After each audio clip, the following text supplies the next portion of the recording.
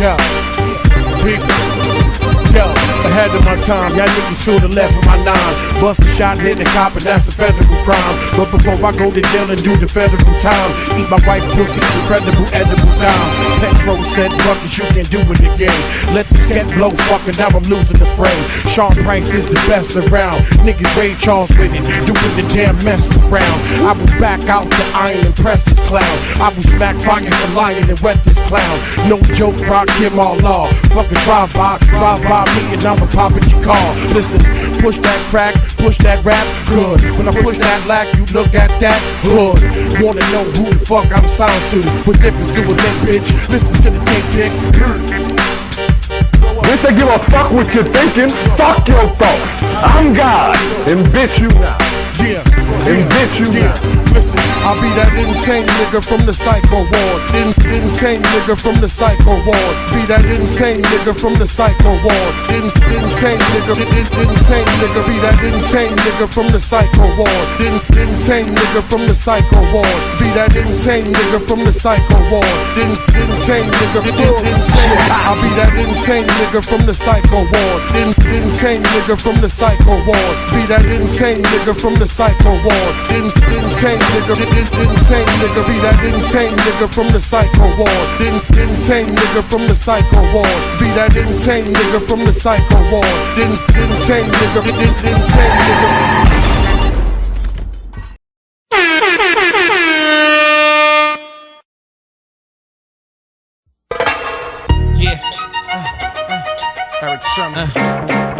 P.D. Yeah, check it. Red Man, Method Man, Lady Luck, Def Jam, Erica Parrish, Millennium Ducats. Hold me down, hold me down. Yo, I grab the mic and grip it hard like it's my last time to shine. I want the chrome in the cream, so I put it down for mine. Ill cat, slick talk, slang New York. To break it down in straight English, what the fuck you want? Remember me? Punk faggot crab MC, get your shit broken half and fucking around with me. Hey yo, strike two, my style Brooklyn like the zoo. Hey you, look nigga, one more strike you through. Word is bit on, rock Esco, Fubu and Fat Fit on. Every time I get my spit on, no doubt I spark the crit on. Step up and bless the track and spit a jewel. He keeps cool, no need for static, I strap tools. Next up, yo, I believe that's me.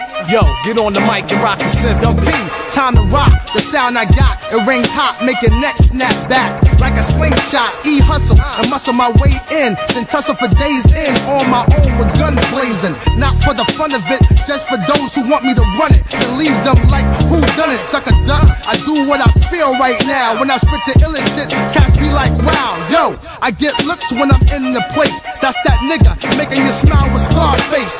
It ain't my fault that my style's sick enough to shock ya. Hit you with the fifth blocker. If I get caught, you can bet I'll blow trial. Be downtown swinging, MOP style. Next up, yo, it's Funk D.O.C. Yo, you on the mic to rock the symphony. Yo, did you ever think you would catch a cat? Yo, did you ever think you would get a slap? Yo, did you ever think you would get robbed? At gunpoint, stripped and thrown out the car. It's Funk Doc, you know my name, huh? My style dirty underground or Ukraine punk. When it hits your pain pumps Kool-Aid through the vein and shit. Snatch the trap, then I dash like Damon did. Doc, walked in red lines to shell shot.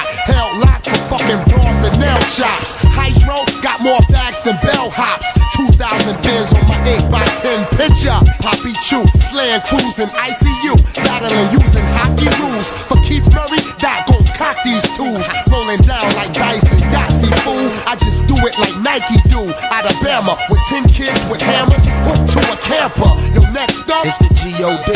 Yo, get on the mic for the symphony. Youth on the move, paying them dues, nothing to lose, huh? Street kids, broken and bruised, I ain't your Jews, huh? Bad news, bearing they souls through rhyming blues. Hardcore, to make the brothers act fools. Hands on the steel, flip your heads over heels.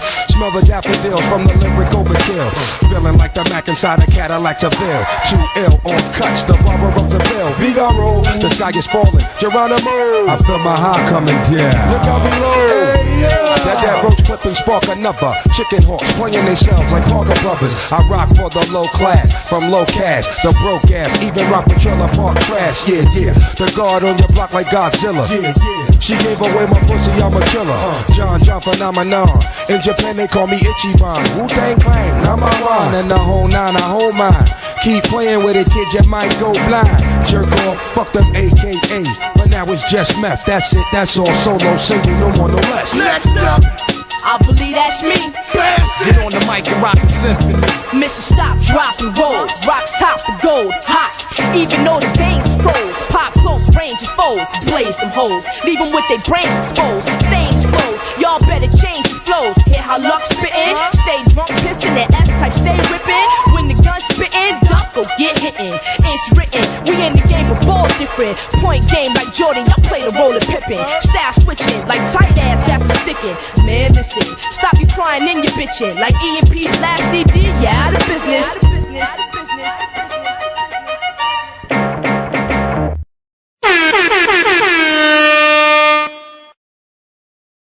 I sit alone in my four-cornered room staring at candles. Oh, that shit is on? Let me drop some shit like this here. At night I can't sleep, I toss and turn. Candlesticks in the dark, visions of bodies being burned. Four walls just staring at a nigga. I'm paranoid, sleeping with my finger on the trigger. My mother's always stressing I ain't living right, but I ain't going out without a fight. See, every time my eyes close, I start sweating and blood starts coming out my nose. It's somebody watching D.A.B.A.T.E, but I don't know who it is, so I'm watching my back. I can see him when I'm deep in the covers. When I awake, I don't see the motherfucker. He owns a black hat like I own, a black suit and a cane like my own. Some might say take a chill, B, but fuck that shit. There's a nigga trying to kill me. I'm popping in the clip when the wind blows. Every 20 seconds got me peeping out my window. Investigating the joint for traps. Taking my telephone for taps. I'm staring at the woman on the corner. It's fucked up when your mind is playing tricks on you.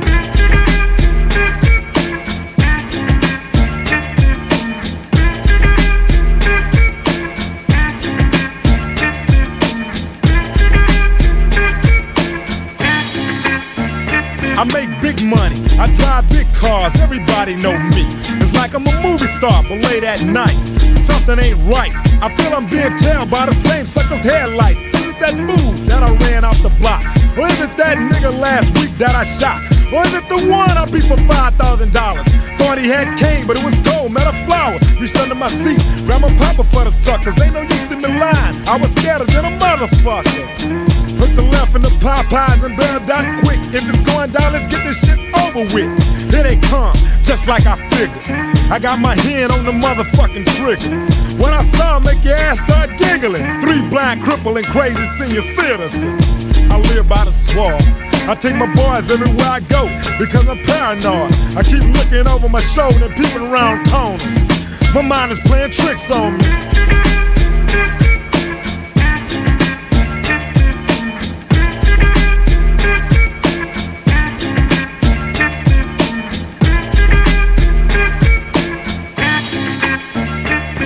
Day by day it's more impossible to cope.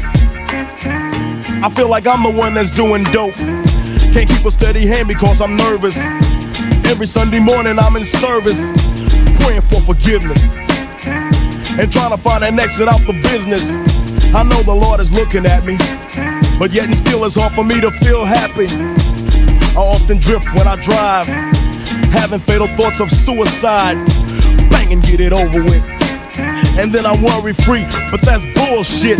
I got a little boy to look after, and if I die, then my child will be a bastard. I had a woman down with me, but to me it seemed like she was down to get me. She helped me out in this shit, but to me she was just another bitch. Now she's back with her mother. Now I'm realizing that I love her. Now I'm feeling lonely. My mind is playing tricks on me.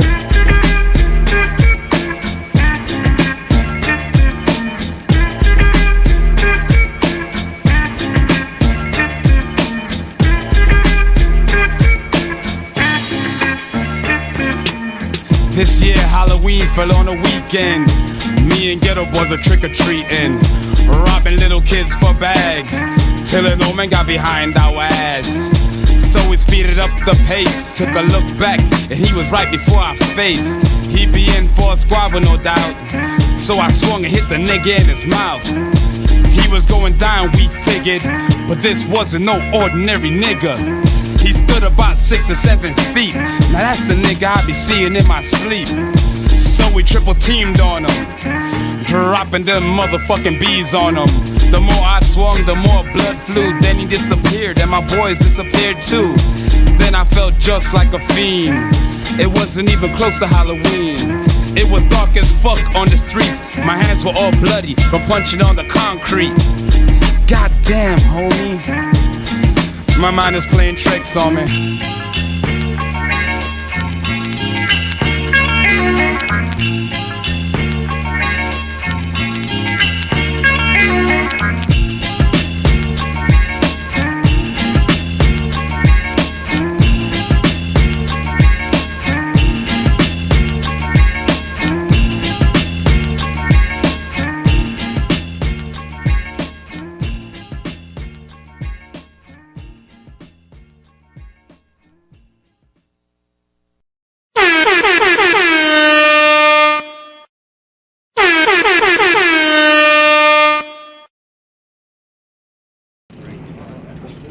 We should control the politics and the politician in the community where we live. We should control the businesses and create employment opportunities for ourselves. And the social philosophy of black nationalism only means that we should do something to uplift the standard and the level of our own society and put it on par with others. We want black power. How can you tell black people to be nonviolently and at the same time condone the sending of white killers into the black communities? It's something wrong. We are going to control our communities by any means necessary. It's the midweek madness, here the news unfold. Political tactics to sell me BS, but none sold. Psycho hits hard and the system is dumb old. When he speak it gets heated, so we gotta come cold.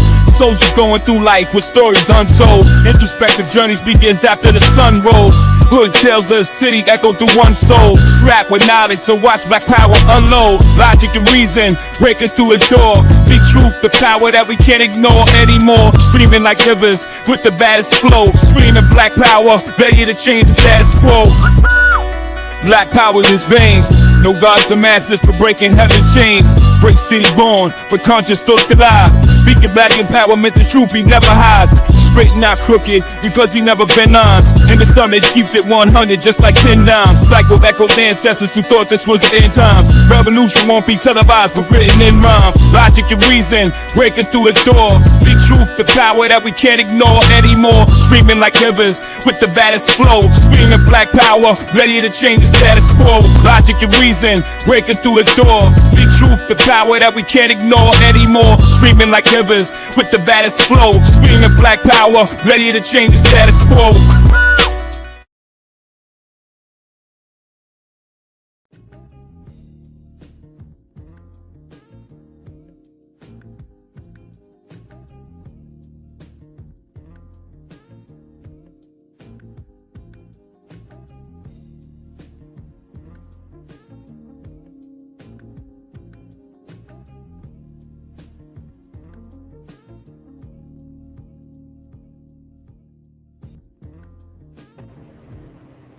All right, not bad, family.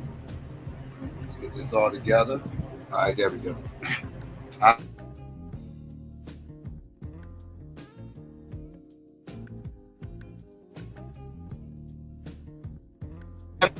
Black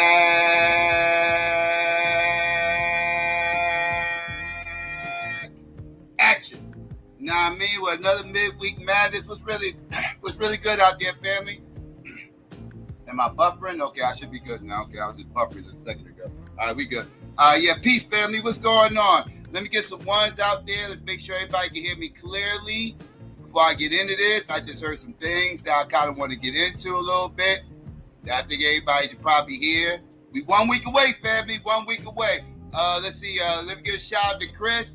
Yeah, shout out to you, Chris. Appreciate that. Real quick. Before I forget. Shout Chris out real quick. Shout out to Chris.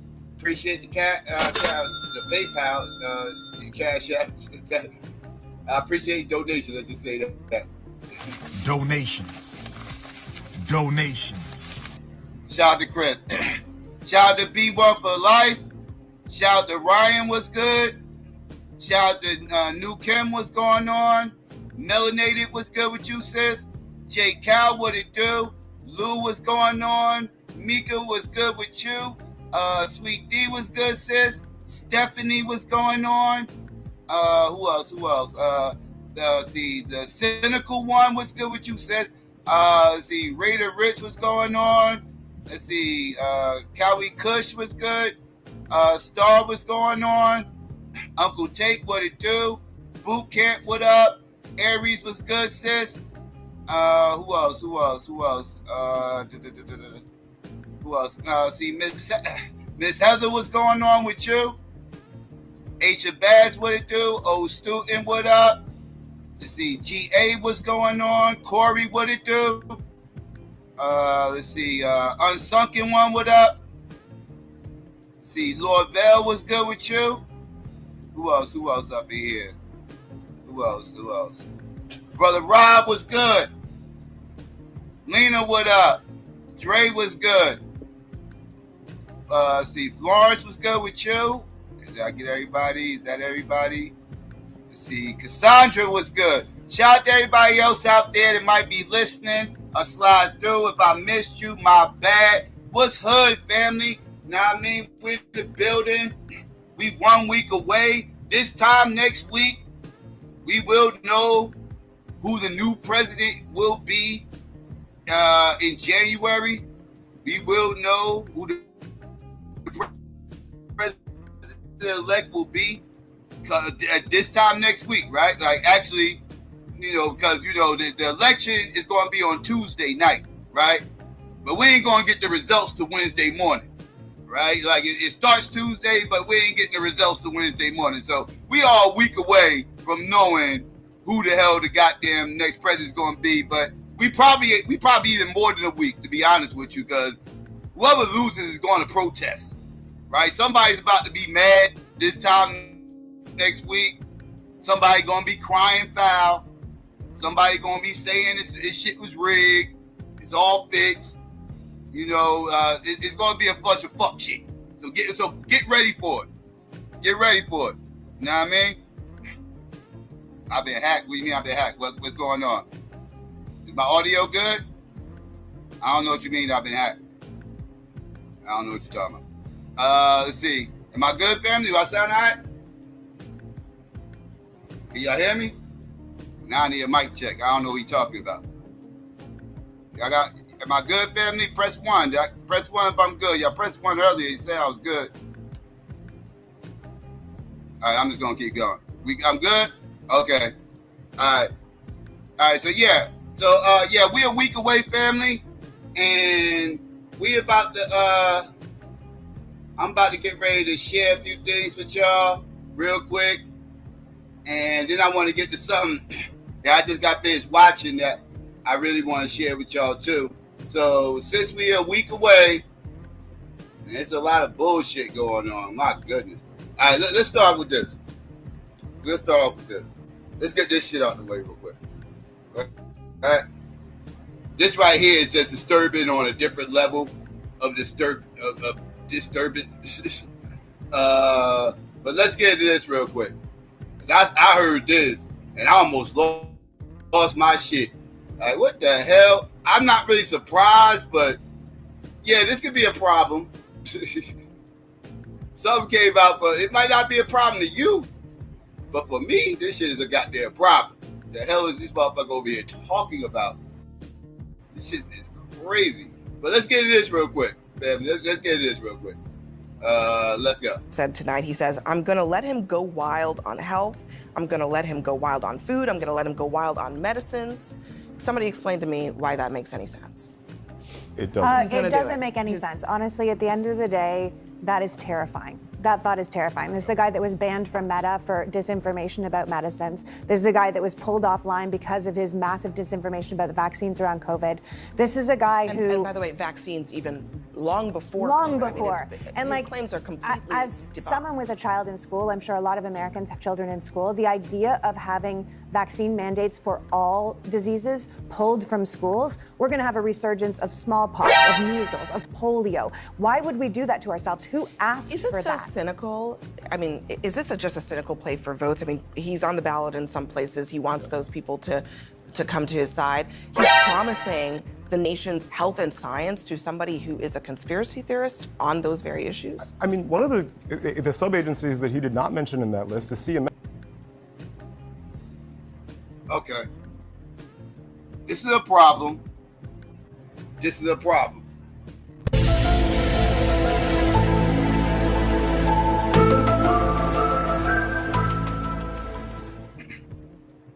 Having RFK Jr. in charge of HHS and the USDA is a huge problem. Is a huge problem. This dude is a full-blown pseudo in charge of the USDA.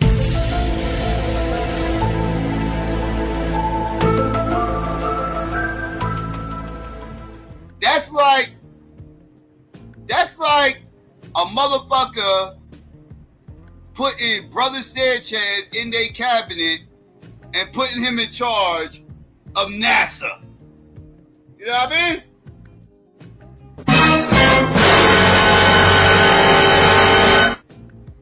Who would let Brother Sanchez on their panel, on their cabinet, excuse me, who would let Brother Sanchez in their cabinet to be in charge of NASA? Who would do that? A goddamn weirdo conspirator, that's who.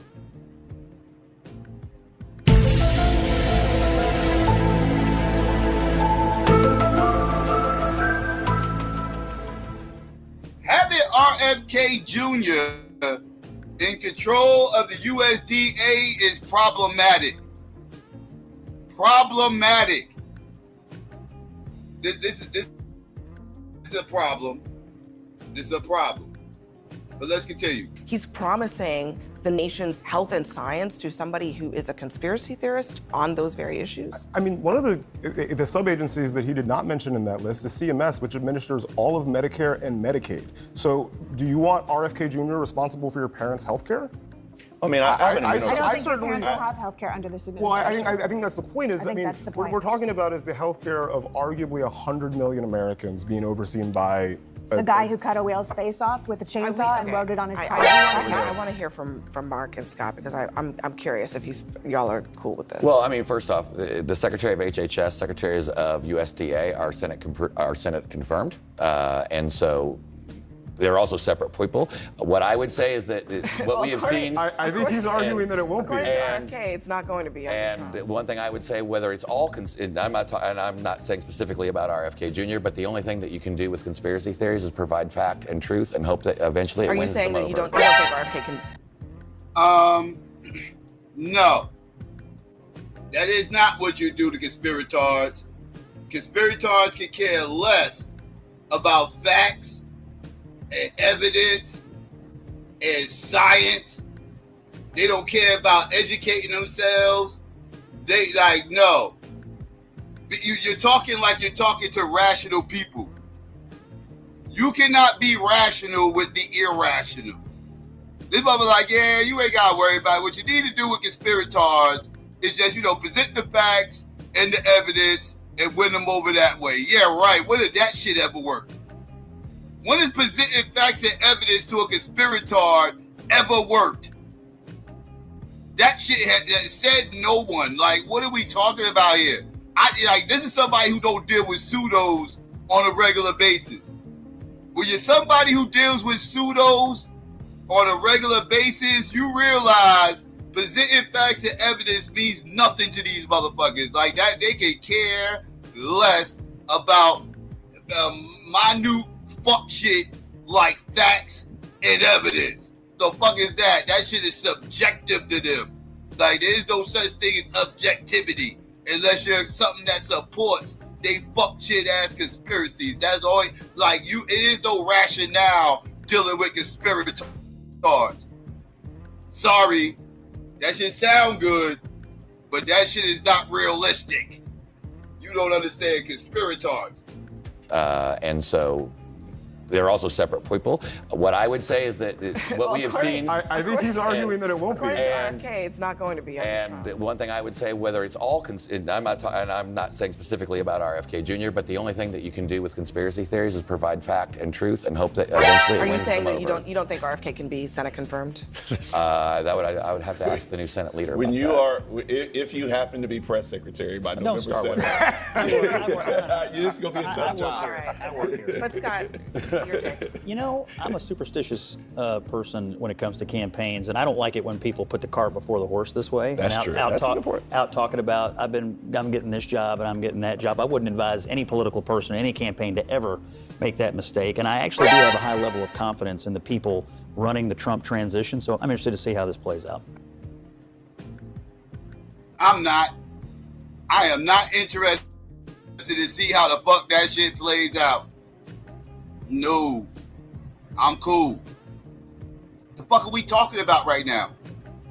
Hell to the motherfucking no. Hey, Donald Trump was at his rally the other day saying he was going to let RFK Jr.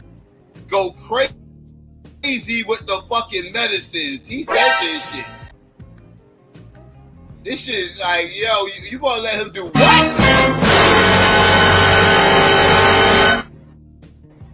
Okay, that's a problem. That's a big problem. Matter of fact, wait, I'm about to find the clip right here. Here go the clip right here. Like he doing too much. What are you talking about, bruh? The fuck are you talking about? Thank you. And we also have somebody that is great, and look, we're not going to let him go too crazy, Elon, with the oil and gas stuff, and because Robert F. Kennedy cares more about human beings and health and the environment than anybody. And he's going to be absolutely, having him is such a great honor. I've been friends of his for a long time. And I'm going to let him go wild on health. I'm going to let him go wild on the food. I'm going to let him go wild on medicines.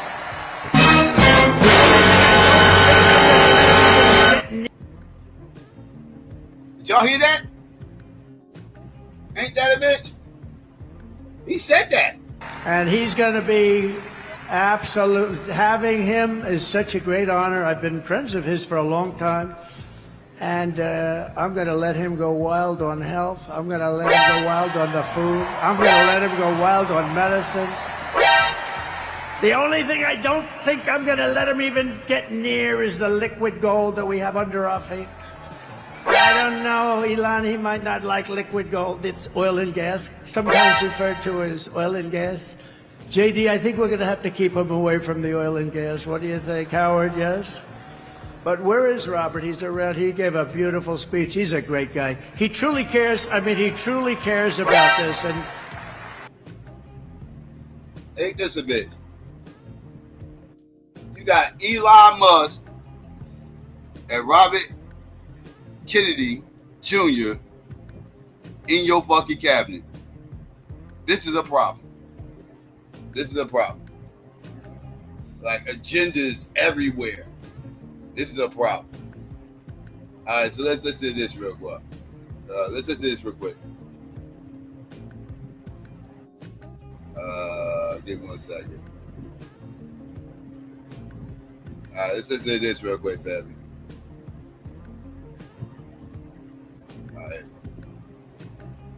Talking about Nikki Haley, I just want to play something that Nikki Haley said on Fox earlier tonight about the last time she spoke to Trump, because there was a lot of talk about, you know, she made it clear she wanted to campaign for him, was willing to. Here's what she said. Last time I talked to him was back in June. I mean, they're very aware that we're on standby. They know that we would be there to help. I've helped with some fundraising letters and text messages and those types of things. So we've done that. But look, we're on the same team. It is their campaign's decision on what he needs.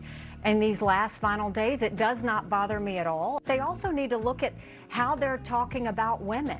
I mean, this bromance and this masculinity stuff, I mean, it borders on edgy to the point that it's going to make women uncomfortable. You know, you've got affiliated PACs that are doing commercials about calling Kamala the C word, or you had speakers at Madison Square Gardens, you know, referring to her and her pimps. That is not the way to win women. By the way, we should point out none of the C words that Gretchen was talking about. Please, thank you for that clarification. That an Elon Musk PAC is put out a commercial using very derogatory. Which they pulled back. Oh, well. Yeah, okay. I know. But with Nikki Haley, I mean, this will go down if Trump loses this election. That will go down as one of his greatest mistakes, is not getting Nikki Haley out on the campaign trail. She's actually the one who's putting herself out there saying she would do it, which I know surprised a lot of people. Yeah, and he won't do it. Well, the first mistake was he probably should have made her vice presidential nominee. I think that would have helped him a lot, but that would have been a different Donald Trump, right? Listen, to Brad's point about the White House, at the end of the day, she is a woman of color. And she needs people to envision her in the White House. They need to see her as president of the United States. And I think, I get it what you're saying, a Union Hall and someplace like that. But for her, she's got a different test that she's got to first get over as a hurdle, which is mentally. And then, you know, right now, people are starting to pay attention again. And I think this campaign has the rationale that all the things that we think people know about Trump from the last few years, they really have forgotten, or as Dana was saying, they're just now clicking back into. So they want to make sure everybody's focused on that part of the I think people see her in the White House. They see her in this White House, and they see that she says she would do nothing different from Joe Biden. She told Anderson in your town hall, she said she couldn't think of mistakes she'd made in this last 4 years. I think the problem she has and the reason that she's in trouble right now is because she can't get past this administration's failure. I think that you say malpractice, and hearing Nikki Haley say that is malpractice. And there's only one reason that Donald Trump has not used Nikki Haley the way that she said she's willing to be used politically, and that is because he can't get past his grievances with her because she was his opponent and she was winning a sizable amount of the vote even when she was not in the race. And those are the exact voters that the Harris campaign believes are gettable with the C words like common ground and common sense. We don't know, but they believe that they have about 3 to 5% of undecided or gettable voters, and that this is the kind of message that those Haley voters, many of them are probably Haley voters, will actually be open to. Whether or not she'll get them, we don't know, but at least. I think it's a gamble, though. She's asking them to come on vibes, and she's asking them to come on style. She's making them do most of the work on policy. Their hesitation with Kamala Harris, they have hesitations about Donald Trump, right? If you're a Haley voter, you've got a hesitation about him. But their hesitations with Kamala Harris are on ideology. But objectively, you didn't, listen, I don't want to, this is your job to debate him, but she gave a lot of policy there. She did nothing on ideology. She's not, home health care is not an ideological No, her issue. ideology is America, right? Her ideology was I am like the story of like how you proceed in America, how you can achieve in America, and you know, I think that's something that she was really trying to. It's also, I'm talking about ideology. She is talking about giving Republicans, listening to Republicans. She's trying to make it a table where Republicans are welcome. Whether that's true or not, who knows? But that is certainly what she is saying. She's giving as Liz Cheney was trying to give a permission structure. Liz Cheney was trying to give a permission structure for Republicans to vote for her. She is certainly trying to keep that door open. Well, just look at Pennsylvania if you want to drill down there. 42,000 people still voted for Nikki Haley, even when she was a month out of the election. And Trump only won by 44,000 votes in Pennsylvania. That alone could turn it. So even if some of those disaffected Republicans... Let's just play something she said, trying to kind of draw a contrast between how she views her political opponents, how Trump views them. And to people who disagree with me, unlike Donald Trump, I don't believe people who disagree with me are the enemy. He wants to put them in jail. I'll give them a seat at the table. That was an olive branch. In my mind, that was an olive. Whether or not it works, who knows? But that was an olive branch to those disaffected Trump voters who maybe we'll vote not on policy, but on saving America. In terms of like ground games, there's been a lot of talk that the Trump campaign has outsourced a lot of it to other groups. Do we know, is there a sense of who has the more effective ground games? Does it depend state by state? Well, now we don't have to imagine it. We can look at early voting stats, and the Republicans are outperforming Republican performance in each of the last 3 election cycles in all 7 target states. In Nevada, for instance, you can see a 20-point swing right now toward Republicans among Hispanic voters. And you can see who's showing up at the polls. CNN's poll today said that Donald Trump has won the people who voted early by 5 points in a state that the Republicans haven't carried since forever. So I think that the ground game proofs in the pudding and who shows up, and I think Republicans are doing okay. But just to clarify real quick, that is true, but it's also because Republicans might be culturally voting differently earlier rather than on Election Day, which is what they historically do. It's a part of it. Bash, Jamal Simmons, thank you. Gretchen Carlson as well, thanks so much. All right. Let's see. Let's see what's going on with the polls.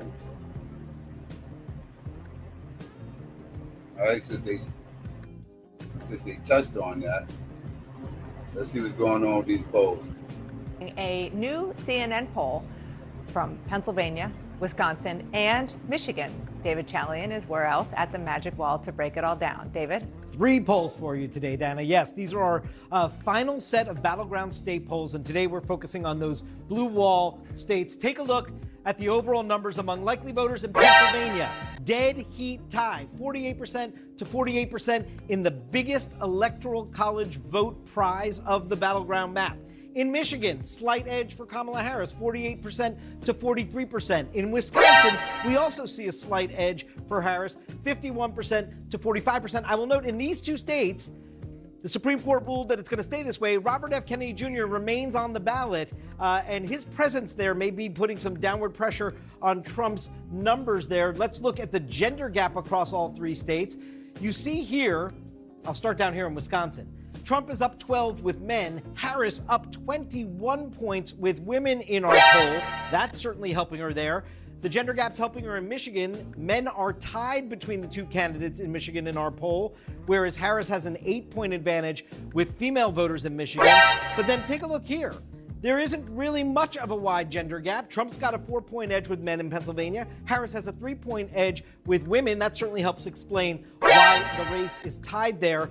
African-American voters. Now, I just want to say, here we're comparing likely voters in a poll, which is different than actual voters that show up in the 2020 exit poll about how the electorate sort of shaped itself and how they voted in Pennsylvania. But as a comparative point, in our poll among likely voters in Michigan, Harris has a 71-point advantage among African-American voters over Donald Trump. Joe Biden in Michigan 4 years ago, according to the exit polls, won the African-American vote in Michigan by 85 percentage points. So a little bit underperformance there in this poll, but much. As you can see, amongst African-American voters, the Democrats are slipping, right?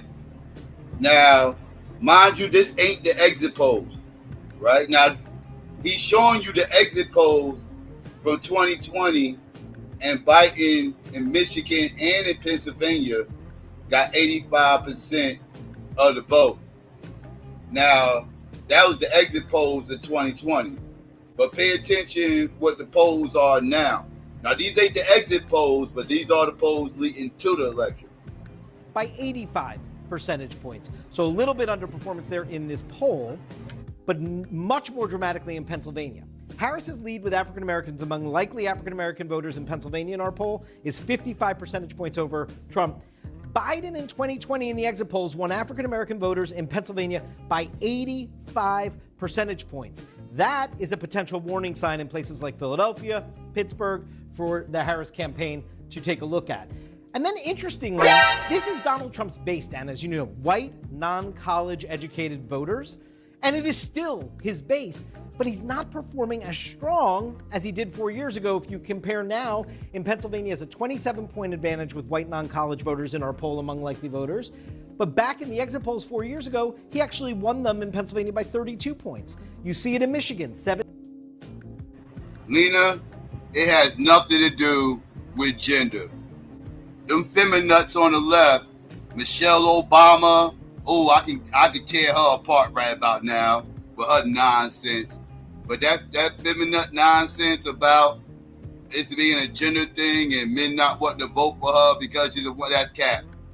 That's cap. And that's somebody. These are people that are either lying intentionally to push a narrative, or they just don't pay attention to what the hell is going on. Because this distancing from the Democratic Party was going on before Kamala was even motherfucking decide to run. Actually, didn't even decide, get anointed to run for president. As a matter of fact, Joe Biden's ratings was just as bad as Kamala's. Joe Biden wouldn't have fared too much better. Trust me when I tell you. As a matter of fact, Kamala's probably doing better than Biden would have done. Truth be told, this has nothing to do with gender at all. There's no evidence to support this other than people just looking to blame men for their problems. This has nothing to do with gender. No, absolutely none. 17. Back then it was 21 points. In Wisconsin, in the poll, he has an 11-point edge among white non-college likely voters. But in the 2020 exit polls, he won them by 16 percentage points. So a little bit underperforming with his own base, Dana. So interesting. And what about what voters are saying regarding Harris and Trump and which candidate they think gets them? Yeah, I think it's such a good question. I know there are a lot of numbers here because we tested a whole bunch of candidate qualities. But clearly Harris's best mark across all three of these battleground states is that voters see her far more as honest and trustworthy than they do Donald Trump. But I would look at these next two categories. Cares about people like you, puts country ahead of self. I think these two categories were the point of her closing argument speech last night on the Ellipse. And those categories are working for her. Obviously, she'd like to see them be even bigger advantages across these three states. Shares your vision for the country. In Michigan, she's got a 1-point advantage. In Wisconsin, a 4-point advantage. Trump actually has the advantage on that category in Pennsylvania. And this is Trump's big advantage right now as a characteristic. Bring change the country needs. He has an edge against Harris among likely voters in all three of these states, obviously much closer in Michigan and Wisconsin. It's a pretty significant 7-point advantage in Pennsylvania. Harris clearly wants to do some work on this score as well. Who's left in the electorate? Well, not very many people. Most people you see here in the mid-90s, low 90s, mind made up. You see what a small percentage are still movable voters. And what about those that already voted? Now, we asked people, so among likely voters in our polls in all three states that tell us they've already voted, Harris is actually winning the people who tell us they've already voted in all three states. I would just say it's about a quarter in Pennsylvania and a third in Michigan and Wisconsin. Now, see, I'm not surprised by these numbers because voting early is pretty much a left thing, right? Like people on the left, by and large, vote early, right? Like this has been something that's been pushed by the left, right? The right don't push voting early, right? So I'm not sure how to gauge this. I'm not sure how much credence to put into this because I'm not surprised by the numbers because again, the left is encouraged to vote early, and so being that they're encouraged to vote early and the right is not, these numbers do not surprise me. This could come back to bite the right in the ass later, but these numbers make sense based on who promotes early voting and who doesn't, right? So I can't really, I don't really know how to gauge these numbers right here. Not as big a share as we saw in our poll yesterday in Arizona and Nevada, where they have a bigger tradition and a longer tradition of participating prior to Election Day, Dana.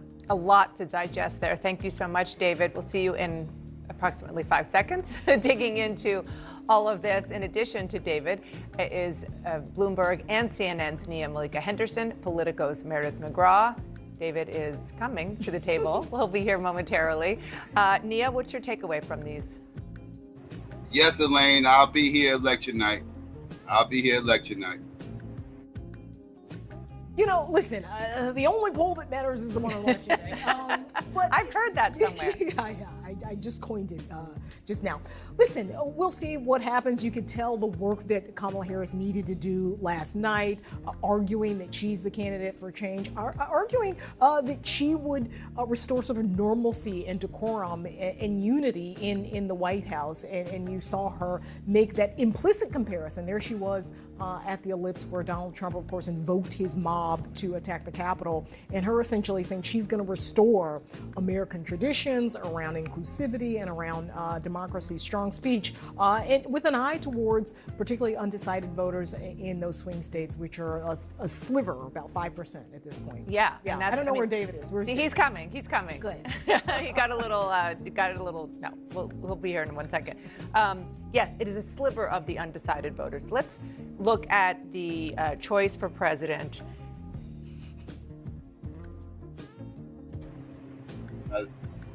These are important numbers right here because these are 3 of the battleground states.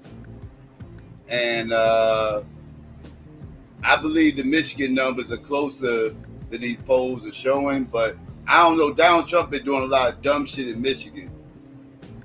He had momentum in Michigan, but he's been doing a lot of dumb shit. It could have cost him. I hope it didn't, but it could have. Yeah, but yeah, whatever. Pennsylvania is dead even. Wisconsin, I don't think he's going to win Wisconsin. He's going to lose that motherfucker. I believe those numbers are pretty accurate. I think he's going to lose Wisconsin. Michigan's a toss-up. I still believe he got a shot at Michigan. Pennsylvania is a dead heat. I think Pennsylvania going to fuck around and decide the election. I think Pennsylvania is going to be this year's Georgia. I think Pennsylvania is going to fuck around and decide this shit. But we'll see. Now versus August in these 3 states. Wisconsin, as we just saw, Harris +6. August, Harris +6. Michigan, Harris +5. August, Harris +5. Are you sensing a theme here? Pennsylvania tied now in August, tied. And it's not as if nothing has happened in the world. It's not as if nothing has happened on the campaign trail. We don't have time to read all of this. This is just in less than 2 months. Some of the things that have happened that have had at least a little bit of an impact on this race, but it hasn't moved the numbers. And I think that's one of the most remarkable things about the polling that we've seen come across our eyes lately, is that over the past few months, as you pointed out, we've seen all these really remarkable moments play out, whether it was assassination attempts or, really scary moments on the world stage. And yet the polling remains consistent pretty much across the board. And when I talk to both campaigns, the phrase that they keep using on both sides is that they're, quote, cautiously optimistic, and they both point to their own data points, whether it's early voting or it's enthusiasm among their own slices of the electorate that they're leaning on, that they feel confident about.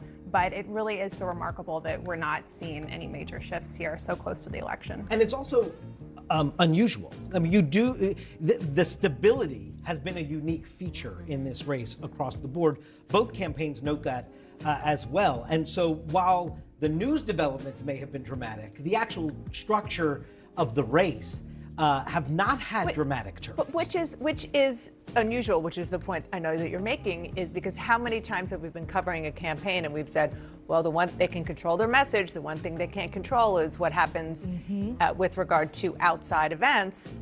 And a lot has happened that they can't control, but it hasn't changed the numbers. No, it's been remarkably stable throughout. I mean, the biggest change in the numbers we saw in this race was when the candidate changed. Of course, on the Democratic side. Which was that's not the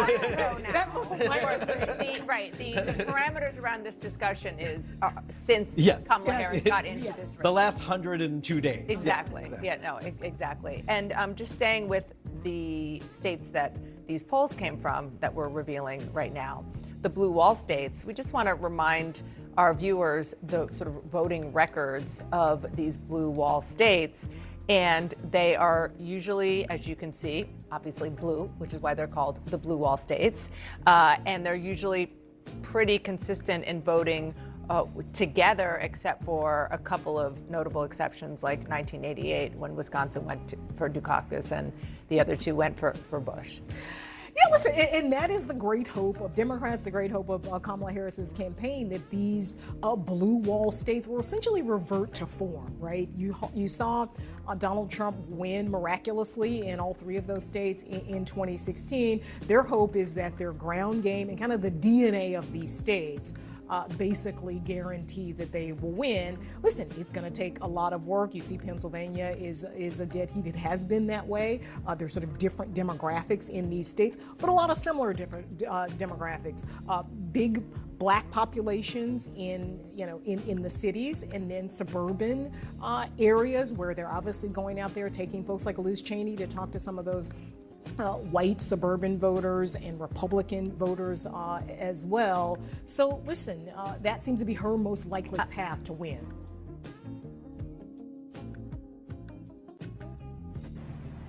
Well, that's their perspective. Yeah. Now, Kamala Harris yesterday did something that I thought she should have been doing throughout the course of this campaign, but she kind of missed the boat and kind of chose to harp on, blaming men for why this race is close. Just in case she loses, she tried to set it up. She's spending more time setting men up as the scapegoat than she actually did pushing a narrative that I thought was a layup for her. Very easy motherfucking way to attack and berate Trump and his stupid ass MAGA crowd, right? Them dumbass conspirators. Like, this was a layup. But these weirdos chose to play the gender card with they dumb fuck shit, which gonna fuck around and bite them in the ass. All that dumbass gender banging dumb shit, wasting time when you got a layup over here. And let's see what the layup was that they had that they chose to pretty much stay away from. This was dumb on their part. Nearly 250 years ago, America was born when we wrested freedom from a petty tyrant. Across the generations, Americans have preserved that freedom, expanded it, and in so doing, proved to the world that a government of, by, and for the people is strong and can endure.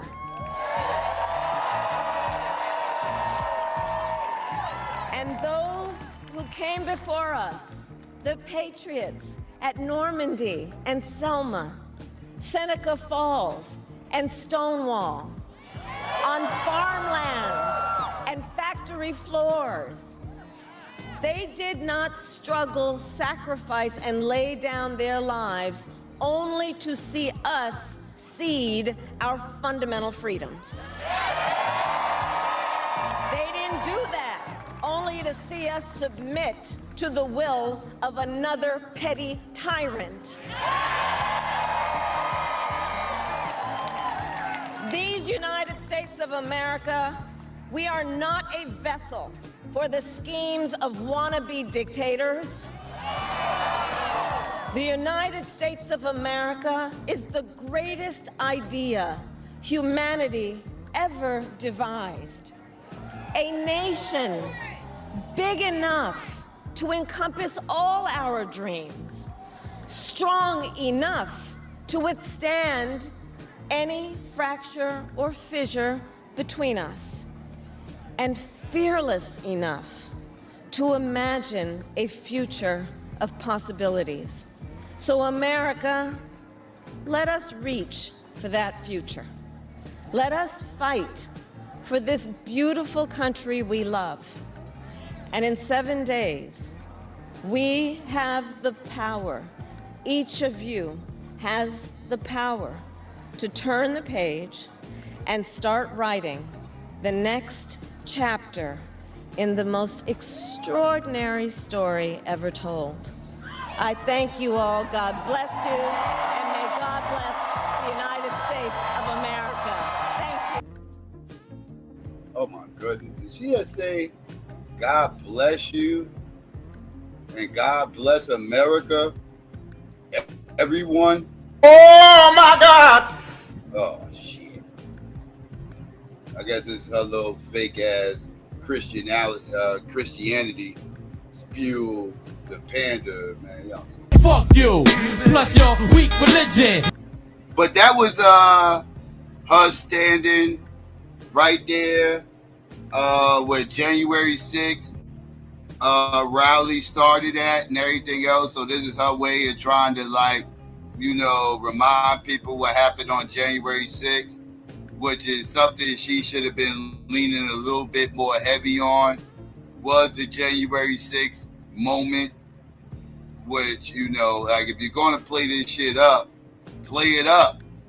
Like, I mean, y'all playing games with all this other shit y'all was talking about, you know, like, you know, the Central Park 5, you know, how to pronounce her name, and, you know, oh, y'all just hate women, and all these dumbass motherfucking talking points and angles that y'all motherfuckers was talking about. Y'all had this whole layup with January 6th right here to pretty much just lay it out. Like, there you go. Like, it's right there in your face. Like all you gotta do is beat this drum. Like, remind people what happened that motherfucking day.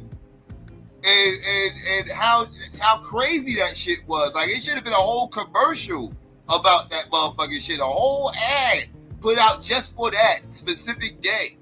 Like, but motherfuckers worried about men and blaming men. Dumb motherfuckers more concerned about how to pronounce her name. Stupid motherfuckers more concerned about Jill Stein. And all types of other shit where y'all got this whole layup right here and y'all motherfuckers barely talking about this shit. This shit's crazy. How little this shit was really being talked about throughout the course of this election cycle, and we're a week away. Like, she finally took time to acknowledge it yesterday. Like, why you ain't been beating this drum? I don't know. Just not strategically smart, in my humble opinion.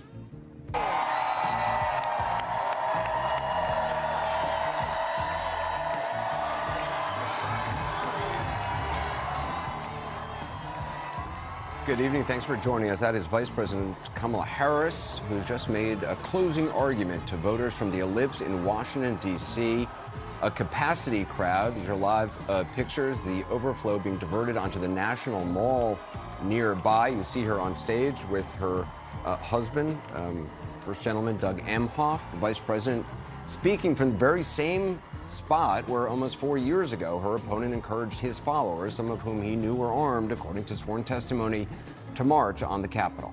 The former president is speaking in Allentown, Pennsylvania, a city with a large Puerto Rican population, 2 days after a speaker at his Madison Square Garden rally called Puerto Rico a floating island of garbage and used graphic sexual language to demean Latinos, all Latinos. We begin right now with the Vice President. Joining us is Republican strategist and media consultant Brad Todd, CNN anchor and chief political correspondent D.A.B.A.T.E, CNN political commentator Jamal Simmons, also Gretchen Carlson, journalist and co-founder of Lift Our Voices. Dana, I mean, clearly Vice President Harris picking that spot for very obvious reasons with a huge crowd. Was that a win for her tonight? I mean, this is exactly what the Harris campaign hoped that they were going to deliver, that she was going to deliver. In the setting, it was unmistakable, not just January 6th, but with the White House behind her. And most importantly, of course, what she said and how she said it. To me, the takeaway, sort of umbrella lines, this is not who we are. It doesn't have to be this way. It is the contrast that the Harris campaign has been trying to make for the 100 days or so that they have been in there, that Donald Trump, you have to remember what it was like. And he has provided that memory because of the Madison Square Garden, a lot of his speeches, but especially the Madison Square Garden rally a couple of nights ago. I mean, compare that to this. That was his closing event. This is her closing event. And then once she tried to remind people of the feeling of the chaos and the uncertainty and the anxiety, she then laid out all of the reasons why she's the person who can deliver and who can be the president. And when I say feeling, I say that intentionally, and we've talked about this before, and that is one of the most sort of important things that a Republican strategist has said to me that I have kind of used as a North Star is, as important as policies are and as important as proposals are, it is how a candidate makes people feel that is among the most important. We know how Donald Trump made people feel. And what she did tonight was remember that feeling and think about what I can bring you. Jamal, what do you make of the comments? The comments were great. The setting was also great. You know, for those of us who came of age kind of beginning in the Clinton administration, Michael Deaver was like the image master that all of us were trying to emulate, right? We were all copying Michael Deaver's images. He was Reagan's PR guru. He was Reagan's PR guru, so from a decade or so earlier. But we kind of got away from that with Trump, because Trump did everything in a room with flags and whatever. This was a great event. It was a great setting. The White House was behind her. She looked good. The people who are there look like a cross-section of America. I think this is what she's been arguing. And now what we're seeing is Trump and Harris are living out the contrast the Harris campaign wants to highlight. Trump is kind of cruel, it's coarse. He's got people kind of all standing there jostling against each other and against other Americans. She's talking about bringing Americans together and looking forward. So if we're gonna have a change election, this is gonna be about change. The Harris campaign wants this to be about the change from Trump to the future, not about Joe Biden, which is what the Trump campaign was. And the former president certainly helped out with the rally he had. Gretchen, I just want to play something the vice president said tonight.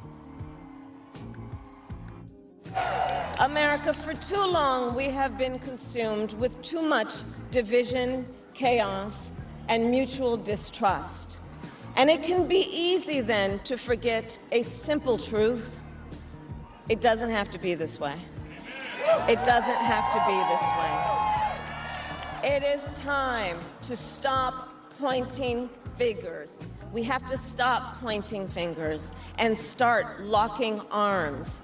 It is time to turn the page on the drama and the conflict, the fear and division. It is time for a new generation of leadership in America.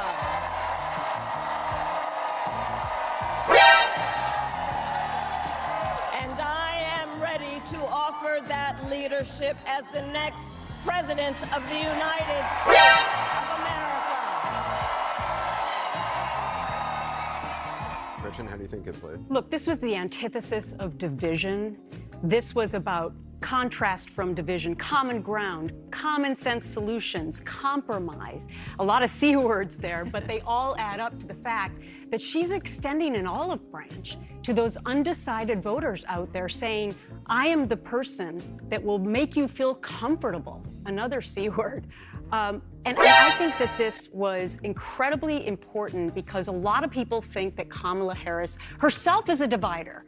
They have had an impression that she's too far to the left. This entire speech was about bringing people together, and I think one of the most powerful lines was, even if you disagree with me, and she said this twice, even if you disagree with me, I'm not gonna jail you, I'm not going to send you off into oblivion, as she's alleging Trump might do to his enemies. I'm going to embrace you, and I'm going to have conversations with people that I disagree with.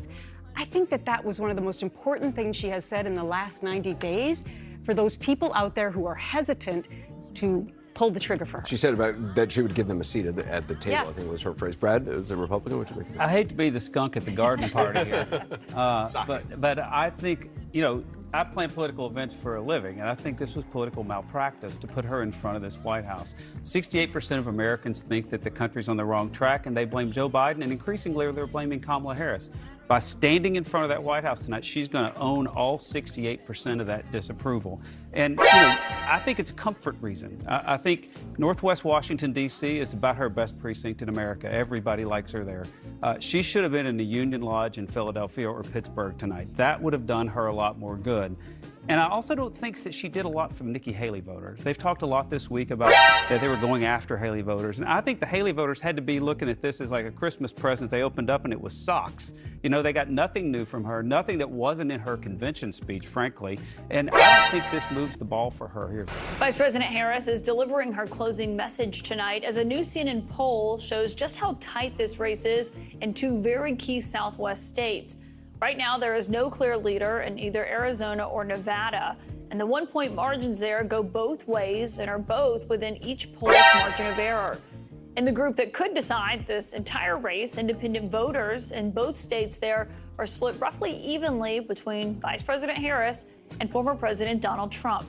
We're going to get straight to the source tonight with a key Democratic surrogate for Harris, Massachusetts Senator Elizabeth Warren. Senator, thank you for being here tonight. Just on that speech tonight that we heard from Vice President Harris, kind of bringing people's minds back to January 6th and what happened that day. When you think of that small sliver of voters who are undecided right now and could decide this race a week from today, do you think that that's the right one for them? Look, I think that's a very important part of the message from tonight's speech. But I want to underscore this speech was so much more than that. It was about democracy for sure, and reminding us about the chaos of Donald Trump and what a petty tyrant he wants to be. And she had good, sharp language about that, drew that contrast. But remember, she also made this very personal. She made clear the argument for what she wants to do for middle-class working families. She talked about how she's going to help first-time homebuyers be able to buy that house. She talked about our seniors and how she'll protect Medicare, which Donald Trump, by the way, all 4 years he was in the White House, tried to cut. And J.D. Vance is talking about cutting now. She talked about in this how she is someone who is willing to take on price gouging at the grocery store. And she spoke directly to mamas and daddies of little children, saying that she's someone who's going to invest in childcare for all our babies. Those are direct attacks on high costs, bringing down those costs for families. And for some people, I think that's going to be a motivation to get up and get in the fight, get out there and vote. She has openly in this race tried to win over people in the middle, even Republicans, disaffected ones. It made me think of what you said in 2017 when you were warning your party about moving toward the center. Is that still a concern that you have in this political moment? What I love seeing about Vice President Harris is that she is being true to herself. I first met her 14 years ago. Just like a goddamn politician. Answer the goddamn question. Do you agree with her position about moving the party center, which is obviously what the fuck she's doing? Again, Kamala is not a progressive. I really wish people would stop trying to put that jacket on her.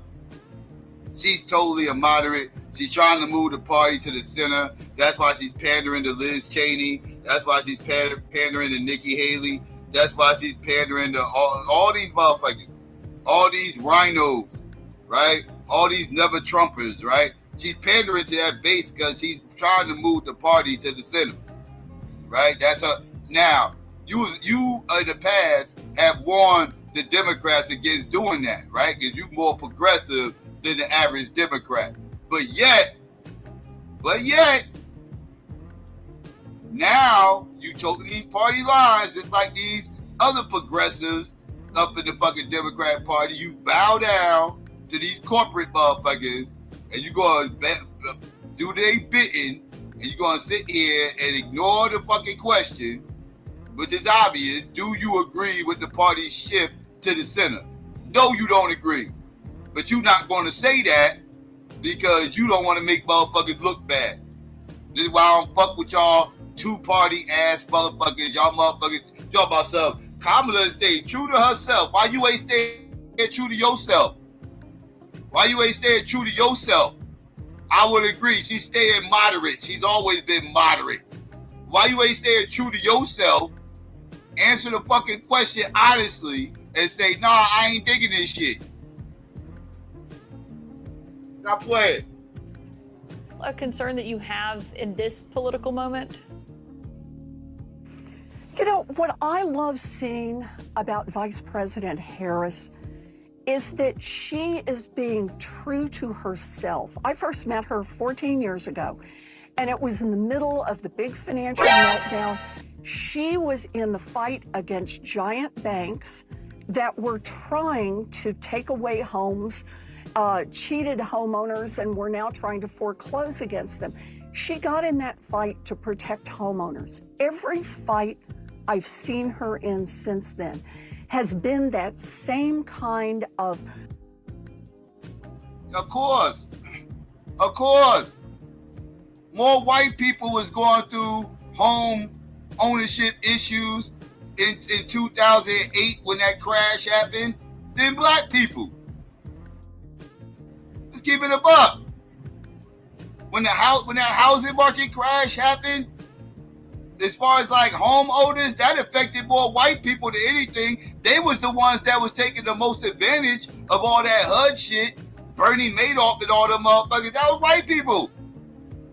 Yeah, she was trying to bail out white people. The fuck? What are you talking about? You making it seem like she wasn't trying to bail out the elite. That was sponging funds off the HUD shit. Stop playing with me, dog. Like, listen, man. Stop playing homes, cheated homeowners, and were now trying to foreclose against them. She got in that fight to protect homeowners. Every fight I've seen her in since then has been that same kind of our job as in government is to help create more opportunity and to make sure that middle class working families don't get cheated and have a real opportunity to build some economic security. I think that's been her life's work, and I think it's very much the message she is delivering as part of her closing argument. So you're comfortable with that and don't feel like it's too much of a shift in the sense of to the middle, to the center. You know, you once in 2017 in your speech talked about, you know, welfare reform and whatnot when your party in certain decades has pursued that as part of its agenda. Yeah, but listen to what she... I'm glad she calling her out on her bullshit. I'm glad she calling her out on her bullshit. Like, so you're just gonna act like you cool with this shit when in 2017 you were speaking out against this? Now you cool with it? What's up with that? Right? Like, she not letting her get away with that bullshit ass political answer she just gave, butt kissing Kamala and shit like that. That ain't what the fuck she asked you. She asked you whether or not you was cool with the party shit. I think it's very much the message she is delivering as part of her closing argument. So you're comfortable with that and don't feel like it's too much of a shift in the sense of to the middle, to the center. You know, you once in 2017 in your speech talked about, you know, welfare reform and whatnot when your party in certain decades has pursued that as part of its agenda. Yeah, but listen to what she's saying. That's not what she's saying. What she's saying is she's willing to take on those giant corporations that Donald Trump is certainly not willing to, and she's willing to go after the price gougers.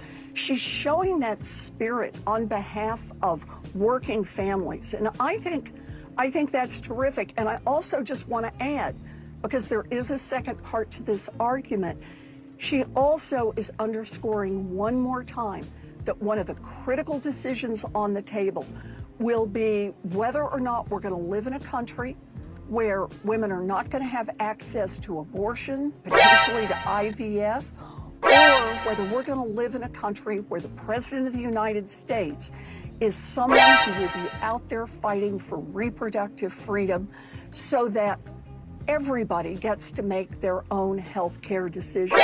And I think for some people who still may be not quite sure if they're going to get out and vote, if they're going to go to the trouble to do that, maybe people who voted last time around for Donald Trump, this whole notion of the government coming in and making health care decisions for women who are in the middle of a miscarriage, women who want access to IVF, no thank you. Get out of our business and let women make their own decisions. I think she's delivering that message as well, and it's a good, strong message. Good, strong message, huh? Get out here and abort these kids. That's a good, strong message. Got it.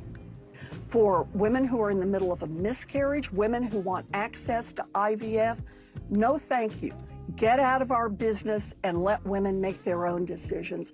I think she's delivering that message as well, and it's a good, strong message that all of America needs to hear. Well, and the economy has obviously been such a pervasive issue in this. It's one of the #1 things we hear from voters, and a lot of them trust Donald Trump on this more. She's cut his lead on that, certainly from when it was Trump versus Biden in this race. But I want you to respond to something because speaking of billionaires, Elon Musk today in a tweet said, quote, "It sounds about right," when someone on Twitter was predicting that if Donald Trump wins, there will be an initial severe overreaction in the economy and that the market will tumble if that happens. The person later said there will be a rapid recovery to a healthier, sustainable economy. That came after. But what was your reaction to that comment from Elon Musk, someone who obviously has played a major role in this race? It's that he's saying the quiet parts out loud and just being quite open about what economists, Nobel Prize winners, people who have real experience in an economy have been saying all along, that Trump does not have an economic plan to help families, and that in fact, many of the things that he's talking about doing by raising tariffs dramatically, by rounding up millions of people who live here and forcing them out of the country, that is going to cause terrible economic problems. And they use the diplomatic language of, we'll cause markets to tumble because that's how billionaires think about it. But let me just underscore, that means real live jobs for human beings who have to have a paycheck at the end of the month in order to be able to pay their rent. And Musk, Trump, they say, what the heck? They'll be able to ride out a recession. They'll be able to ride out the problems. But for families across this country, Musk is just saying out loud, it will be a disaster for them. And that's a guy who's supporting Trump. Senator Elizabeth Warren, thank you for your time tonight. You bet. The message tonight, it is both the words and the where that Kamala Harris is using to convince the country to vote for her in these final days. The setting tonight was the Ellipse in Washington, D.C., and this is the split screen that the campaign wants to be seared into your memory. Kamala Harris promising a future full of possibility, clashing with Donald Trump's insurrection carnage. I pledge to be a president for all Americans and to always put country above party and self.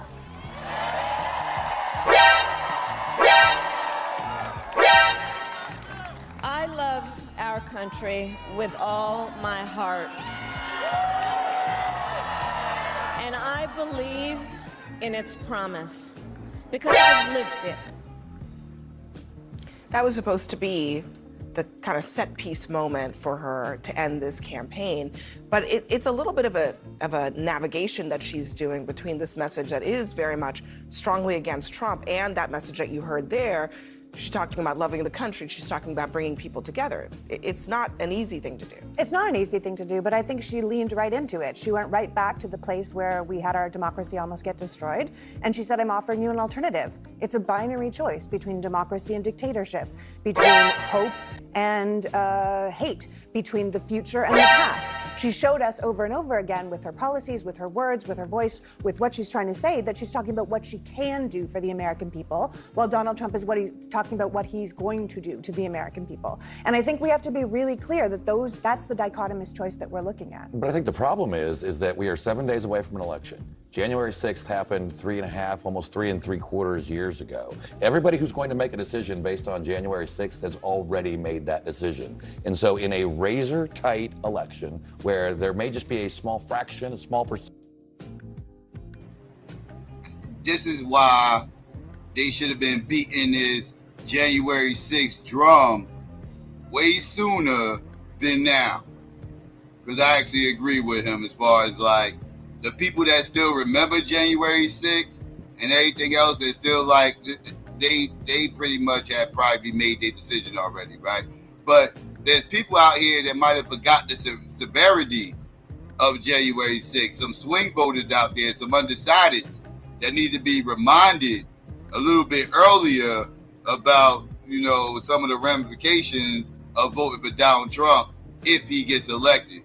That's a horrible campaign job on by the Kamala camp, not beating that drum and wasting all this time with the feminine talking points about it being men's fault, with the dumbass pronunciation of names, crying about that shit for about 2 weeks. Like, they wasted a lot of time with bullshit. When they could, like I said, they had this alley-oop thrown right to them. Here it goes, alley-oop. Do the alley-oop, and y'all missed the dunk. Y'all missed the dunk. But the alley-oop was thrown, and y'all just wasn't able to finish. I don't know what to tell you. Everybody who's going to make a decision based on January 6th has already made that decision. And so in a razor-tight election where there may just be a small fraction, a small percentage of the people who are undecided, it wasn't January 6th that pushed them over the edge. It's going to be something else. Now, is that gas and grocery prices, the border, immigration? That might be. I would believe that that's what it is. I think you're kind of missing the point, and that happens here a lot, where we're sitting around a table and people are acting as if we're in a persuasion phase of the election, and we're not. Kamala Harris was not trying to persuade anyone to go from one side to the other. She's not trying to persuade Trump voters to come out and vote for her. What? You lying? What? What are you talking about? Where do you think all that Liz Cheney, Nikki Haley love is coming from? You fucking Riri? What do you mean? Why do you think she's floating all these Senate talking points? What do you think her Fox News interview was all about? Why would she go on Fox News? Why would she go on Fox News unless she was trying to pander to Republican voters? What do you mean she wasn't trying to flip people? Like, it's evidence everywhere that states she's trying to flip motherfuckers. What are we talking about right now? You sound dumb. Well, I don't think she's necessarily trying to flip these trucks. What are you, what? Are you not paying attention? Are you not paying attention? You're dumb. You're dumb. I'm not listening to you. You're stupid. Kamala Harris was not trying to persuade anyone to go from one side to the other. She's not trying to persuade Trump voters to come out and vote for her. What she's doing is she's making sure that those individuals who may sit on the couch or those people who may not come out and vote for her understand what this election is about. And it's a clear choice. This is a binary decision. And you articulated it perfectly. This is what it is. Either you vote for Donald Trump, which is a vestige of yesterday, or you vote for Kamala Harris, who can turn the page on that. And so tonight was something that was amazing. And it wasn't 75,000. It was 100,000 people out there. We're talking about where we remember January 6th to be. And January 6th is actually seared in when you say January 6th, it's like Madonna. It's like Mike. It's like Jordan. I mean, these things are just phrases. April 4th, 1968. You ask people that question, they're like, that is the day that Martin Luther King was assassinated. Nah, bruh. The average person walking down the street would not be able to answer that question. The average person would not have been able to answer that question the second you shot that date out there, they wouldn't have known what the fuck you were talking about. They wouldn't have known what the fuck happened in 1968 to even guess right. They wouldn't even be able to guess that shit. What are you talking about? The average Joe does not know what that date means in history. But if you say, do you remember, do you know that Martin Luther King got assassinated? Oh, they know that. But if you just shout that date out there and expect people to know that's the day it happened, dog, more people know Biggie got shot on March 9th than the day that MLK got shot. Like, so he made it seem like everybody just knows this, like this is just common knowledge. Nah, dog. And I'm going to tell you, the average everyday American does not know what January 6th means either. Do you know how many times I've had motherfuckers on these panels? I asked them about January 6th and they say, what the fuck is that? They say, what's January 6th? What's that?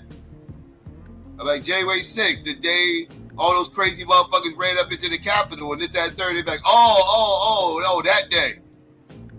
Right? But they did not know when I just shouted the date out there. When I just said January 6th, they didn't know. They thought they missed something.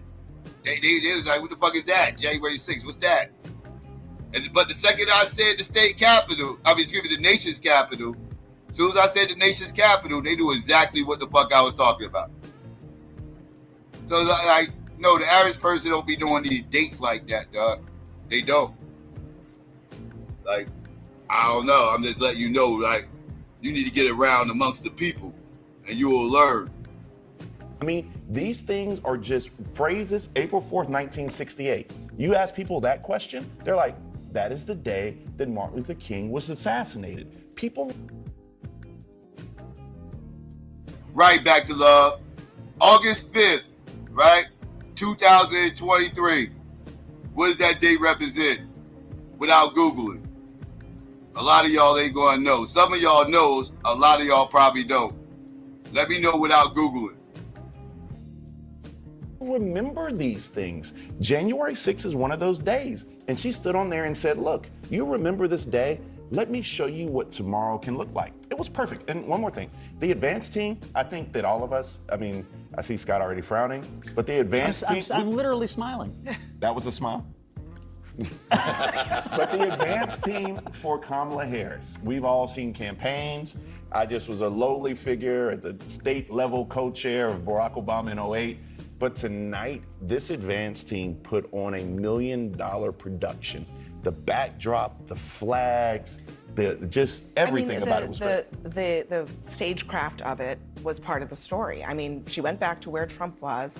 She, on the eve of this election, a week out, put together, we're hearing from authorities, 52,000 in the ellipse itself, and there was overflow. That's a huge crowd for this. That's, 2008 size Obama crowds. That says something about what's happening with Kamala Harris. Yeah, she's going to get 90% of the vote in Washington, D.C., so I would hope she could draw a crowd from her town that's going to give her the most support and from a bunch of government bureaucrats. I would hope they would turn out for that. Look, I was sort of taken aback by the absolute full-on attack on Trump. We've heard it all before. It sounded a little frantic to me, to be honest, this close to the end of the election. I took a few notes. Again, I'm still pushing the lie about Project 2025. It doesn't matter how many times she says it. Donald Trump did not write it. He has disavowed it. This is not his agenda. He has his own campaign agenda. It is not Project 2025. No, it's Agenda 47, which is exactly the same as Project 2025. And you can say that as many times as you want, Scott, but it's not true. So just to sit here and say, I've said this a million times and it's not his plan. His plans are, that's a very smug way to look at me, my friend. The thing is that what we're doing is we're talking about what she's planning for us. And you're saying 100,000 people, she could draw that anywhere if it was in Washington, D.C. You're totally overlooking what she has done here. She's brought together 100,000 people to say, I look forward to the future. I will be a president for everyone and not just a president for the people that I like. And if you look at it in contrast to what we looked at Madison Square Gardens, which said, hey man, we don't like you, we don't like you, we don't like you, we don't like you, we're not for you, we're not for you. And she's saying, Everyone is an American. Everyone will be taken care of. And to the point that we were making earlier, she's saying, here's what the future looks like under me. Let me play a little bit more from. I'll let you jump. I'll let you jump back in, Scott. Don't worry. I just want so people understand what we're talking about here. I mean, this is when we talk about the contrast. This is the contrast that the Harris campaign was pretty much actively playing on. Let's play Trump today in Palm Beach, Harris also today in Washington. It's a campaign of hate, a campaign of absolute hate. And, you know, I said yesterday that she's a vessel, she is a vessel. They're vicious and they're perhaps even trying to destroy our country. These United States of America, we are not a vessel for the schemes of wannabe dictators. The United States of America is the greatest idea humanity ever devised. Well, I mean, what do you make of that, Scott? Well, look, she's simultaneously trying to argue that only she can save the country. They've obviously put all their chips in on this idea that there are just enough people who hate Donald Trump and you just have to accept me as I am. I was trying to articulate earlier before I was interrupted that I don't think the policy argument she's making is going to be fully persuasive about that. People don't necessarily just have to look at the president and say, well, as long as you're not Donald Trump, that's good enough. It's not good enough for a lot of people. She said on immigration, politicians need to start taking this issue seriously. Well, the building over your shoulder is where you work. Were you taking it seriously for the first 3.5 years? Scott, I'm going to interrupt you again because you're just lying to people. So it's nuts to say that she's not running on any policies. She's only running on anti-Donald Trump. That's crazy. She also said that she would. She also said that she would never disrespect our military men and women, and she attacked Donald Trump on that. But I guess the offer doesn't apply to the Gold Star families who had soldiers lost at Abbey-Gate in Afghanistan. So I think there were a number of issues where she's trying to do two things: present herself as a unifying figure, and at the same time, I think offering up divisive and unsatisfactory answers on several of the most important policy issues in the campaign. But it's not a difficult thing. And so, I mean, I know, I understand the premise of your question, but I don't think it's that difficult. I mean, to be completely honest, as someone who loves and adores and tries to send unsolicited comments to Kamala Harris in the campaign often, you guys were, Mark and Scott in the Republican Party, you guys were actually benefiting.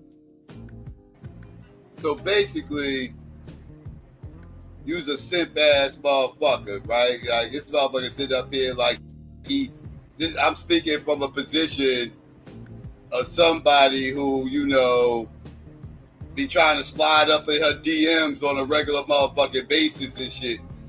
Like, wait, what? The fuck you, what? You simp-ass nigga, what the hell was you up here talking about? This motherfucker up here talking about sliding up in her fucking DMs. And who's that? Oh, it's Mr. MVP, Simp!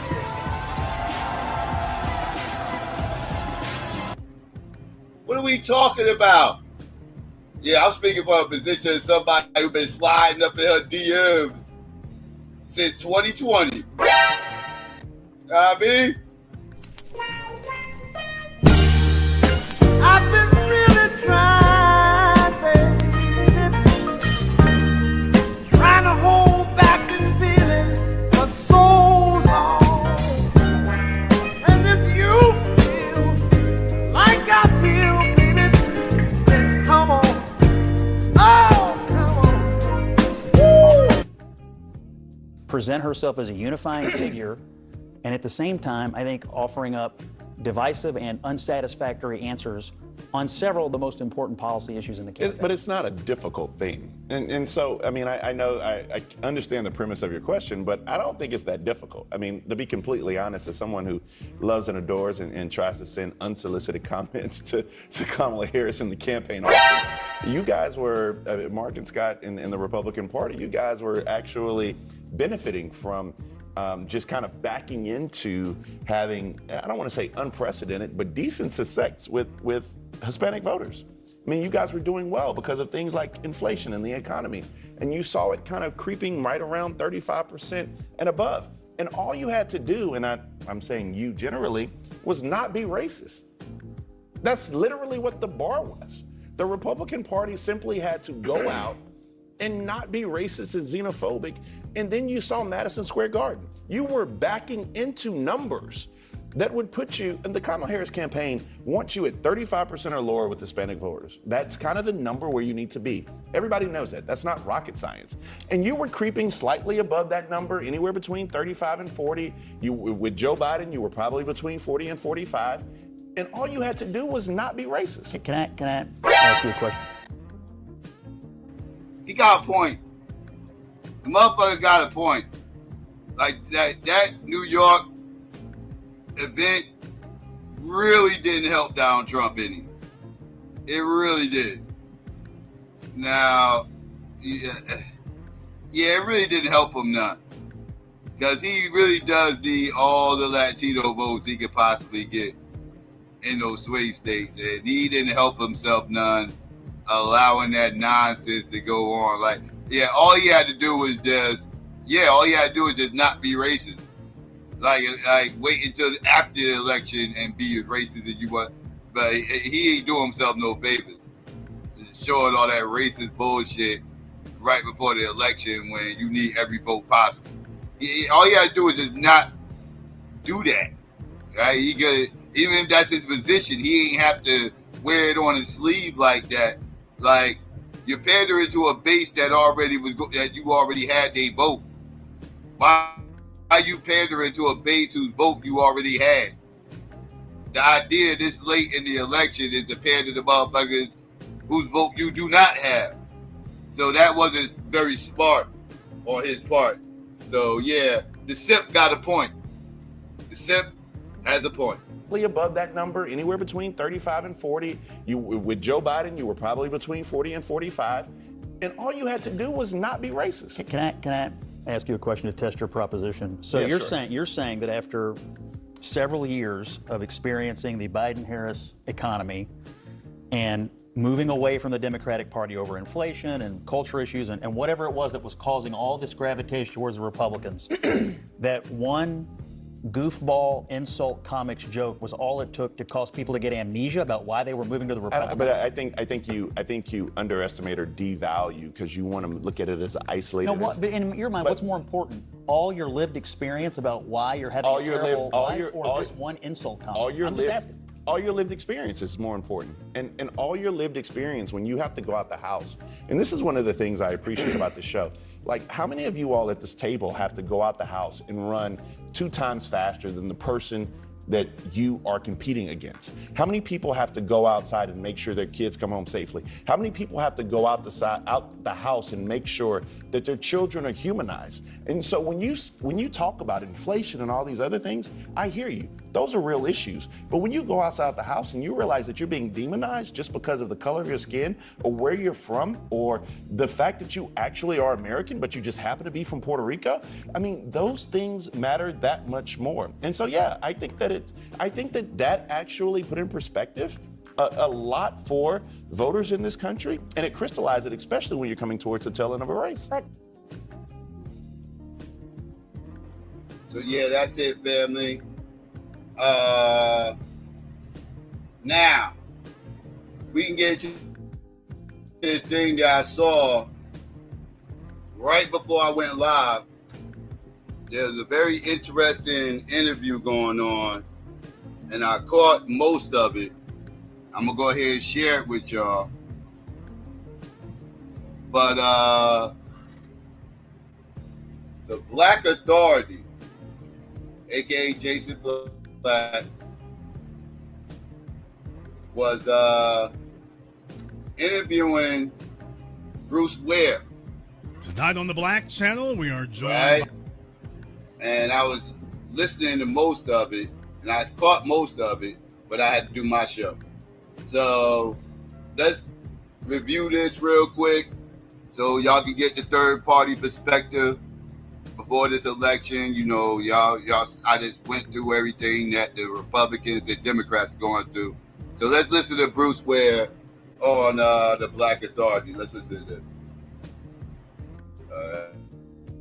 by a special guest from none other than the Green Party. Welcome to the program, Dr. Ware. We're very glad to make your acquaintance, sir. Good to be here. All right, sir. Well, obviously, you don't need an introduction, but you're going to get one anyway. So, vice presidential candidate for the Green Party. I interviewed your predecessor for my last documentary, so I'm glad to make your acquaintance here as well. We talked to Dr. Stein, so now we're talking to Dr. Ware. So we want to go ahead and just jump right off in there. We have a number of different things I want to discuss here. Let me start off with first questions first here. Mm-hmm. Why in the world would you want to go jump off in this meat grinder at this level here? Why would you want to do this? I'd be lying if I said that I don't periodically ask myself that very question. I was minding my own business, my own good business. We won't use any curse words. Getting ready for classes. I do a lot of online community education, a lot of organizing work as well. I hosted Dr. Jill Stein for an Instagram Live to ask about the platform. And I'll just say, why I got pulled in. I had just made a post about Kamala Harris and her refusal to do anything regarding reparations for African Americans. And I asked Dr. Jill about her standpoint on reparations, and she said they behave as though it's incalculable, but it's been calculated many times by specialists. Between 10 and $13 trillion is what's owed to the descendants of the enslaved, and I'm in favor of cash payments. So sister got my attention with that. Then I asked the question, I said, well, what is your overall view of American foreign policy? Because we know you're against the genocide in Gaza, anti-Zionist Jewish white woman who actually got arrested at a Free Palestine protest. So I asked, what's your overall vision of American foreign policy? She said, my overall vision of American foreign policy is to dismantle the American empire. So I have to admit, as a, lifelong, Pan-Africanist, anti-imperialist, was reading, Amilcar Cabral and Kwame Nkrumah and Walter Rodney when I was 17, 18 years old. This, piqued my attention. 24 hours after that Instagram Live interview, they asked me if I would consider joining the campaign. And so I put in calls to all of my, teachers and spiritual guides and mentors, my family members, and really, kind of vetted the process, but it had to be a relatively short window.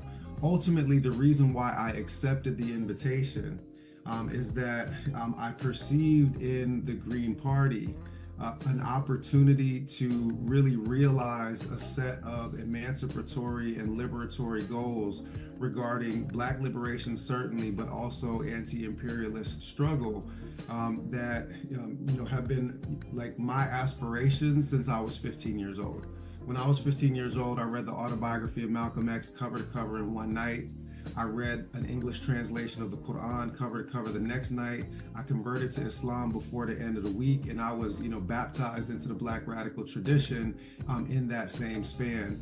And so I saw this as an opportunity to really stand up against imperialism, white supremacy, and capitalist exploitation of our people and of all people of color in this moment.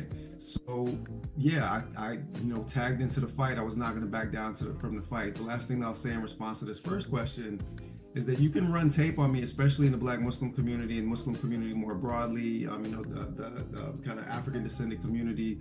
My teaching and work has been known. If you run tape over the last 20 years, you'll never hear me talking about running for elected office. I never considered, seeking the political kingdom, so to speak. But I realized that perhaps the best people to be positioned to be in positions of public service are those who do not personally aspire to authority in that way. My goals are really just about fulfillment of the liberation dreams of our ancestors, and to restoring, not even restoring, to making manifest for the first time the promises of American democracy, and to make America keep its promises to all the people that it's made promises to. Okay, well, that's good to hear. Let me find out a few things here. When we speak about reparations, you're obviously interested in cash payments, so certainly you see it in that regard. Mm-hmm. Specifically, who do you think should get reparations? Yeah, I mean, the Green Party platform has been pretty clear on this. You know, the Green Party's been running on a reparations now platform since 2012. Okay. This is an FBA question, right? This is an FBA question. This is motherfuckers who's pressed about Caribbeans and Africans and everything else and tried to distance themselves. Like, I think this question is a non sequitur. Obviously, reparations will be given to people that are descendants of slaves in this country. I think that would be pretty obvious, right? Like, that's not something that's even up for negotiation as far as like what the government is going to be willing to kick out. They're only going to be willing to kick out the motherfuckers who have lineage dating back to slavery. Like, I think that goes without question. Like, the idea that all black people in this country is somehow or another going to get reparations, or that will even be the push for motherfuckers of all black people to get reparations. I think that goes without saying that that's not going to happen. Like, no. Reparations will be lineage based and tied back to slavery. That's something I don't even think that should be up for discussion, but it's an FBA question that's kind of a non sequitur and just pushing a FBA narrative. So yeah, the question I'm not too crazy about, but let's continue. Speak about reparations. You're obviously interested in cash payments, so certainly you see it in that regard. Specifically, who do you think should get reparations? Yeah, I mean, the Green Party platform has been pretty clear on this. You know, the Green Party's been running on a reparations now platform since 2012, and you know the basis of that has always been lineage-based reparations, specifically for slavery, but also for the kind of post-slavery. There, he just answered it. Lineage-based and dating back to slavery, right? That's what he's talking about.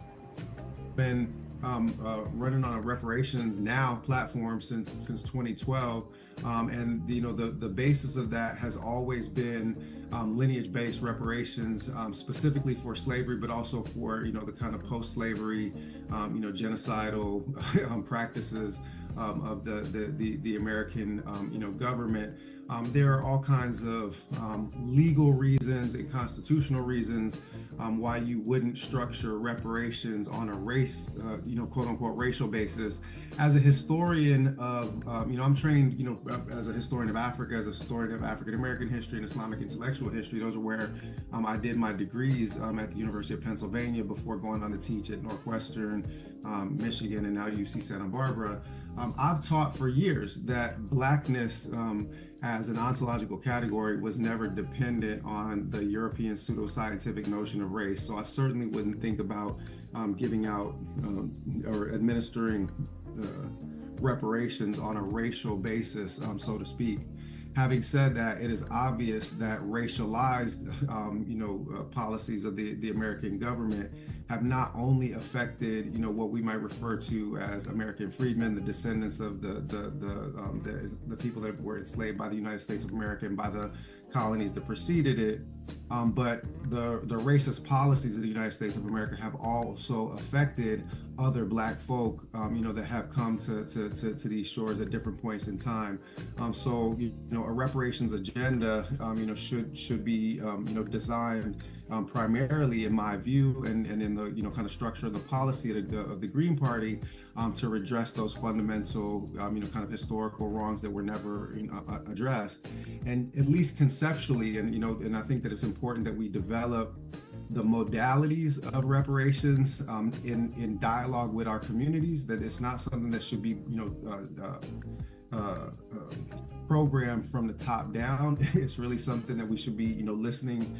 Basically, you don't tell people how they gonna get their check. You ask them how do they want their check, right? So that's part of it. But what I'll just say is that conceptually, I do like to draw a divide between reparations, that are around kind of the African descended community that comes out of slavery in the United States of America, and restorative justice for kind of racialized oppression. And I don't think that those two things are mutually exclusive, but I do think that it's useful to keep those things conceptually distinct. Well, that's a good point I would like to get into there then. Let's not talk about legally or constitutionally, because I think you and I can both agree legal is defined by those in power. So outlaws that make laws, basically, yeah. Whatever the rule they tell you it is today, that's the rule they want it to be. And then that's tomorrow, as long as it serves them. So when people say about what is constitutional or is not constitutional, I mean, you and I have both been alive and witnessed long enough to know that that's decided by whoever's in power. They decide whether it's constitutional or not. So I want to ask you personally, since let's just say, because in this instance, I mean, if you're elected, you would be a policy maker. Yeah. Your personal principle. What is your principle regarding reparations of who should get it? Not what you think may be determined by others as constitutional, but what is Dr. Ware's personal principle of who should receive it?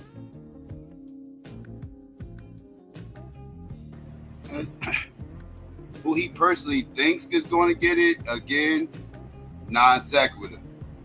This is, non sequitur, right? It's based on how it's going to get pushed and what's the most likelihood of it getting it out, right? And in front of the president's desk, right? That's what matters, right? Like, it doesn't matter about his personal opinion. But, again, like I said, this is a non sequitur, but let's roll with it. Because he kind of answered the question already. He said that reparations is going to be lineage-based and it's going to be tapped into slavery, right? That's talking about your little FBA people, right? He's talking about FBA, so to speak, right? So the question at that point, asked and answered. But now you want to know his personal views, which again, non sequitur. I mean, if we're keeping that distinction that I just made between reparations and restorative justice, I think I already answered this question. I mean, I think that, so I'll give you an example. Yeah, I thought you answered it too. But it's an FBA channel, so they're going to push this FBA stuff pretty hard, because it seemed like pushing this FBA narrative is more important than reparations to some people, which is strange, but let's continue. Personal principle of who should receive it. I mean, if we're keeping that distinction that I just made between reparations and restorative justice, I think I already answered this question. I mean, I think that, so I'll give you an example. So my father's family, so I go by Butch. The Muslim name that I chose for myself is Bilal. My government name is Rudolph. And if you look on the ballot, you'll find Jill Stein and Rudolph Ware. The reason why I chose that name for the ballot rather than either of the other two names that I'm known by is that Rudolph is also my grandfather's name, it is my father's name, and it is my son's name. Okay, now if you go back to the generation of Rudolph Sr. is from rural Georgia, not far from Ware County, where most of the African descended people that have the last name Ware were held in bondage in the last years before the Civil War. If you go back into WPA slave narratives, you can find the origins of my family lineage, my father's family lineage, on essentially 3 plantations. There was something between like 1,100 and 1,300 enslaved Africans that labored, without remuneration in bondage on the properties of 3 men with the last name Ware. One was a father, the other a son, and then a nephew.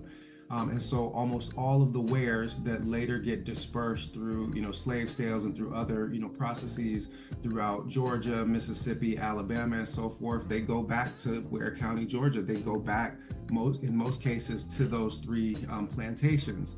The people whose experiences mirror those are the ones to whom the federal government owes its principal debt, because the federal government violated its own laws, its own constitutions, its own principles. It expropriated the labor of those people. It subjected those people, our people, to labor demands, illegal kind of weaponization of all kinds of federal authority in order to not give the freedmen that which they were due, then systematically expose them to regimes of terror and expropriation to keep any kind of generational wealth from being accumulated, to the point where, like, if you take a city like Boston, for example, in our current era, the average median net worth of a black family in Boston, when you include the debt, is $8. Whereas the average median wealth for a white family in Boston metro area is $250,000. And what my point is with regards to reparations is that, we've all heard about 40 acres and a mule, right? And when we talk about the modalities of reparations, land is one of those things that should be a pillar, because there's been all kinds of, by hook and by crook. I agree. Land, it shouldn't just be a check. A check should definitely be there, but it shouldn't just be a check. Now, this is what we need to be peeling back the onion on. What else do you have lined up in your agenda for reparations for black people outside of just a check? He mentioned land, which is under my agenda for reparations as well. I'm curious to know what his opinion is on tax exemption, free education, and free healthcare. I wonder what his position is on that when it comes to reparations. These are the questions I want to hear, not FBA questions. I don't want to hear his opinion about FBAs and Caribbeans and Africans and all that other shit. That shit is irrelevant to us getting reparations and trying to get a bill passed. It's irrelevant. It's irrelevant. He already said reparations owed to a specific group of black people. Nothing else needs to be said from there. Efforts, especially land is one of those things that should be a pillar, because there's been all kinds of, by hook and by crook, efforts, especially in the South, but also in other places, to get black folk off of their land, to expropriate their land through all kinds of illegal, violent, and unconstitutional means. Well, back to that constitutional thing, because it depends on who's doing it. Let me try this another way. You didn't like the answer? What I'm saying is, I might have been misunderstood here. Let me try this a different way, because I want to make sure I'm properly understood. I think I have a better way of asking. Okay. Who does Dr. Ware believe is not entitled to reparations? I'm not sure that particular phrasing of the question, I think he sounds like he just trying to get him to talk shit about non-black Americans. Like he answered this question already. I'm confused why this is still a question when he already answered the question. If he said it's based on lineage that dates back to slavery, that excludes everybody else, right? Like, he answered this. He literally answered this. I can rewind it. He answered this. Helps. So I'll just finish with the previous answer. So those people, those that are descended from the African population that was held in bondage and systematically disadvantaged thereafter, those are the people to whom reparations as such would be due. There are all kinds of other black folk, African descended people who should have means of restorative justice, because there are all kinds of ways in which the racialized policies of the United States of America America in subsequent periods over the course of the 20th and 21st century have also disadvantaged Black folk who are not, kind of foundational, lineage-based descendants from those enslaved populations. So that's part of the reason why I said conceptually it can be useful to draw a distinction between reparations, which should be for the descendants of those enslaved in America, and restorative justice, which can be approached, in broader. Right. He said reparations for the little, what y'all would call FBA. I hate that term. Flex's bank account, whatever y'all want to call it. But reparations for them, and he was talking about historical repairs for all Black people after that's still outside of reparations. He talking about like that right there. He talking about something outside of reparations, right? He says to all Black people based on laws that was put in place to disproportionately affect all Black people. He said, but that's outside of reparations. He was separating the two, but it seemed like he keeps trying to get boxed in. So that's part of the reason why I said conceptually it can be useful to draw a distinction between reparations, which should be for the descendants of those enslaved in America, and restorative justice, which can be approached, in broader terms. Right. So you don't think that it would be limited to just a conversation about lineage. You think that's one conversation, but you also think the lineage. If you want me to just, I'm trying to say this. If you want to make this a conversation about reparations, then you think about reparations in terms of lineage.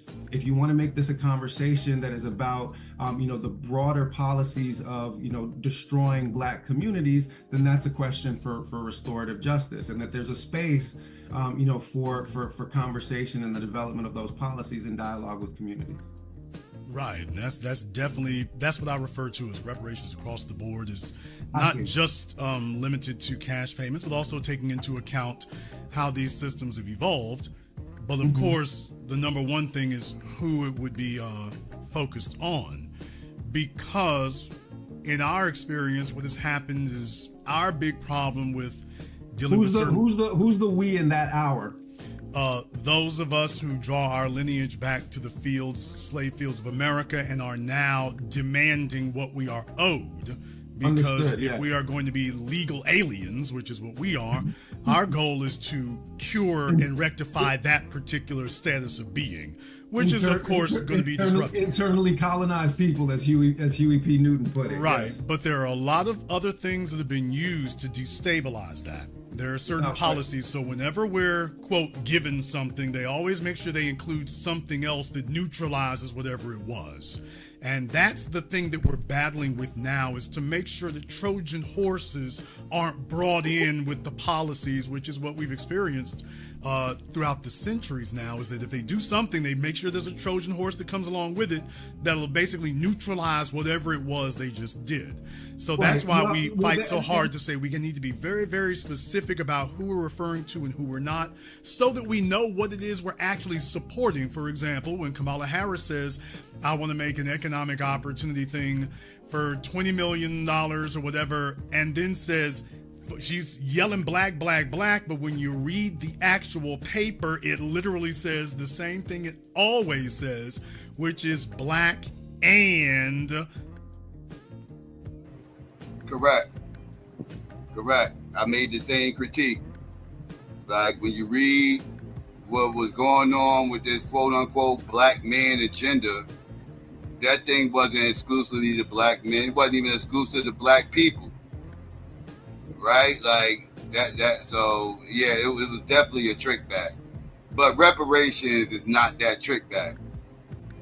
Reparations is not the same as Kamala talking about handing out 1 million loans and all this other shit, this, that, and the third.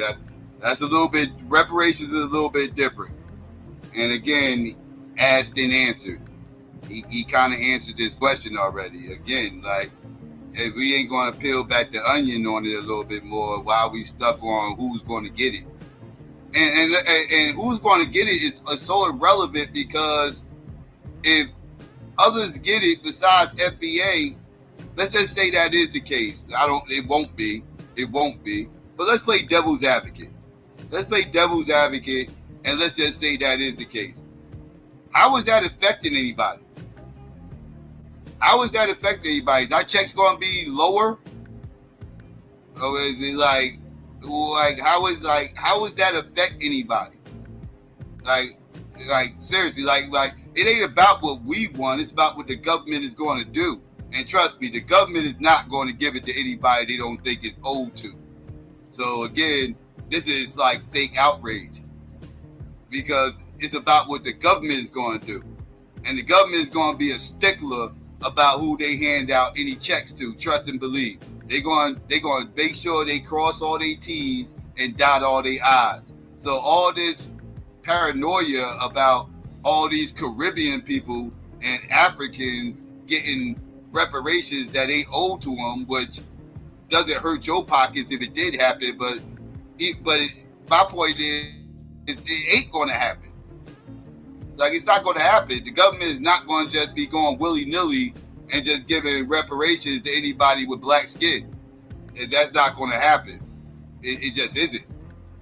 And so this is like, I don't understand. Again, I'm failing to understand the line of question outside of just getting into the conversation about FBA talking points. And FBA talking points ain't important to me. Reparations is important to me. Pushing the FBA narrative is not.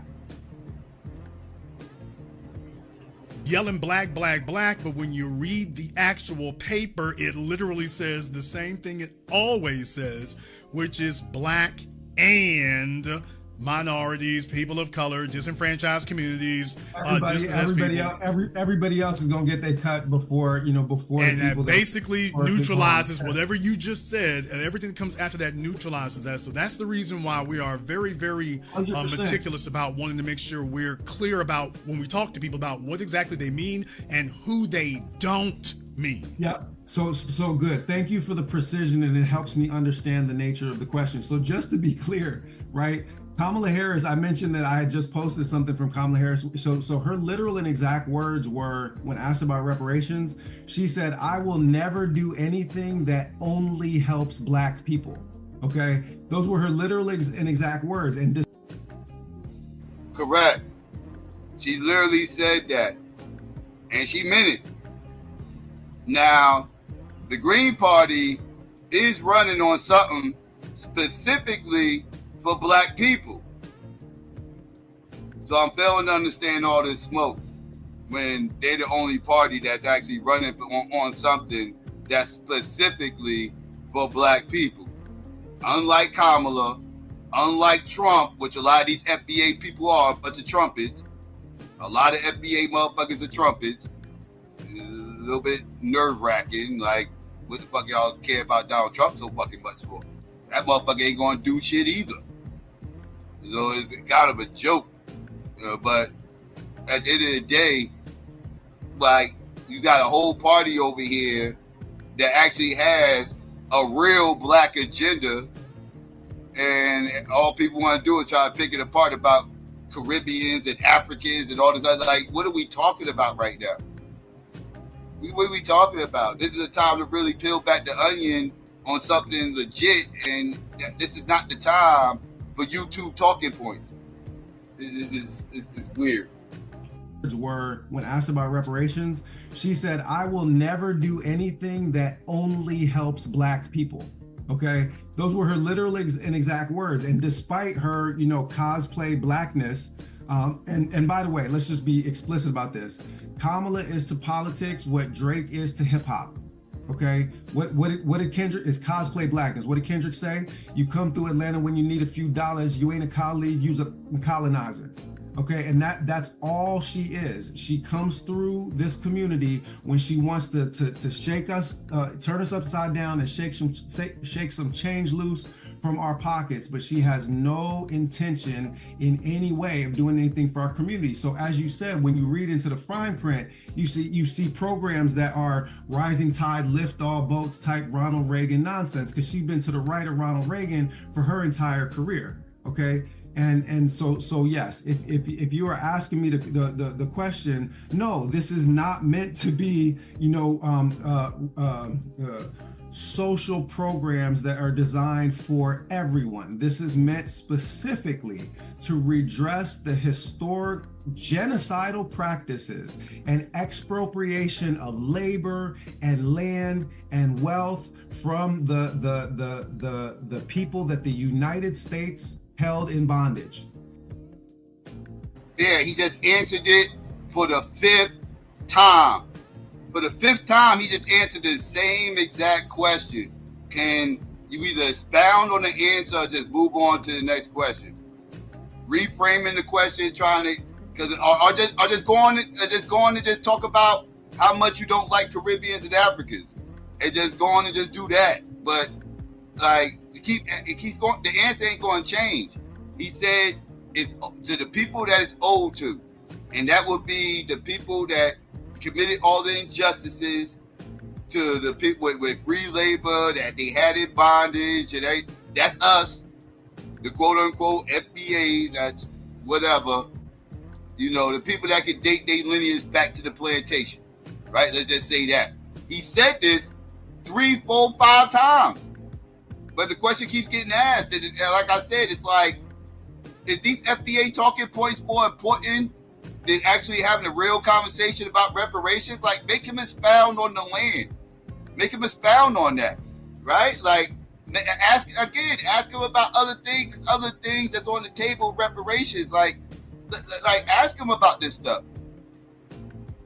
And that we strongly encourage, those of our brothers and sisters that are of Caribbean background, Jamaican, and from Barbados and so forth, to get redress of the same kind from their own colonial overlords. And for those, that have been, the Black folk that have migrated, from the Caribbean and from the African continent over the course of the 20th century in more recent terms, then restorative justice for the ways that racialized policies have also affected them are also in order. But that does not remove the primary burden of reparations, properly speaking. And reparations, properly speaking, is the beginning of actually making America, keep to its promises.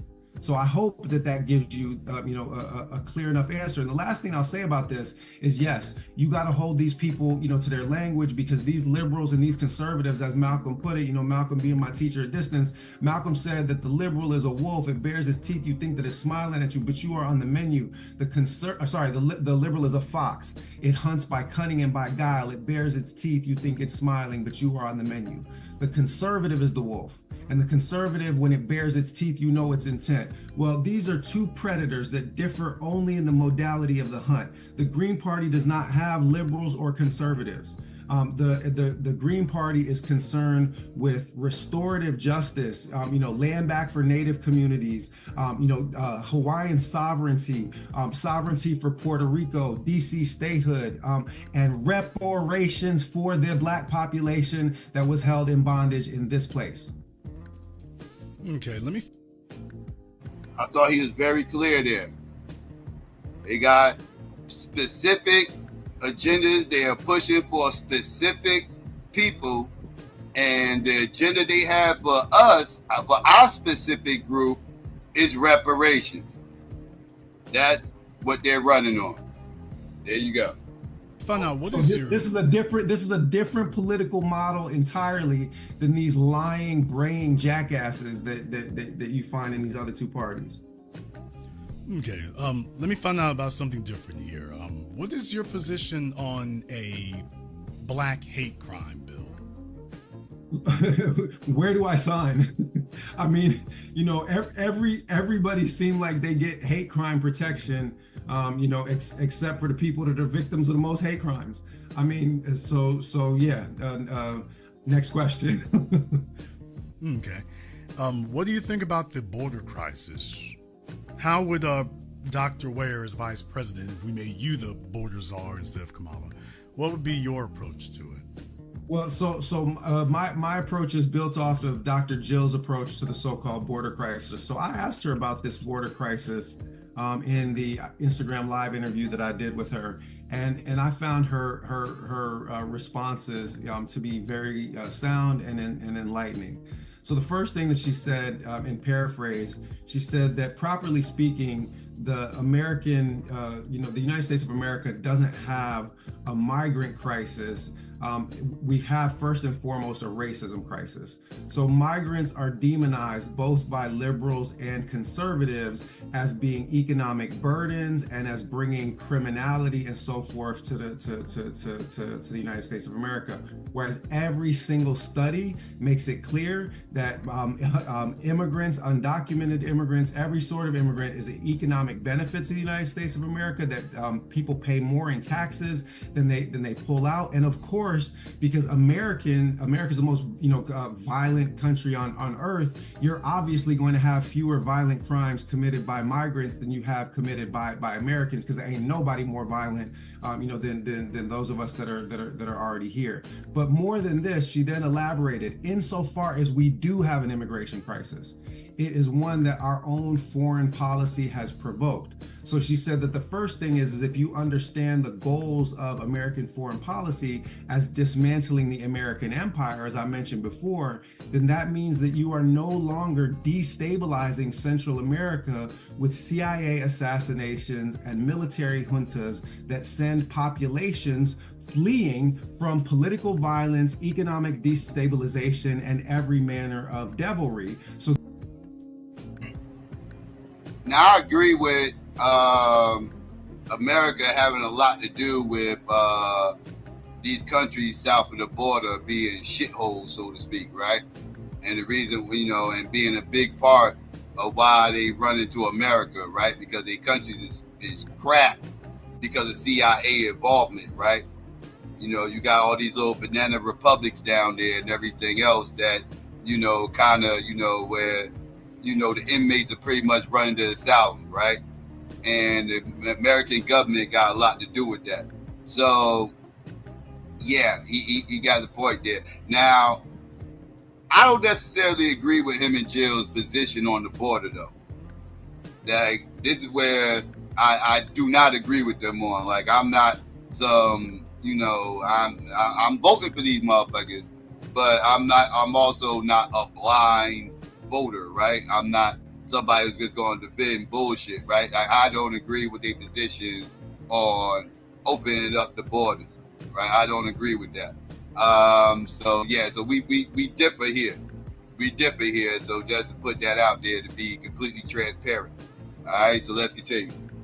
So that you do have, an administrative crisis at the border. It is impossible to process all the people that are set loose by this kind of systemic violence. The best way to avoid that kind of migration crisis is to not cause it in the first place. But then the last part of this is the part that has always been most interesting to me. And this is the part that I personally, would be interested in exploring.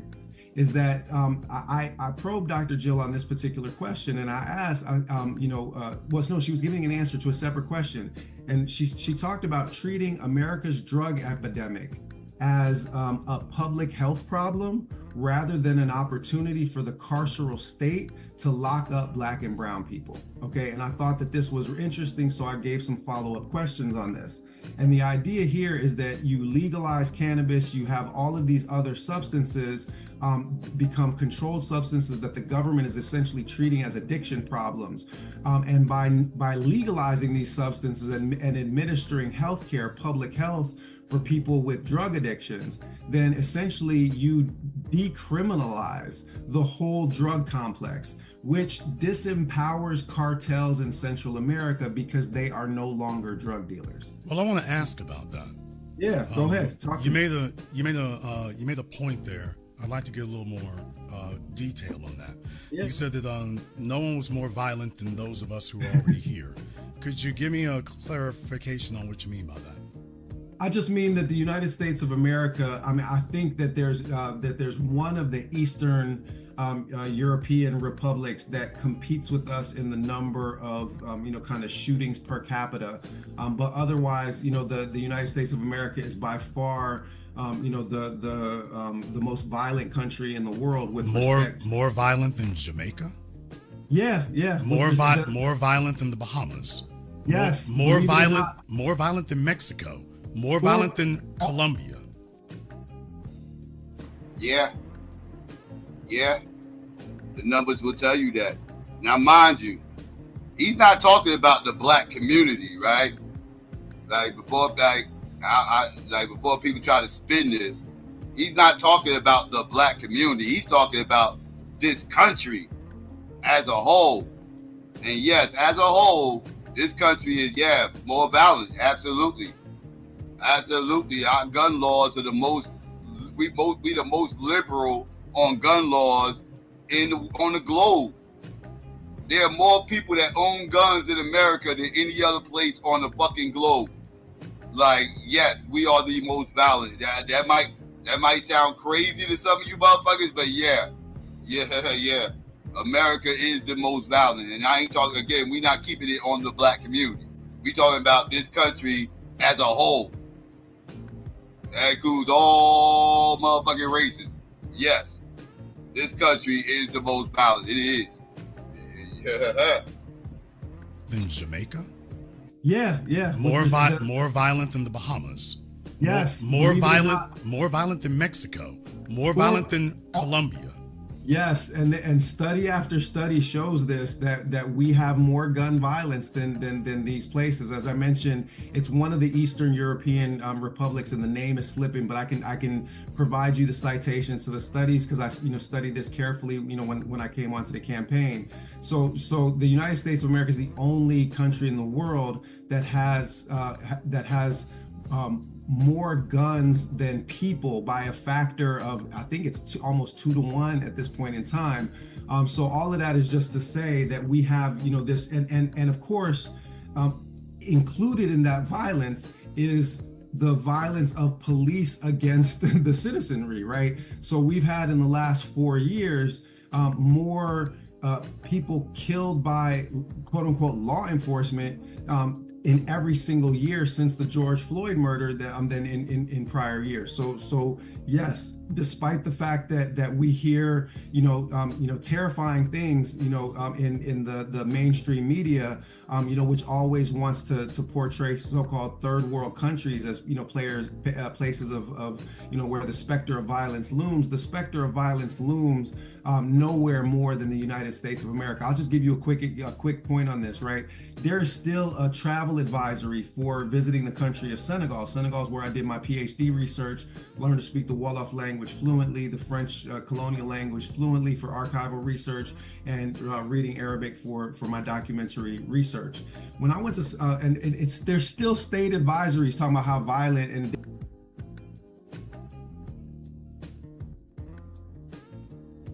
Okay, I just looked it up, and what he's leaving out, he's partially right, and y'all are partially right?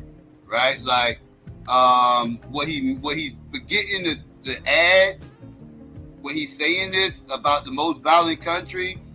He's talking about gun violence. We are the most violent when talking about gun violence. Now, when you start adding things like stabbings and other forms of violence and stuff like that, then the United States does not fall under number one when you start adding in other dynamics. But when it comes to gun violence, United States is number one on the globe when it comes to gun violence. So that he should add that little caveat there. He didn't add that caveat. So people gonna rip him probably about that. But he's talking about gun violence. Now, the United States is number one in gun violence. I also was talking about gun violence. That's why I mentioned guns, but I wasn't specific either. So let me be specific. Number one in gun violence, right? So let me specify. I did my PhD research, learned to speak the Wolof language fluently, the French colonial language fluently for archival research, and reading Arabic for my documentary research. When I went to, there's still state advisories talking about how violent and dangerous it is because there's a latent separatist movement in the Casamance region, tiny region, tiny, the separatist movement. When I first went there in the mid 1990s, I asked a close friend of mine how many murders there are a year in Senegal, and he responded by saying, "Murders?" He said, "You mean when somebody kills someone on purpose?" Right? He had to clarify.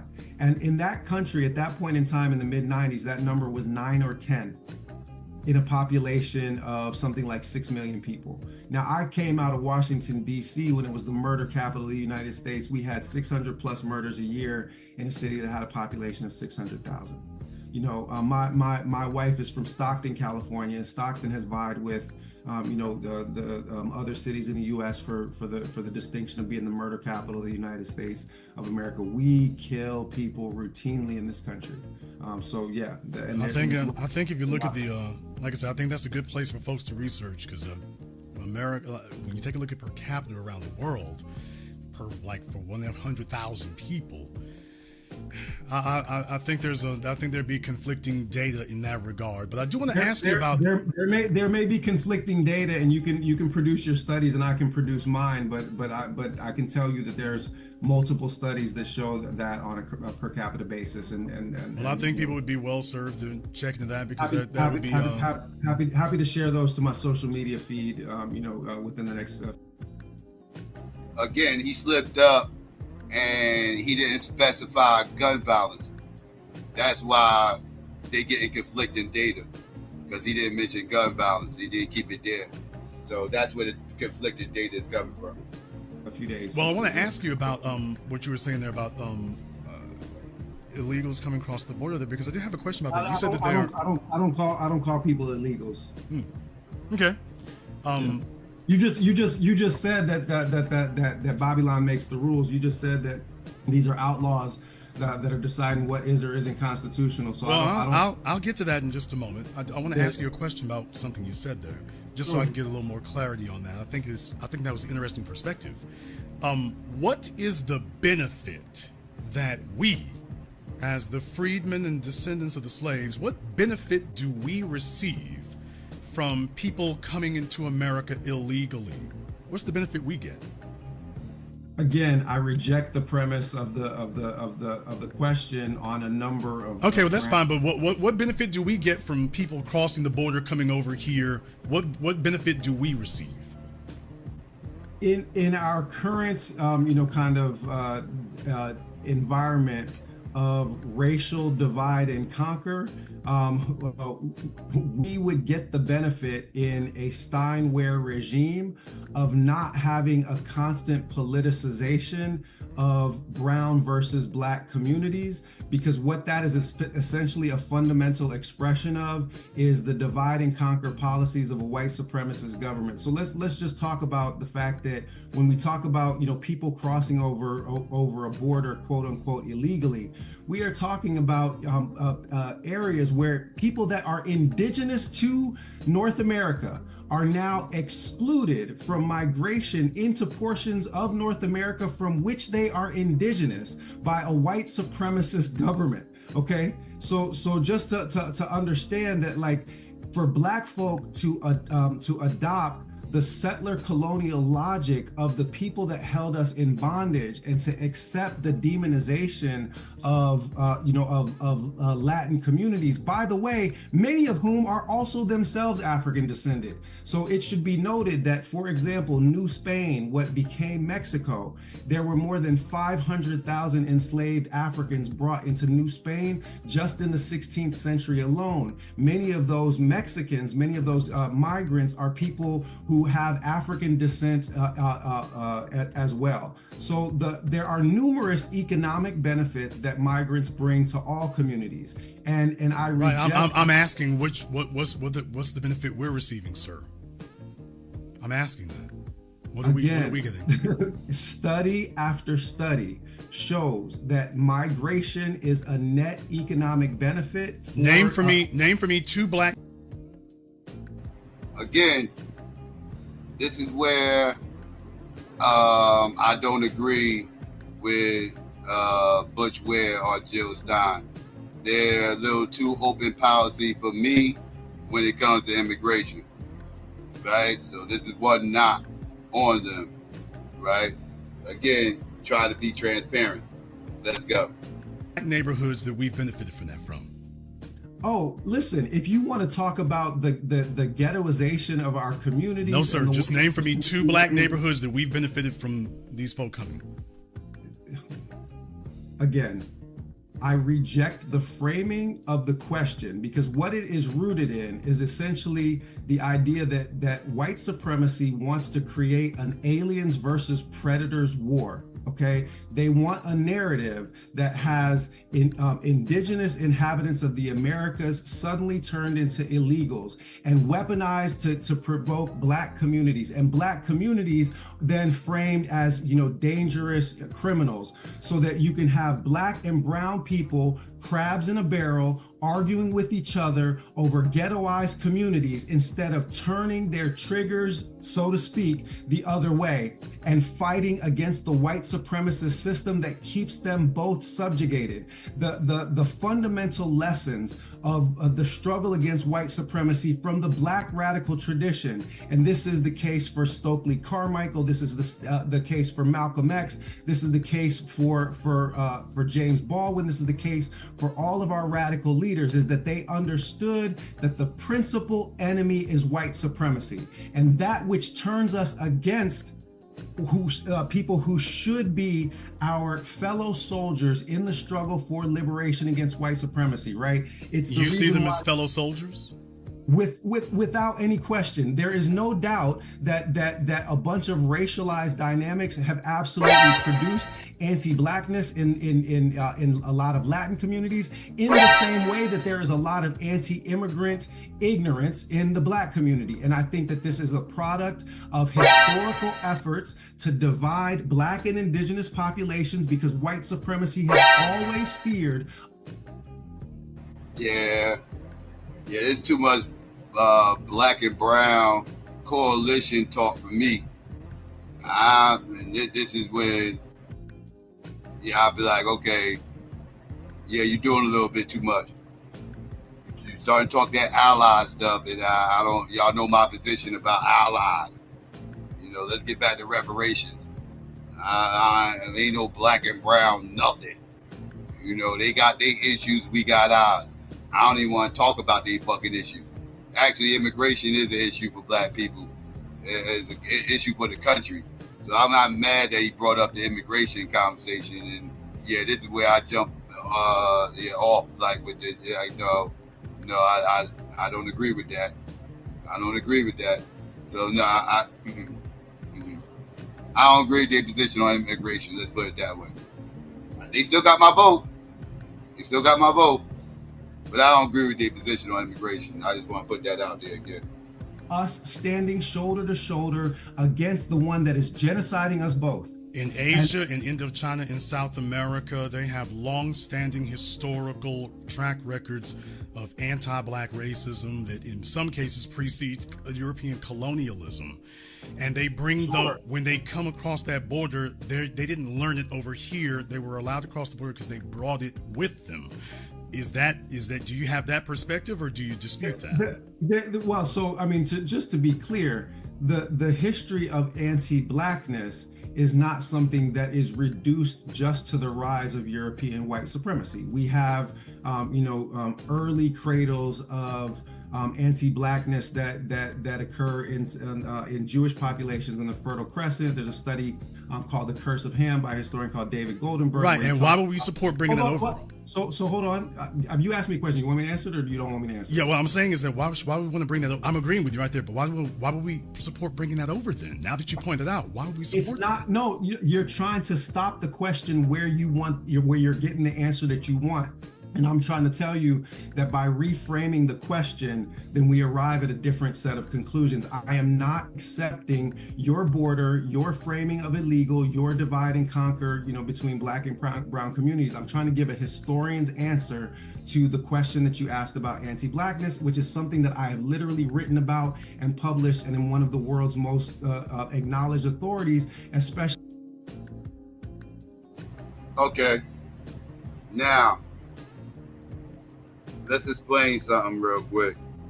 And this is why I be having an issue with certain individuals. he's pushing this black and brown coalition, brotherhood, allies thing kind of hard. One of the reasons why is because they got an election that they running for, right? And a lot of their base are Latinos, right? So they can't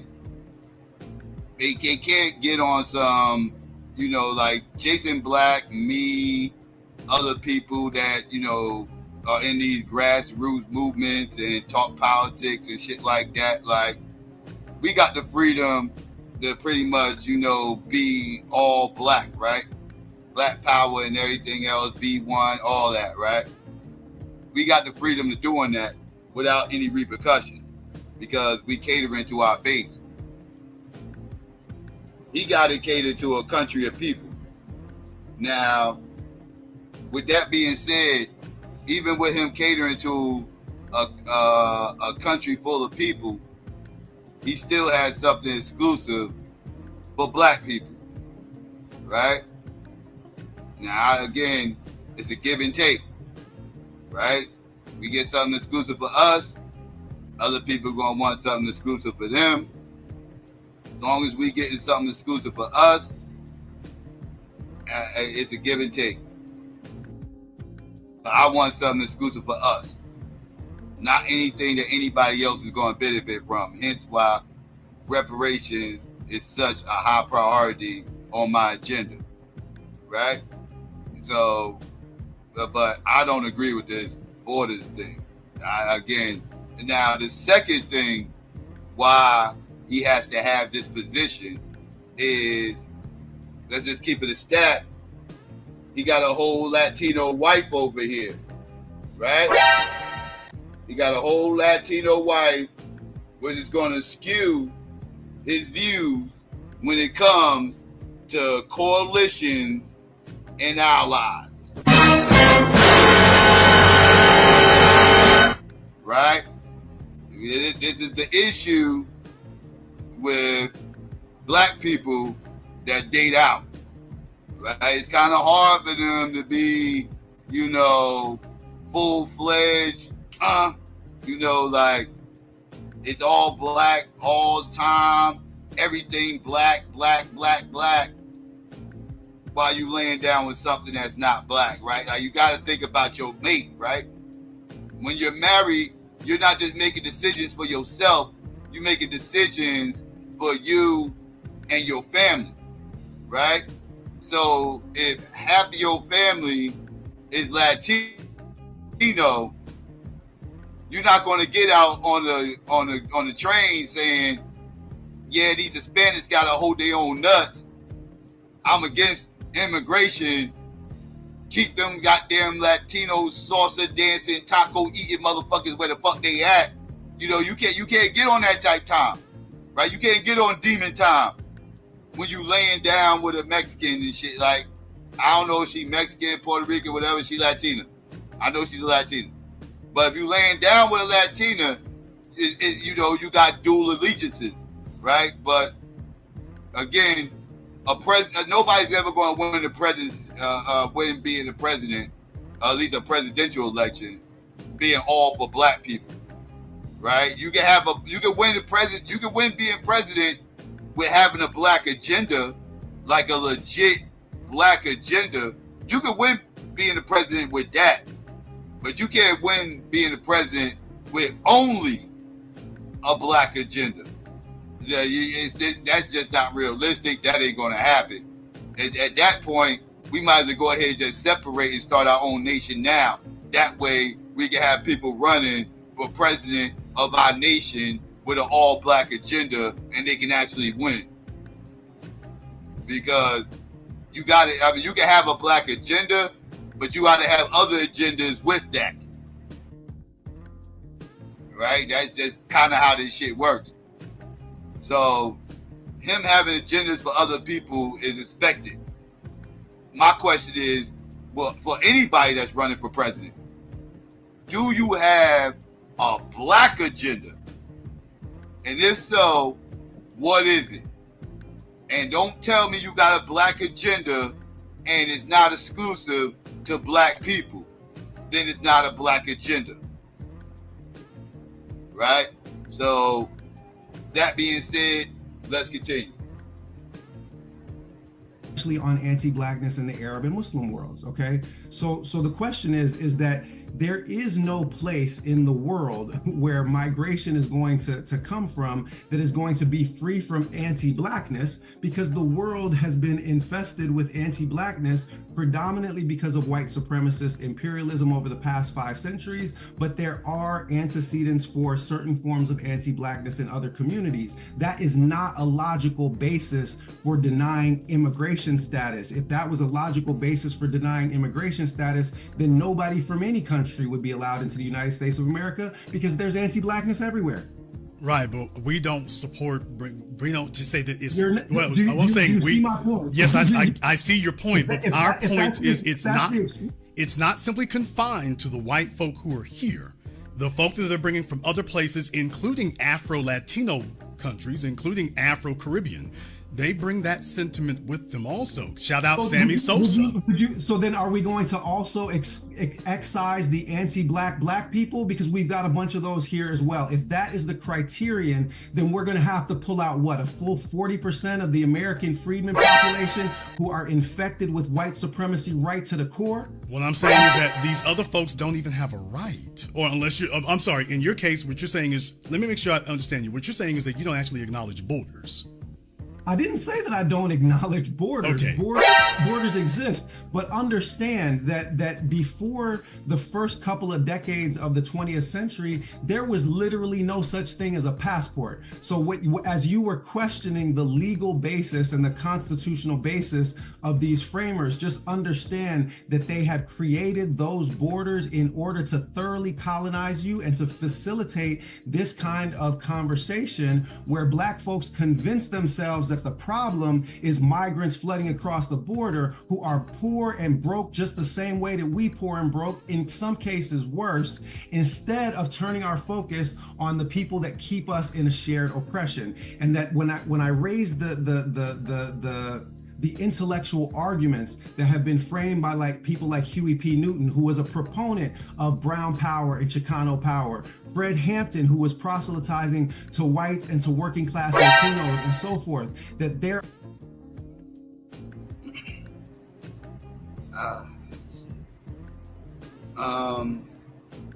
yeah, when people bring that up about the Black Panther Party, then they like to bring up Huey, Huey was willing to work with others. Huey's the reason why a lot of those superstars and white movements kind of got affiliated with the Panthers. They were trying to free him when he was locked up. All the free Huey signs and all the hippies and the far left, the new left was what they was called at the time. All the college kids, all the anti-Vietnam motherfuckers, the tree huggers, the Kent University types and everything else, the weathermen. Huey supported all that type shit, right? Fred Hampton, the original Rainbow Coalition, right?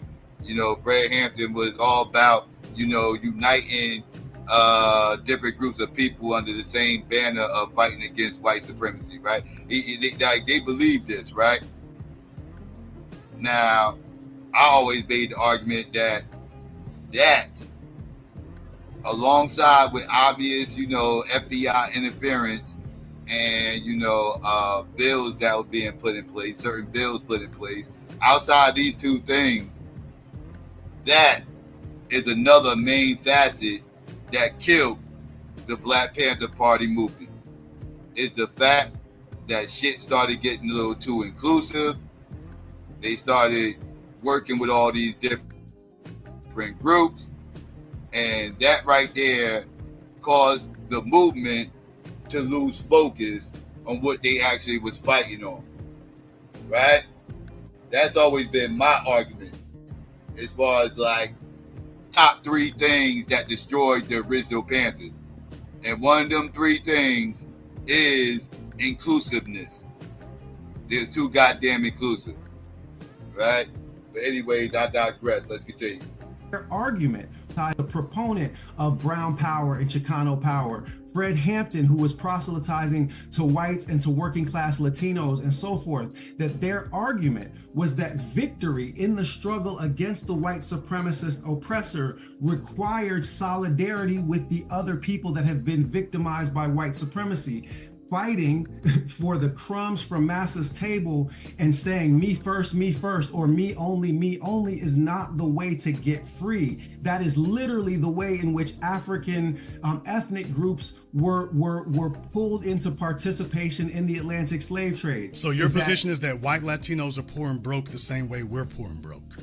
When did you hear me say that? Sir, you just said that these other groups, that you said Latinos, these other groups who are poor and broke the same way we are. You added an adjective that was not in my exposition. The adjective that you added was white, and I never said. Okay, sir, are you saying that Latinos who come across the border are poor and broke the same way that we are poor and broke? There are many people, who are working literally for pennies a day, shelterless, homeless, and struggling in many of the same ways. And in many basic ways, other communities have been subjected to the exact same kinds of familial separations. This border that you're defending with such vehemence breaks up families, right? People separated at the border the same way that our families were separated during the time of enslavement, and for the same basic reason, to ensure access to a cheap labor force. The reason why the border policies exist in the way that they do, and the racialized language exists in the way that it does, and the reason why teams blue and red both participate in it, is because what corporate capital wants is an easily controllable labor force that they can import and deport at their wish, that will be fragile and contingent, and without any question, that has produced and provoked a lot of animosity and mistrust between Latin communities and between Black communities. And we collectively have a lot of healing and solidarity work that is going to need to be done if we are going to get free from the systems that exploit us all, not in equal ways, not in uniform ways, but that certainly exploit us all. Right, so I just want to make sure everyone understands that I don't twist people's words or take it out of context. That's in the context in which you used it, that they're poor in many ways the same as we are. Again, you can run the tape from a few seconds ago, and I used none of those words in that order. So let's move on. Okay, yeah. Actually, you did, but... No, I didn't. You said the same as we are. I said in many ways. Yes, sir. And what I'm saying in our position is that's your perspective. That's a situation that we would have an issue with because of all the reasons I listed there before. But I'm glad to have your position on it. I just want to make sure everyone's clear on what your position on it is. No, let me ask you a question. So is it your position then that the Latin community is not oppressed? Not like us. Define oppressed. How are they oppressed? Economically exploited, socially marginalized, racially incarcerated. When you move 1,000 miles from one place to another by choice, that's oppression? By choice, okay, so was it by choice when Europeans assassinated rulers in West Africa, okay, and then replaced them with puppet regimes that would then install regimes of terror to enslave populations and sell those to Europeans? Are the people that fled from that kind of systematic white supremacist imperialist violence, are they fleeing voluntarily? And there's the difference that we have when people make that point. We don't flee. We stood 10 toes down, and now all those people, because of our sacrifices, we had people assassinated. We can go down the whole list. We had people install puppet Negroes in front of us. The only difference between us and them is that we never ran. We didn't run 1,000 miles. But the point is that you're not talking about people that are running 1,000 miles. A lot of times people are returning to their indigenous homelands. We're talking about places like Texas and California, which until relatively recent were part of what became Mexico. So they're leaving Venezuela and coming to America. Listen, when we talk about the destabilization of regions further in Central America, you can conflate different parts of the conversation. So they're leaving Indochina and coming to America. So I was told at the outset that there would be very little, sort of interruption. Right, but here's the thing: I've got 18 minutes left. I think everyone will agree. I've let you speak a lot on here. I'm just trying to get some clarity, and what I'm saying is that before you get 50 miles down the road, I don't need you to get 50 miles down the road. You're naming these groups, and as soon as I say their names, you're backing off of them. And I just want to be clear.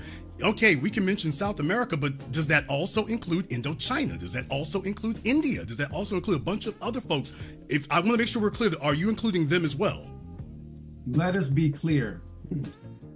Yes, there is a principal debt that the United States of America has incurred towards the foundational freedmen population due to its imperialist violence and its regimes of enslavement. But when you start talking about places like Indochina, you must also acknowledge that the United States of America has incurred debts of restorative justice to people that it has harmed through its empire. You cannot simply destabilize sow mass murder and wanton destruction in places like Iraq, where we killed 1 million civilians, in places like Afghanistan, where that number may be closer to 500 or 600,000. You mentioned Indochina, right? When you talk about places like Vietnam and Cambodia, we are responsible through our military industrial complex for ripping people's lives apart and destabilizing those lives. And just in the same way that the Europeans are now dealing with migration as a result of their imperialist policies of destabilizing the rest of the world, so too the United States of America is, as Malcolm might have put it, dealing with its imperialist chickens coming home to roost. Those are debts that our country has incurred through the extension of its military industrial complex. And those people that have grown up in these United States of America, I am running to be their vice president too, not just the vice president of Black people. And yes, I absolutely strongly stand on reparations for our people. And I thoroughly reject, with the fiber of my being, the demonization of immigration, because this is one of the principal tools of white supremacy, weaponizing particular racialized groups against others. And I will not participate in it. And I would appreciate questions on another subject matter, because I feel I have made myself clear on this one. I didn't get a response about which cities that you can name we benefit from. And you will not. I told you my answer. Okay. Can you name a third one? So is that your way of, intentionally trying to antagonize your guest? No, sir. So then I politely request that you move on to the next question. That actually was not very polite of you, actually, sir. But I will acknowledge that that's what you said. That just wasn't very polite.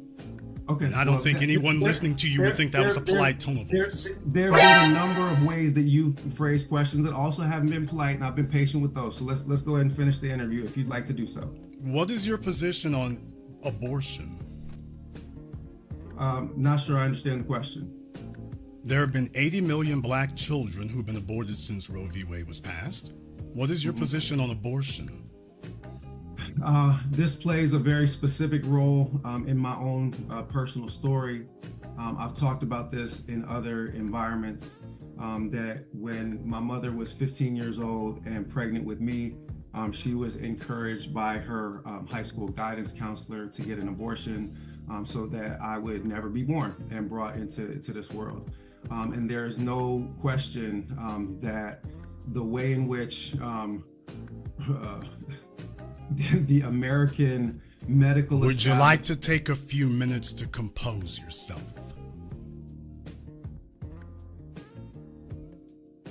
You didn't say that. Tell me you did not just say that. Years old and pregnant with me, she was encouraged by her high school guidance counselor to get an abortion so that I would never be born and brought into this world. And there is no question that the way in which the American medical Would you like to take a few minutes to compose yourself? Excuse me? You sound a little shaky.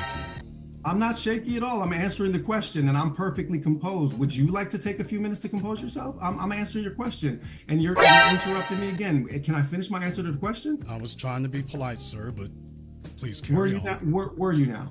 Okay, so as I was saying, there are numerous ways in which the medical regimes and the social regimes of the United States of America have conspired against Black fertility.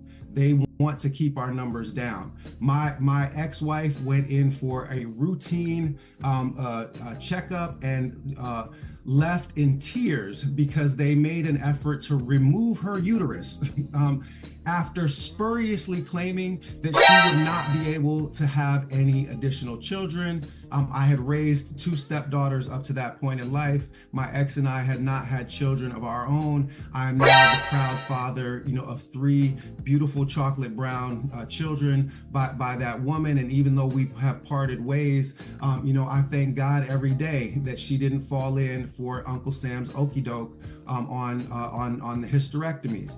In my own family, we've had people that have gone in for routine procedures of that kind and walked out incapable of bearing children. So there is no question that there are ways in which the American medical establishment has been absolutely designed to try to suppress Black fertility in every way. And I understand that there are certainly ways in which access to abortion has been can be understood as having had that same effect. My own position with respect to abortion rights is that I think that the repeal of Roe v. Wade has produced massive medical risk and medical trauma for people getting access to reproductive care that should be guaranteed to them, and that should be matters that are decided between doctors and their families. And I am very much committed as a Muslim, and I should just also point this out, that the way in which abortion was traditionally constructed under Islamic law had nothing to do with the kind of right-wing approach to abortion that talked about life beginning at conception and so forth, that those things do not actually concur with what Islamic legal understanding. That's cat. That's cat. Where the fuck you learn Islam at? Fuck you, plus your weak religion. That's cat. Abortion was traditionally constructed under Islamic law, had nothing to do with the kind of right-wing approach to abortion that talked about life beginning at conception and so forth, that those things do not actually concur with what Islamic legal understandings were and so forth. So I'm very much in favor of defending a woman's right to choose, and if people don't like abortions, then they have every they should have every right not to have one, and our community should be protected against the weaponization of reproductive care that is in point of fact designed to sterilize us the way that Black communities have been sterilized, Ethiopian communities sterilized in the Zionist entity of Israel, systematic sterilization of Black folk here in the United States over the course of time. Do you believe there should be any limits on abortion? And of course there should be limits on everything. There's almost nothing that should be left completely unregulated, but I think that a lot of the kind of common sense regulations that most Americans agree on as essentially 60-40 issues, something like 16 weeks and other such. I won't go into kind of the fine points on it, but of course there have to be limitations, there have to be regulations of abortion without any question. Well, I spoke to Dr. Stein. She differs with you on that. So it depends on how you frame the question with respect to I just said that abortion should be regulated insofar as there are medical. Dr. Stein does not. What was her answer? Her answer was that it is between a woman and her doctor. When I asked her about what the limitations should be, she said the limitation is it should be between a woman and her doctor, and the state shouldn't be involved, so there would be no limitations. Well, but okay. So it should be, and that was what I led with, is that it should be, a familial decision between a woman and her doctor, as we discussed. But even under prior regimes, there were regulations with respect to when certain kinds of procedures would take place and under what circumstances. So I don't think that there's the difference in the answers is significant. Do you agree with the idea of biological males playing in female sports? Biological males playing in female sports? Yes. I don't think that biological males should play in female sports. I think that it gives an unfair, competitive advantage, and I think that the politicization of, of transgender rights is frankly, right-wing talking points that Black folk have been, kind of indoctrinated with over the course of time. I don't think that this is a major social issue. I don't think that our freedom, I don't think that our liberation, I don't think that our escape from under the yoke of white supremacy is predicated on this question in any way. And I think that one of the things that is most emancipating about the Green Party agenda is that it has not participated in the culture war between liberal extremists and conservative extremists. The basic premise of the Green Party is that when you're 18 years old, you should do, live your life according to the code that you choose for your life. And I think, frankly, the culture of fear, recrimination, whether on ethnic or gender or other sorts of lines, is something that the overall fascist system of white supremacy, benefits from. So I don't, think that it's a particularly important question. Well, here's the issue that we have with that.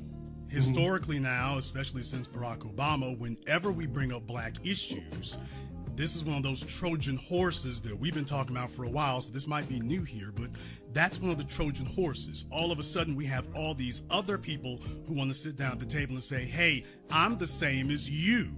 Why, I'm trans, so I'm misunderstood. There are folks who won't let me do what I want to do. So when you talk about reparations and restorative justice, I'm the same as you. In California, they literally are talking about reparations for LGBT. So that's the reason why it has its prescience. So when if we're going to invite other folk, we need to know where we stand on that. That's actually not the original question, that you asked me. So I don't know if you need to compose. No, you had mentioned about you were bringing about right. That you thought there was some white supremacist component to it, and I just showed you that this is totally separate and apart. We can. I think that perhaps where we would share a portion of the road in this conversation is that one of the many things that I reproach Obama for. Is that during the assassination of Gaddafi leading to like an actual African slave trade, bombing Yemeni kids with drones when he knew that a full third of the people that were killed in these strikes were civilians, women and children, and that these were strikes that actually, military experts often say had to have come from the White House, that they violated a bunch of other things. So amongst those things that I found frustrating in the Obama years was that Obama did nothing with respect to social justice policies for Black Americans, whether foundational Black Americans or Obama type Black Americans, right? Those that are the product of more recent recent migration. That Obama didn't do anything like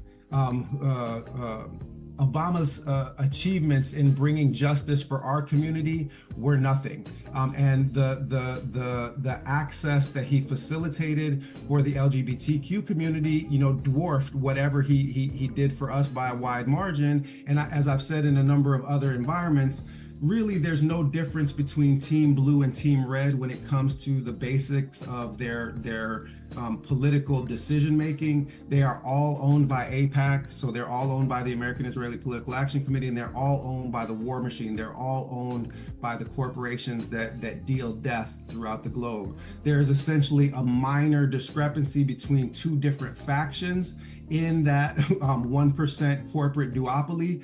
On the one side, you have kind of Christian evangelical nationalists, white nationalists, and on the other side, you have LGBTQ identity groups that see themselves in opposition. But when it really comes down to it, the funding for both of those parties, it overlaps, between the 95%, something along that order, and that what you see is essentially a kind of performed, culture war between those two camps, and I find it, fruitless and unproductive, especially for Black folk that are liberation minded, to get caught up in the culture wars between those two groups. Last question. I feel like it's part of the hunting, as Malcolm said, the different kind of hunting practice between the fox and the wolf. Last question. Do you perceive or believe in a Black and brown coalition? I think Yeah, I think he kind of already answered that question. I wish you would have gave me a different last question, because I think he kind of already established that he totally is on board with the Black and brown coalition. Like, I didn't need this question to get rehashed again. He kind of already gave his position here. I don't agree with his position, but I don't need him to answer it again for me to further understand what his position is. He's a Black and brown coalition motherfucker, right? And again, I don't agree with that shit. But yeah, it's almost like we beating a dead horse at this point, asking the same question again. We could have got a little bit further in his views, but if we're gonna stay stuck here, okay, let's stay stuck here. A Black and brown coalition is something that is possible. It's something that we need to build. It is something that will take a lot of work. It is something that will take a laser-like focus on eliminating the anti-Blackness that exists within brown communities. And if you knew anything about my work before the vice presidential campaign, which I'm not sure that you did, the thing that I'm most widely known for in the Muslim community, the non-Black Muslim community, so especially speaking to South Asians and to Arab communities, is to uprooting the anti-Blackness that exists in those communities so that we can have more effective struggles against white supremacy. And I said in 2020, in the Floyd uprisings, I told that community that there is a day that is coming where you are going to want my people standing next to you. But if you're not standing next to my people in this, our moment of need, while we are being hunted down in the streets, then do not expect all our people to be standing next to you when your moment comes. And so we are definitely in that moment. And without, removing and uprooting the anti-Blackness that exists in Latin communities, that exists in South Asian communities, that exists in Arab communities, that exists in East Asian communities, then that Black and brown solidarity is compromised from the beginning. So without redress of the fundamental problem of reparations in the first instance and anti-Blackness as it is rooted in all of our modern societies and social institutions, then those kind of Black and brown solidarities are going to be compromised. But they are of the utmost importance, right? Malcolm X believed in that kind of Black and brown solidarity because he said that of the Palestinian struggle, he said that this is a white Jewish population being empowered by white imperialists to dispossess brown Arabs and take them off of their land. That was Malcolm being on his Muslim shit. That was Malcolm being pro-Muslim, right? Malcolm is a Muslim, and that was him being on his Muslim shit. That wasn't him over here saying he want free borders, he want open borders, and he want to embrace all the Chicanos that's crossing that motherfucker. That's not what he meant. You just said yourself. He was talking about Arabs in North Africa. Then he was on his Muslim shit, right? He on his Muslim shit. That's just, it is what it is. That's his Muslim shit. I don't agree with that. Obviously, I'm a whole heathen over here, so I don't agree with all that Muslim shit. But that's what Malcolm was coming from. That's what his position lied in, right? He was not all about open borders, like you trying to conflate things now. But I digress. solidarity, because he said that of the Palestinian struggle, he said that this is a white Jewish population being empowered by white imperialists to dispossess brown Arabs and take them off of their land. Stokely Carmichael stood 10 toes down for the Palestinian people, as did Africans like Thomas Sankara, Nelson Mandela, African Americans like James Baldwin, Angela Davis, Toni Morrison, and so forth. The Black radical tradition has always believed, and this is why the Panthers were in North Africa, this is why the Panthers were in non-Black communities. The Black radical tradition has always believed that our liberation had to have a multi-ethnic dimension that did not deny our own specific historical experience, but rather embraced it. And it also had to have an international dimension that was getting us free from imperialism and white supremacy. Well, Dr. Ware, I was not aware of your work or anything before you entered the election, so I was not aware of you previously, but we've been getting more information. I think this has been very productive here. I think folks got a lot of your opinions on this, and I think you've clarified a lot of questions they had from our previous interview with Dr. Stein. Certainly, I want to give you the last word here, and if you'd like to tell people about your website or anything you'd like to close with, certainly I would like to give that opportunity. Yeah, at Butch Ware is my Instagram handle, and you can find me across social media at that same address. And I recommend that if you follow me on social media, Instagram is the best place to do it, because I actually interact with that account. I'll answer DMs and give you information. I'll also just mention that this weekend here at UC Santa Barbara, I'm hosting a conference, the End of Empire and the Future of Freedom. And we will have, amongst other people, Mark Lamont Hill delivering a keynote, Saul Williams doing a poetic performance, Brianna Joy Gray doing a significant dialogue, and we'll have conscious hip hop artists performing as well. And just tap in that this freedom movement.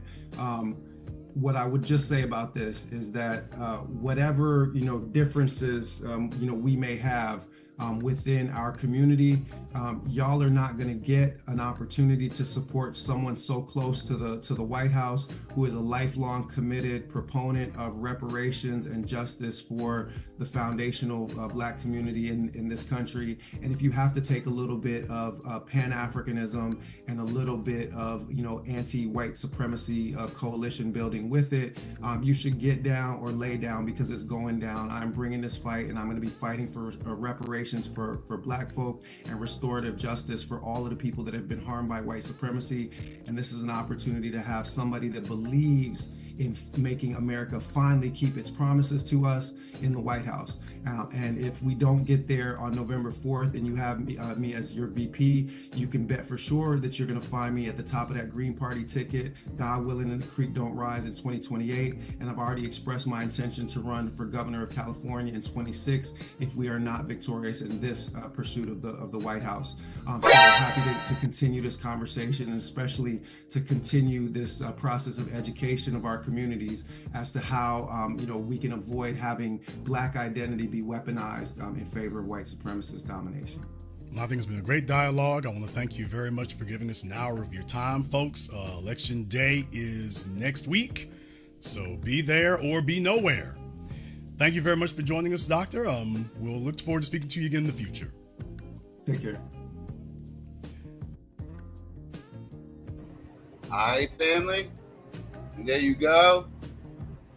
We got to hear the interview. Yeah, it was up and down. Some of the questions was cool. Some of them I thought was non sequitur. Some of the answers he gave was all right. Some of the answers I did not agree with. Yeah, so I'm about to get ready to put the link out there for people to come up, and y'all can give y'all opinions on any of the stuff y'all heard tonight. I played some things tonight outside this interview, So yeah, I played some stuff about the Green Party, about the left, about the right. Y'all got a full update of what's going on and what the temperature of the room is. Now, with that being said, I'll get ready to play this commercial break, and then I'll come back with the link. And yeah, Let's get into it. I'll be right back.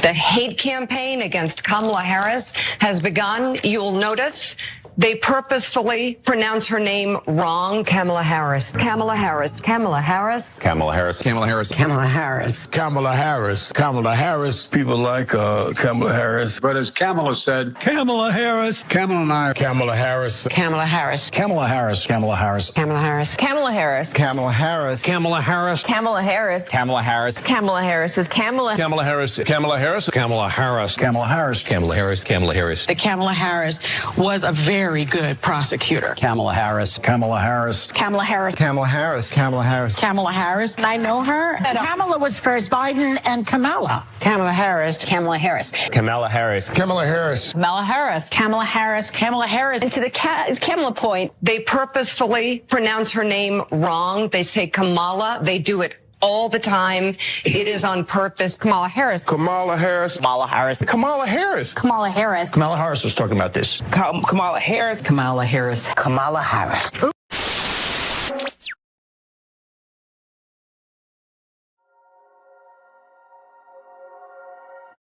Today we're going to tell you why we need restitution and reparation from the Roman Catholic Church. So, let's talk about how the Roman Catholic Church contributed in the transatlantic slave trade. First, they instructed Portugal and Spain to invade, murder, and subdue all sub-Saharan Africans. They identified us as black Gentiles, which took away our rights, and they created laws that told people how to treat black people unfairly. Let's also not forget how the Roman Catholic Church benefited from the transatlantic slave trade. One, they had a huge increase in tithes. Two, they had a big gain of political power. Let's also not forget how my ancestors' land was acquired by the Roman Catholic Church to build more Catholic churches like this one. And let me tell you how my ancestors were affected during the transatlantic slave trade. One, they violated our rights and privileges. Two, they stole our lands and our resources. Three, they destroyed our family culture and our family structure. And you can't forget how black people are still affected by the transatlantic slave trade to this day. One, we don't have access to our own land. Two, we can't trace back our own family lineage. And three, we can't connect with our own people because our identity is lost. And after hearing all of that, we're here to tell you that we need restitution and reparation from the Roman Catholic Church. Right now. Right now. Yeah.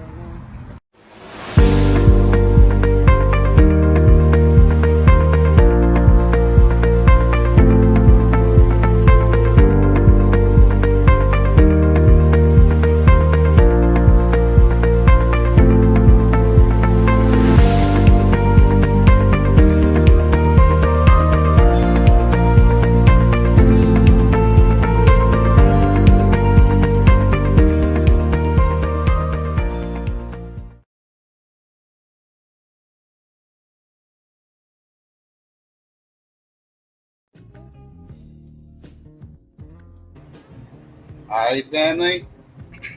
Links out there. Come one, come all. First come, first serve. Y'all know how this go. Let me know what's good. But yeah, a lot of BS happening. As far as like between Trump and Kamala. Y'all missed what happened earlier. Some of Trump's cabinet is problematic, very problematic, and some of his plans he has for his cabinet, very problematic, if I do say so myself. Kamala still playing the gender card. Her, Michelle, and them still on their gender bullshit.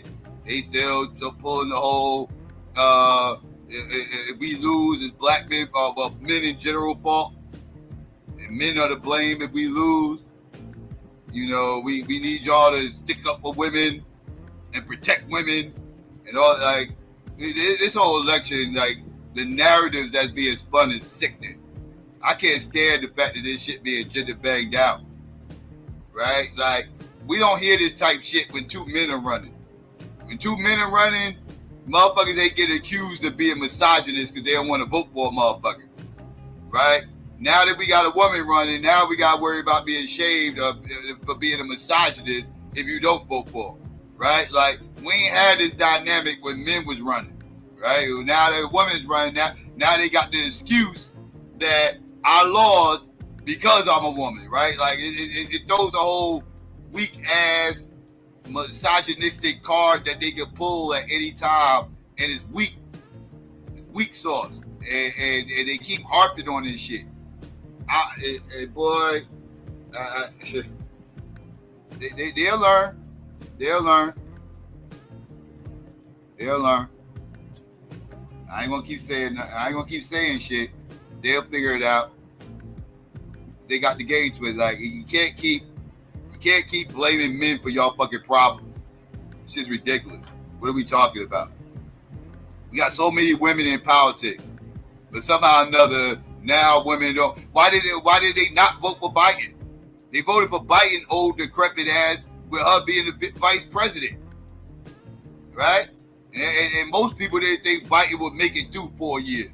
Most people didn't think he'll make it this far, and so they voted for Biden, knowing there's a high probable chance that Kamala could eventually be president before this election even came around, and they still voted for Biden. Didn't give a fuck that she was a woman. So we got to stop this. We got to stop this. We have to stop this. It's just no, stop. It has nothing to do with that. It got everything to do with policies.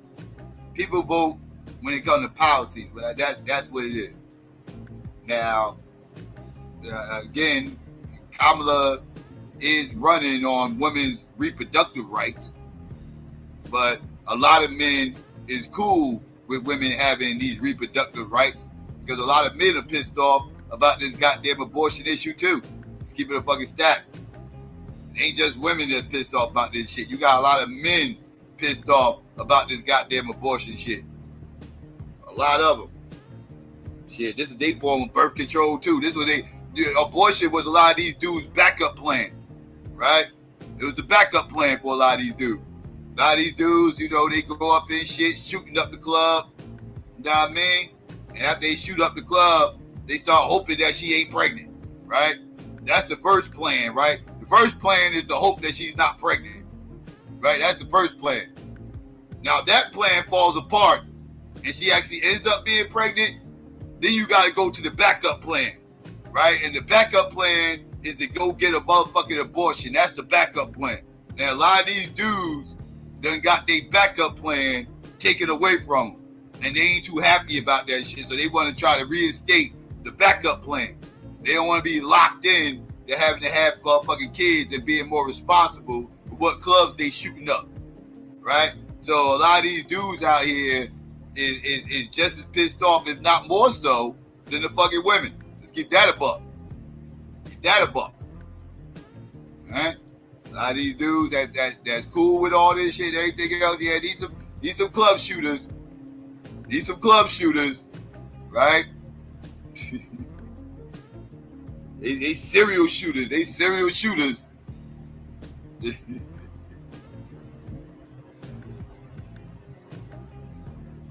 I'm just saying. Dudes that take more responsibility in your shit, and y'all be alright. All this, like I said, y'all already know. If y'all been around long enough, y'all know my views on abortion. They can be viewed as radical, but I got solutions. Everybody ain't gonna agree with my solutions. Matter of fact, most people ain't gonna agree with my solutions because I'm not pandering to either side. I got a solution based to this. I got a solution based agenda that I can push that will settle all this shit. But people, it's going to require motherfuckers to give a little and take a little. And in politics, that usually don't work. In politics, these motherfuckers is take all. Usually motherfuckers is a take all format in politics for the most part. You know what I mean? Let's see. We got Stu Peas up here. What's going on, Stu Peas? How are you?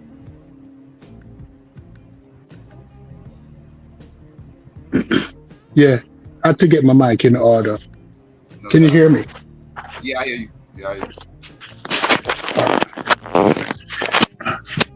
First thing first. Tariq Nasheed is a bad interviewer. Would you agree with me on that? Hello? You said Tariq Nasheed? Yeah. Was it Tariq Nasheed that was interviewed? No, that was Jason. That was Jason Black. That wasn't Tariq Nasheed. That was Jason Black. Yeah. Well, Jason Black is a bad interviewer. And the thing about it is that he wanted, when you interview somebody, it's not to get your point across, but it's to get their opinion on what they're saying. The question he asked about black, what would you do for black people, and what do you do for immigration? You don't ask a grown-ass man the same question 4 different ways.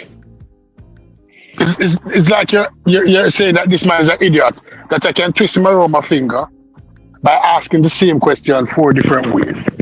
I didn't take it that he thought he was an idiot. I think he was looking for a gotcha moment. Right, no, but yeah, but that is it. To you, it may all right. I wasn't in my first marriage. That's something that my first wife used to do. She used to ask the same question different ways, and you have to put her in her place. I said, no, you asked me the question already. I've given my answer. Why are you asking me the same question again a different way? Right? Jason Black proposed to be, or whoever the interviewer is, proposed to be an intelligent. It's Jason Black, right? Jason Black is always talking about government and system and politics. He knows that in the American system, you cannot give specific. You can no longer give specific rewards to any one group of people. Would you agree with me on that? You said the government can't give things to a specific group of people. You said right, based on color. They can't give. I think they can. Well, it won't be based on color as far as reparations. It'll be based on lineage, not necessarily. No, no. Based on I understand that. Reparation is different because reparation was a specific group of people that can be traced back who was unjustly persecuted. Right. Reparation is in a total different category because reparation is about restitution. It's like he illegally locked up somebody. That's what they're running on. They're running on reparations for Black Americans who. Right, you can't give that. But when somebody says when they talk about the Japanese or the Chinese law, what kind of law they call it? The Chinese law, what everybody, or how the Chinese get a law to protect them. That's not the name of the law. You and I know that. In this country, so yeah, is that the name of the law? Not that I think of, no, not that. No, but everybody loves to run with it, right? Jason Black also brought up a lot of Republican talking points. And I'm going to tell you this. I might have said it before. But you see, when you split the black vote, the Republican, Trump can hold a very close election with just white vote alone. With his base of white people, Trump will only lose the election by 1% or less than 1%. Right? He lost to Biden by 1 or less than 1% overall, based on just his base alone. Democrats don't have a base like how Republicans have a base, especially Trump. In order for Democrats to win, it has to be a coalition. Is that true or false? That's how they always move. Well, since the 60s, that's how they always move. Since the 60s, Democrats can only win based on a coalition. Republicans can win on the base alone and just some additional people, some misinformed people. Now, the black vote, everybody is saying, if you said to me that I would not vote none at all in this election because I don't feel like it, I would agree with you. Don't vote. But as a black person, if you said to me that you're voting for Trump, I look at you differently. But people might say, oh, stupid, you're wrong. What has Republican done to black people? Republican has never done anything for black people. What will Trump do for black people? If Trump used the word reparation, do you think that his base will agree with him? No, The other day, Trump. They cut him The off. other, yeah, the other day, Trump went to Florida, and Trump said, "I do not agree." I can barely hear you. Come closer to your mic. When Trump came to Florida a month ago, and he said he did not agree with the 6-week ban. The 6 week, because Florida have a 6 week. After 6 weeks, you cannot do an abortion. And Trump said, "I don't really agree with that because it's too close." Within 2 days, Trump changed his argument completely because his base agree with the 6-week abortion ban. You think Trump will never bring up the word reparation? No, I don't know. Donald Scott is telling you that racism don't exist anymore in America. Trump will never. What will Trump do for black people? What will Trump do for the black man? What Trump has said? Nothing, because his base will tell you that no, you cannot give anything to those welfare people. Because they say black people as welfare people who need to pull themselves up by the bootstrap. Donald Scott again. So when somebody say, "Oh, we're voting for Trump," I would say, don't vote, because Trump is not the answer. Because once you split, because there's more Latino voters than black voters. Am I wrong or am I right? More Are there Latino more voters than who? Is the Latino population in America bigger than the black population? I think they is now. I think there are about 60 to 80 million Latinos, 40 million African American. The Latino vote is a bigger voting bloc. 60 million legal Latinos. Are they counting the illegals? I don't know if they count Legal, and they're counting legal, 80 million. Okay. Right? They're counting 80 million. 65. Oh, sorry, thank you. 65 million. How many black? Take out the black immigrants. Like 40-something. It's black people like 40-something million, I know. But take out the black immigrants now. How much aid us? There are about 5 million black immigrants in America. Who's counted along the lot? So we're looking at about 40 million. True or false? When you take out the non-aiders. Yeah, around 40, yeah. Right? Out of that 40 million, let's say 20 million vote. Based on age. Based on the age distribution pyramid, about half of your population is below the age of 18. So 25 million out of that 40 million is a voting age. But what percentage of those take part in the electoral process? Not 100%. So we say 70% of the 25 million. Which is about. So are you 18 million. Vote 2P, so I can understand your point? Are you saying we shouldn't vote? Hello? Repeat the question, please. I said, are you saying we shouldn't vote? No, but you shouldn't vote if you're going to vote for Trump. If you're going to vote for Trump, don't vote. So if you're going to vote for Trump, don't vote. What about Jill? Jill Stein? No, if you choose to vote for Jill Stein, yeah, but I don't agree with that Nazi. Nazi? Nazi. I know she's not a Nazi, but there's a something about her that. So basically, when she came about, no, I'm not saying you have options. You have 3 options. You have 4 options. The Green Party, the Democratic Party, the Republican Party, and abstain. Abstinence is an option. People abstain in Congress all the time. They don't vote. It's not every vote, it's not every bill, so abstain is an option. And if you're going to give your vote to Trump as a black person, we prove that he's racist. We prove that he's racist in his past plan. We prove that his father was a Klan member. If you're going to vote for that dude, don't vote. Keep your vote. When the Republicans come with a better candidate next time, you can vote.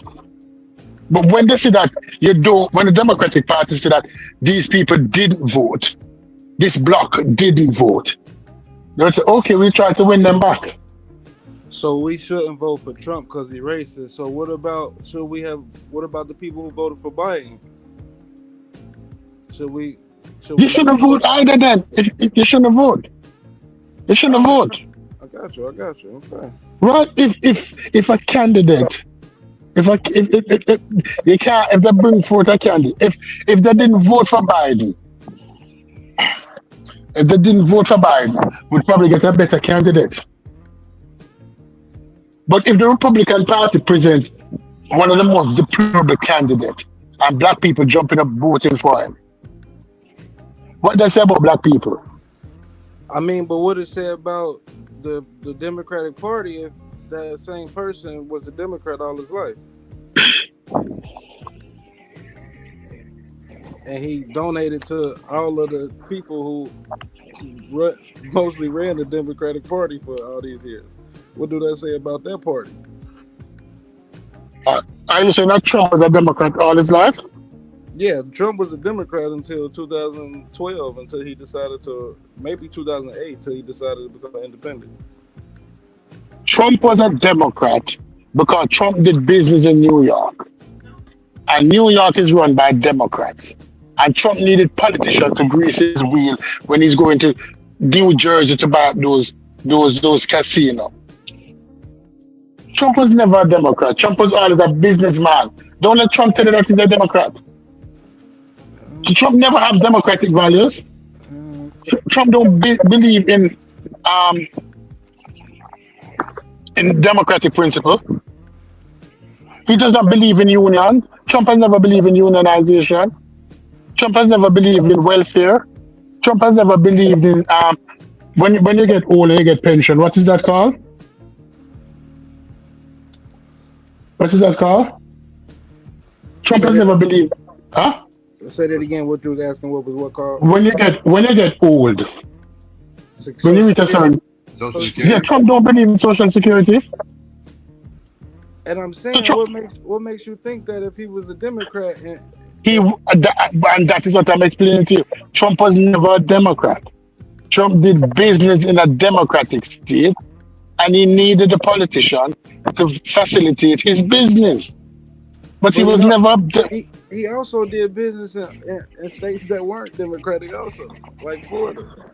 So I'm trying to. The only business Trump did in Florida is when Trump went and bought Mar-a-Lago, and that was years later. That's the only business Trump had in Florida, the Mar-a-Lago golf course, and that was years later.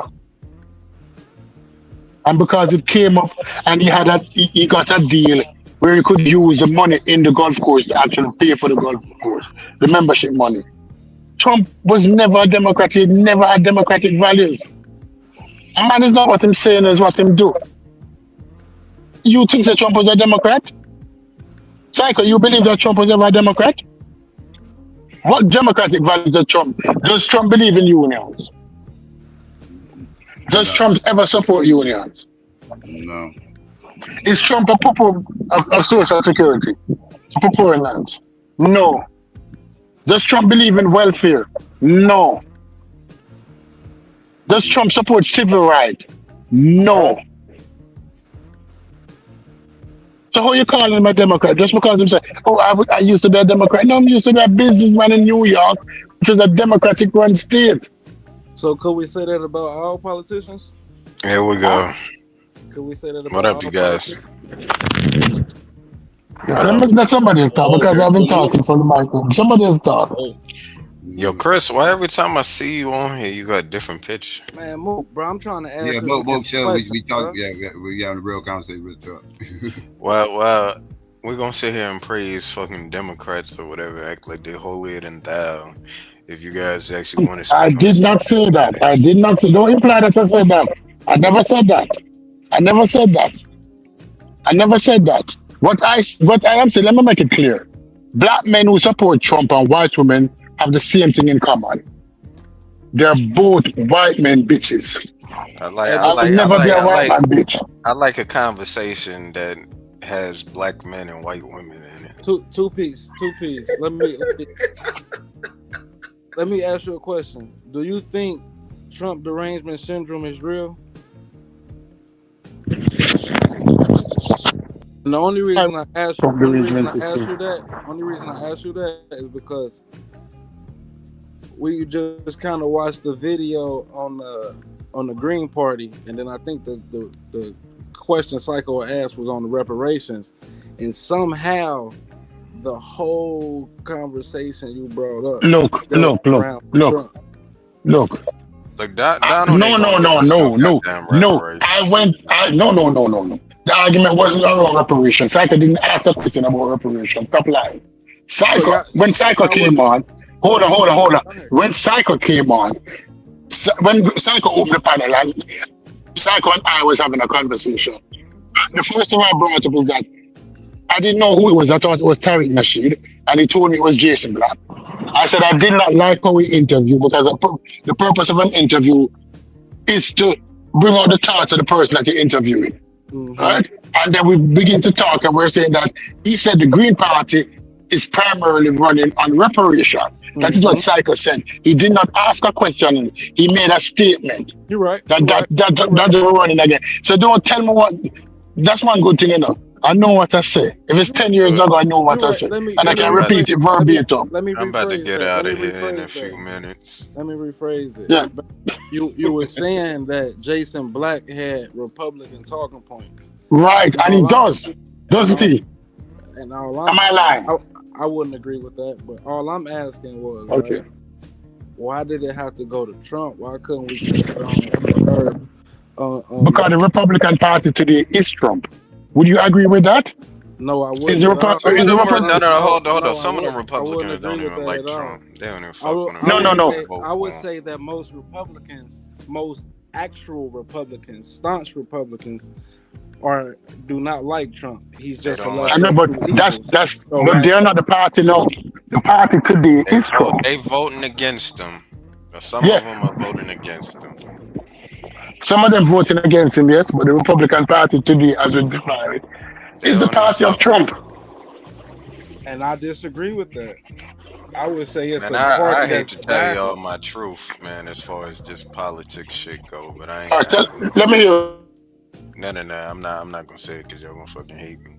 But what I will say is this, man. We need some goddamn reparations, and we need someone who actually treats us like fucking human beings and acknowledges us and doesn't dismiss our history in this country. That's what we need. We need someone who won't treat us like a pile of shit. But this has to be expected from, white individuals, I guess you could say, from white people.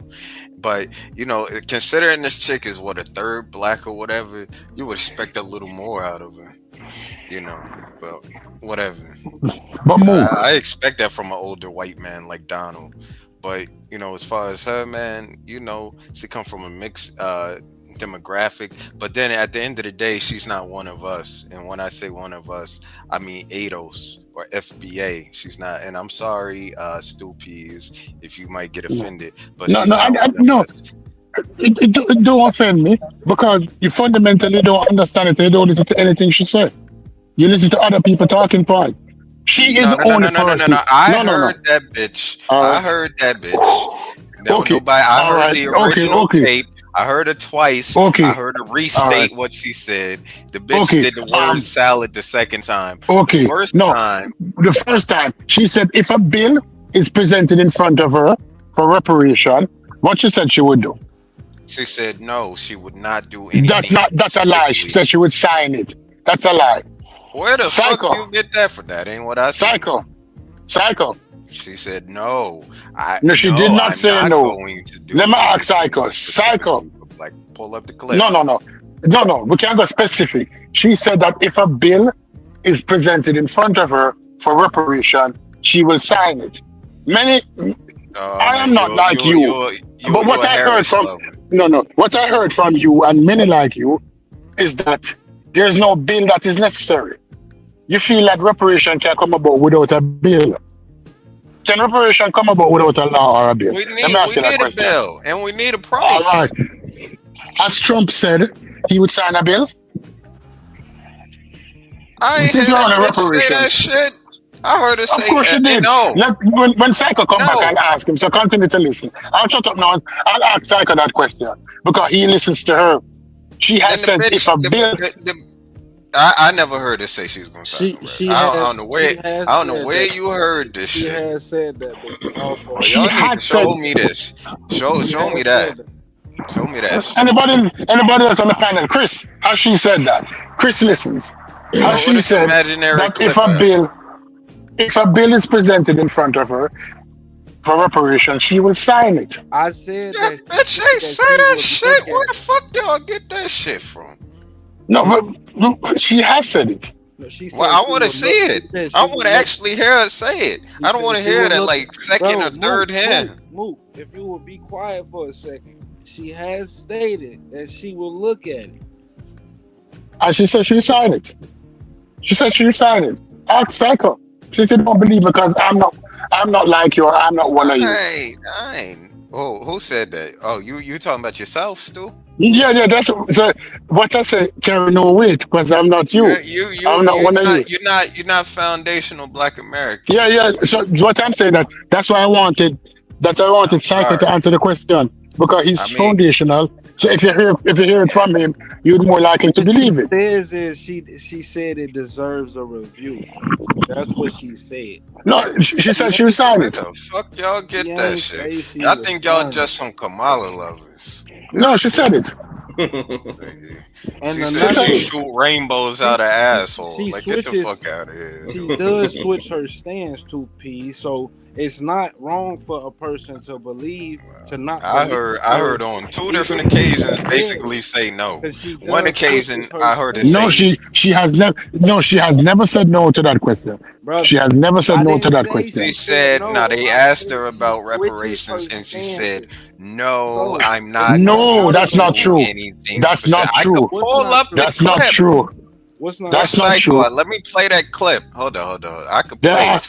ask her something different when she gave I that didn't even answer. know. I didn't even look for the shit. I found it fell into my lap. I saw them asking Kamala Harris about reparations, and she said, "No, I'm not going to do anything specifically for Black people. Bro, that's She A not didn't. lot the of statement people he That's been not through what talking she. stuff in about. this That's not what the country." question. That's Somebody not the asked her if statement. she'd put specific law for black people, and she said no, she's not going to make a specific law for black people or something to that because a law specific for black people other than reparation Man, I will think not y'all. hold up. No, That law, any law you y'all, make other than y'all love reparation y'all will some not hold up in Harris. the Supreme Court. Y'all love y'all some Harris. No, but the thing about it is that I am telling you that she said it. She said yes. If a bill, when she's president, if a bill come in front of her about reparation, she will sign it. So you as an aide just now need to get busy and get your politicians Yeah.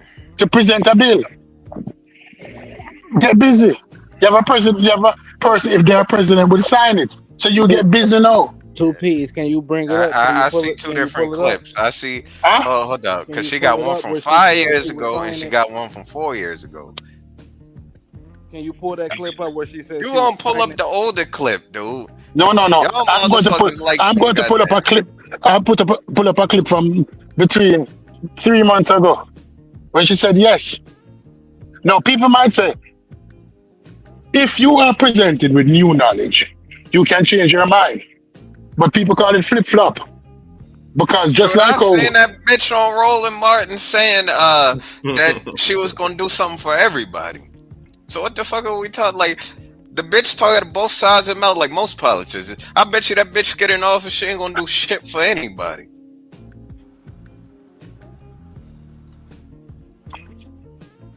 And I'm sorry if I'm calling her a bitch, but I'm just saying, man. I bet you that chick I get just in want to know no, office. when she the reason said why it. that don't Just, bother me because I just don't know her personally. So you just can for call her a bitch if you're comfortable. Because listen when though, I two call P's. black women bitches, Let's get everybody in back here to the get in an facts. uproar. let's get back to the facts, right? She just did. Right? Everybody in there getting an uproar if Stupi's called black woman bitches. It's pretty funny that I heard her say the complete opposite, or maybe she talk out of both sides of her fucking mouth. I don't trust her, man. She a fucking snake, and she using African Americans, foundational Black Americans to up her vote. She trying to use us, and I'm not falling for that shit, bitch. Talking about no one had it fair. Well, bitch, you ain't gonna have it fair in this election. You fucking. Let me calm down. Look, I'm about to call it. What I will laugh at, what I'm trying to tell everybody, if she wins without the black vote don't matter anymore. What? If she wins without the black vote, man, she just gonna get. She trying to use. If she wins without the black vote doesn't matter anymore for any party. She trying to use. No, that's what she's trying to do. Black. If she wins without the black vote don't matter. Because the black vote don't really matter for the Republicans. Let me finish, Stoopies. She's trying to use her partial blackness and her being a woman to win this election. That way she gets blacks and women. I have never heard her in the reference to any speech that she has made. It's one time she said she's black. I've heard her say she's black. She has but she hold on. She You has must not like campaigned. Harris. You must like Kamala. I don't tell lie. And I've only one time I heard her say she's black. She won't fucking say the exact words out of her mouth. I've never heard That's not the case. And I've never heard she campaign as a woman. Anybody in here her campaign? She has never said that as a woman. She has never said that. You know she using the woman shit. No. She has never said it. She has never said it. She has never said it. She has never given speeches as a woman or as a black person. You have never heard that out of her mouth. I dare anybody to tell me they have heard her say that as a woman, as a black person. Trump ain't got to say the N word, but we know he fucking racist.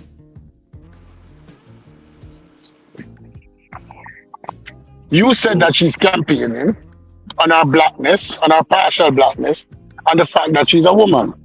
And I'm saying that during her campaigns, she has not said it. All right, what does she call herself? Madam President. What the fuck does she call herself then? What the fuck? What does Madam President? I have never heard she said Madam President out of her mouth either. All right, well then you must not know much about Kamala. No. She has never said Madam President. Because you don't listen to her. If somebody did disagree, if somebody else on the panel disagree, they would say, "No, stupid, you're lying."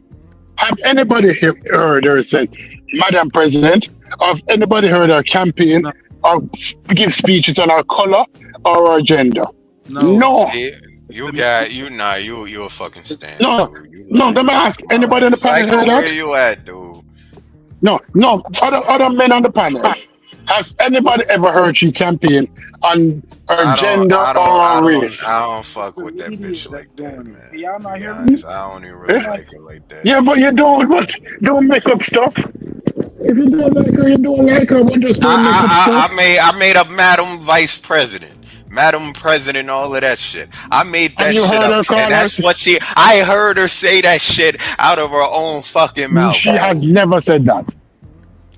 Dude, I can pull up clips. Since she started campaigning, she has never said that. Other people, her title is Madam President. Can y'all hear me? But Madam Vice President. All right. Okay, what the fuck? What does Madam Vice President mean then? Psycho. Can I ask? Let me ask Psycho a question. Psycho, are you here? Yeah. As Kamala Harris, what was Kamala Harris' answer when she was asked if reparations come on our desk? What she said she would do? Did she say she would sign it if the bill come on our desk? Yeah, I think I'm trying to remember. Was it the bill that she said she would sign, or was it a study that she said she would sign? Like I said, it's pretty funny that I heard her say different things on different occasions. Look, I'm literally talking. I can't remember if it was a bill or for reparations or if it was a study. But she said she was, whatever it was, she said she would sign it, whichever one it was. And if a bill for the study for reparations come up, I should sign it. Because first you have to have a study, true or false? And studies don't go to the They didn't president have the office to studies sign. already.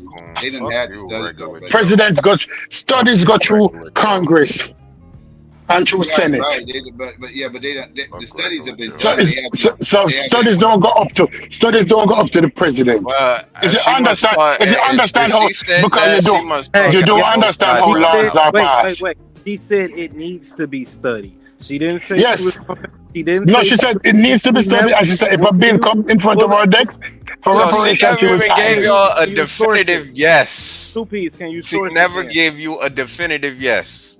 Can you source it? 'Cause she's never said yes. All right, I jump in off to find the source, and then I'll drop it in the back panel. She said she'll what think about it or something. What the fuck? She didn't say that. She said she would sign it.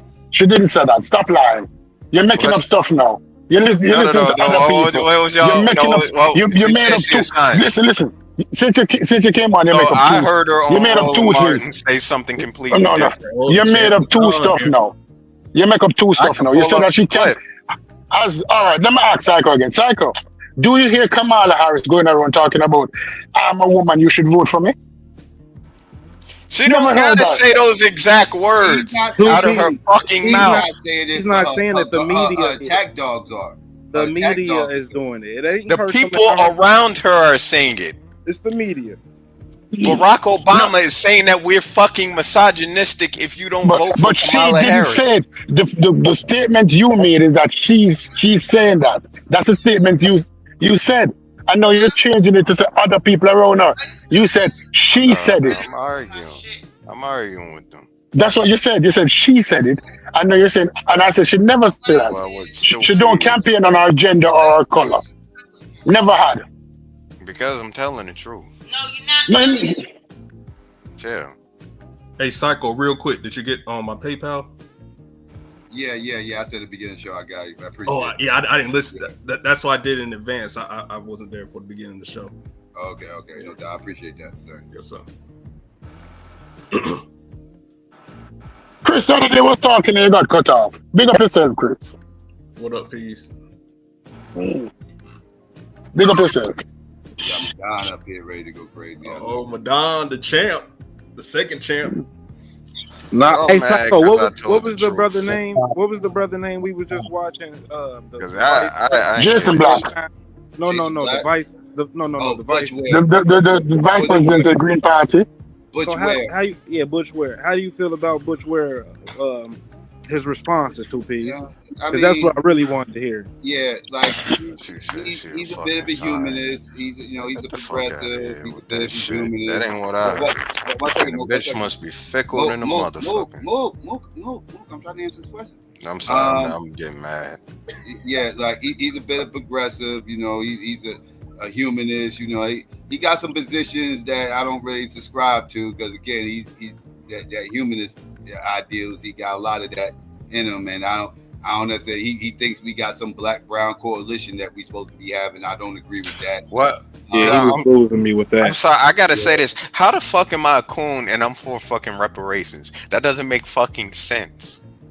And I care about blacks being acknowledged in this fucking country. I don't think anybody called you a coon. I'm looking at the I care about blacks being acknowledged and being treated like human beings. That doesn't make any sense. Nah, but you gotta calm down though, Mook, bro. You be loud and like you gotta let other people talk. I'm sorry, I'm getting angry because if she said that shit, she talked out of both sides of the mouth. The chat gonna say things. Try not to pay too much attention to it. They're gonna say things. But yeah, he's a little bit of a humanist, but it's to be expected. Because again, you're not going to get a militant pro-black dude that's going to get elected for president, right? That's I'm here only for black people. I'm here I would never get elected for president, right? With my views, right? Because I don't give a fuck about black people. I don't give a fuck about that. I would never get voted for president because of that, right? Now, my only thing for a person that's running for president is, do you have something exclusive for black people? And he does have something exclusive for black people. So on that note, I can rock with him because he does have something exclusive for black people. But he do have some other views that I do not agree with. Yeah, the immigrant thing, I had disagreed with him. and then he was flip-floppy on the abortion thing. And he's pro-life. He's pro. I mean, he's pro-choice. Excuse me, he's pro-choice. But the way he was saying it, because you know, it was weird how he was answering the question. It gave me flip-floppy. And then on the reparations, I'm with that. I'm with that. But I don't know how I feel about, because he did separate it from the reparations and what was that? Yeah, separated. I'm about to get off this panel anyway, man. Because we're sitting here arguing. Bro, we talking reparations, bro. What are you talking about? You just said you was for it. I did say I was for it. That's not why he's leaving. Oh. Nah, I was gonna leave prior to me seeing her, but because you guys, especially Stu Peas, was kind of aggravating me. Yo, Book, you gotta stay, man. You about to be the final boss, man. You guys are funny. Stop the cap. Man, Madonna, you still the second boss, but man, Mook, man, there's something about him, man. Mook is the baby Sabio, bro. He's turning into I don't know who Sabio is. I don't even know who that is. Psycho. Yeah. Psycho. Let me ask you a question. On September 17, 2024, Kamala Harris had an interview with the Black journalists, the National Association of Black Journalists, and she was asked about reparation. And during the question, the interviewer asked her what she feel about reparation. And Sheila Jackson, HR 40. And she has co-signed that study. Not today. She has always co-signed the study, HR 40. I said she supported this. Right, she has always co-signed the study. This dude talking about, she said no. If she said no, and she's always co-signing the study. Stop talking. Let me find the other one. Let me find the other one. I saw on 2 occasions say no. No. Let me find the other one. No, hold on. I tell you the dates, not. Go for your facts. Let me find the other one. The first one was. Let me ask y'all something. Y'all main priority, as far as the Democrats, is the reparations. Y'all never say anything about any of the social programs that are helping the least of us, which are the children and the elderly. I never seen a Republican vote for any of that shit. It's like y'all don't put any priority on the poor or the elderly or the children. And I'm not saying they the best thing, but I'm not going to put reparations over people's day-to-day lives. Yes, I would like to get reparations, but I'm not going to say I'm not going to vote for motherfuckers that need fucking Social Security and medical health and housing and shit. To me, that's just dumb. I'm not voting. So 2Ps, you had said that Kamala Harris said that she would sign a bill if reparations came across. I just want to be acknowledged. Just want you to bring that up. The person I was voting for supports healthcare. I want to be acknowledged for being, like, I want black people to actually be acknowledged for starters and be treated like human beings. I feel like we are owed those reparations too. Your Psycho. That's what I will say. Scoopy, you still there? I need to ask you a question real quick. No, I researched it. Well, let me ask you. I'm with you. Check this out. Y'all heard about? They said he like my mother. He like bro, Harris. Bro, you acting like Sabio. But Psycho. You acting like a Trump supporter, Mook. You heard about? He's voting for Trump. He better not vote for Trump. He'll get kicked out my house. He's gonna be sleeping over one of y'all Trump supporters' houses. I didn't even say I voted for Trump. You heard about Kamala Harris' parents hunting down and killing Rastafari's? Nah, I didn't hear about this. That's a lie. That's a lie. I heard it today. They repeating Republican rhetoric. So Stu, you being Jamaican, you voting for the woman who hunted down your Rastafarian ancestor, bro. Shame And on what did Trump do for you? All right, And what did Trump do for you? He ain't did Let me shit answer for that black question. people, but put a bunch of judges in that lock up black No, people please, and take away affirmative action and laws and voting rights and shit that black people fought for. And y'all look like killer clowns supporting that motherfucker. I'm gonna play devil's I ain't even backing that. Let me answer that lie. Let me answer that lie. Also got Let me answer that lie. Let me answer that lie. Let me answer that lie about Kamala Harris' father. Kamala Harris' father left Jamaica when he was how old? He left Jamaica when he was 19 years old and he went to school in the United States of America. Kamala Harris' father is a nerd. Man. He has always been a nerd. He went to America, he went to college, and he went to college until he got his doctorate in economics. Father? That's what Right? He rich off the backs. He got rich off the backs of those Rastafarians. Mookie, you need to stop listening to Tariq Nasheed. Tariq Nasheed got paid. They said Candace Owens had put this out. I heard it today. I'm not making this up. They That's said a lie. Because hold on. Name your source, and it better not be Wikipedia. You following Candace? I always want to shoot the messenger. Let me get off this panel. It's too many coons on here. Y'all starting to make me itch. No, the question I'm going to ask. Let me ask the question. He said Kamala Harris' parents hunted Rastafari. Kamala Harris' father came when? When did he come to America? He went to school in America. He met Kamala Harris' mother in America at school. They both stayed in school until they got the doctorate. And then he taught at the university. These dudes just make up stuff. They listen to cool Candace Owen who tell pure lie, who makes up a lot of stuff. I didn't make it up. No, Candace Owen make it up. Candace Owen made it up. Please, you got on the channel and lied off the rip. As soon as you got What did I lie about? You said that Kamala Harris said that she would sign a bill if reparations came across her I'm desk. finding it no. The first thing I'm looking for no. I just told her that she was one of the co-sponsors of HR party. Before I ask the question, what is HR party? 2 P's. That's a simple Google. That don't take 5-10 minutes. It takes. No, I'm looking for the exact thing. I'm looking for the exact moment when she said it. What is HR party? Do you know how big that is? No. What is HR party? No. What are you saying? No to? That is not a big deal. If Let me mute until I find it. Brother, can you let me finish speaking?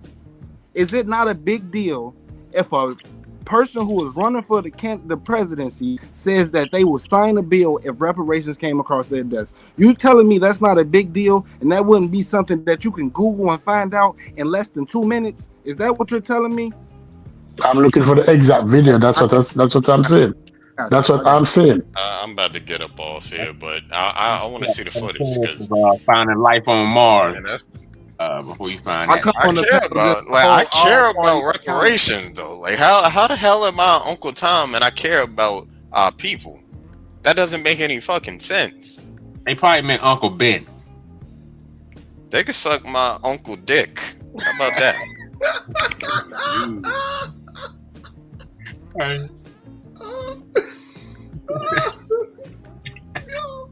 Yeah, motherfucker. I'm getting off here because you're the truth, man. Y'all motherfuckers making my blood boil, man.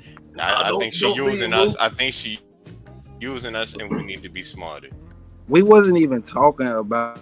We was literally just watching the video. I care about us. The Green Party, not Republican. I don't want whether it's Trump or Harris. I don't and it want went us straight getting to Kamala and Trump. Like that's the problem with the whole thing.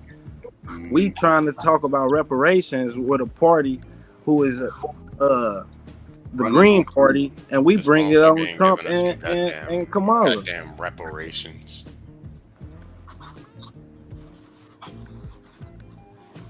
Trump ain't giving us no fucking reparations either. So that like I'm not gonna sit here and fucking praise this motherfucker. you know, but you know, he is fucking racist as the day is fucking long. He doesn't have an ounce of black DNA in him, unlike Kamala. And I expect a little more out of Kamala since he's biracial, you know. But then, like I said, she's not ADOS, so there's only so much I can expect out of a person who's not from our background, who doesn't share our heritage. I question if she's biracial, by the way. Right. Mixed, yes. Biracial, I question that. Well, whatever the fuck. I'm sure she got a good percentage of black DNA in her bloodstream. What's a good percentage for you? Maybe 30, 35. That's all it takes? That's a good percentage? That's enough for them to consider you black, especially white, especially back in the day. What, This was like 1924? If this is back in the day, she would have been black. Huh? She's not one of us, man. Back in the day. No. I don't want to fucking see these fucking mulattoes, fucking mixed race people. I want to see a full black person be in office who's not a fucking Uncle Tom, who's actually going to do something for us. That's my whole point. Bro, you know what happened to a dream deferred? But we're not going to see that shit. We're probably never going to get reparations. Tariq Nasheed and them claim that they close to it, but I don't know. Never see a true black man in office. A full black person. Now, someone half Anybody black, that's claiming FBA is white not parent. going through anything. You bring it closer to reparations. They more concerned with the ideology than getting reparations. Nah, because I'm proud. I'm proud of being a foundational black American. That's all they care about. They care about having black Americans being proud of being FBA. That's their concern is not reparations. That's not their. No. I like both. I like both because we're from one of the best fucking cultures there is, and we influence the entire planet. Try to deny it. That hip hop shit. How does that help us politically, furthering us politically? How does any of that help us politically? No, I'm just saying, dude, we're innovative as hell. None of that. All that you just told me was a feel good story. None of that helps us politically moving forward. Nigga, it don't really do nothing for us as far as politics. But exactly. That's why when you got somebody who's running for president on your platform, the last thing I want to hear is a bunch of FBA questions. We like what like 14% of the population, and somehow we have all of these black stars and entertainers known throughout the entire planet. Yeah. A lot of people claiming FBA can't even prove that they FBA. And so that's another thing. It's a self-identified title. Where they getting this? Like, my father claims that his mother. Like the reparations, you're gonna have to actually prove your lineage. So you know all that sounds hot that everybody can just self-identify as FBA online, but when reparations get handed out and you gotta actually prove your lineage, can you prove that you actually FBA? That's the question. My father said his mother is what the fuck, Creole. So I don't know if I would actually be on there. It wasn't just you directly. I'm saying anybody. Like that's what I'm saying. Like the whole title is just it means nothing. It has no political basis at all. It's just a feel good story that you online. Damn. Y'all really had my blood boiling, man. Cause y'all you like. It is what it is. Y'all going hate stuff, and it really ain't about nothing. Y'all gonna hate me. Some of y'all love Kamala Harris. You know, some of you guys ain't some of y'all are too blinded to see y'all in the Matrix. Y'all don't really see what the hell is going on. You're in another universe or something? We can't see you. What you see? No, I'm not in the Matrix. I know what's going on. I see this shit. I see through this shit. But I'm starting to think this election is fake. I gotta make my own videos anyway. I gotta get up out of here, man, because I gotta make my own content for my own channel.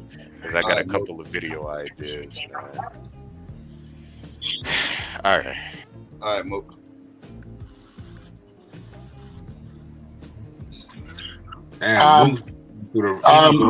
He be going through. No, listen. I can't find the one which should say yes, but I find the one which should say study. So I will take the L, which is she'll sign the study bill. But there's a video from the Greer politics. Well, why she got to study it when she can write one up? I mean, she in office. She can write up something. She can write up a reparation thing.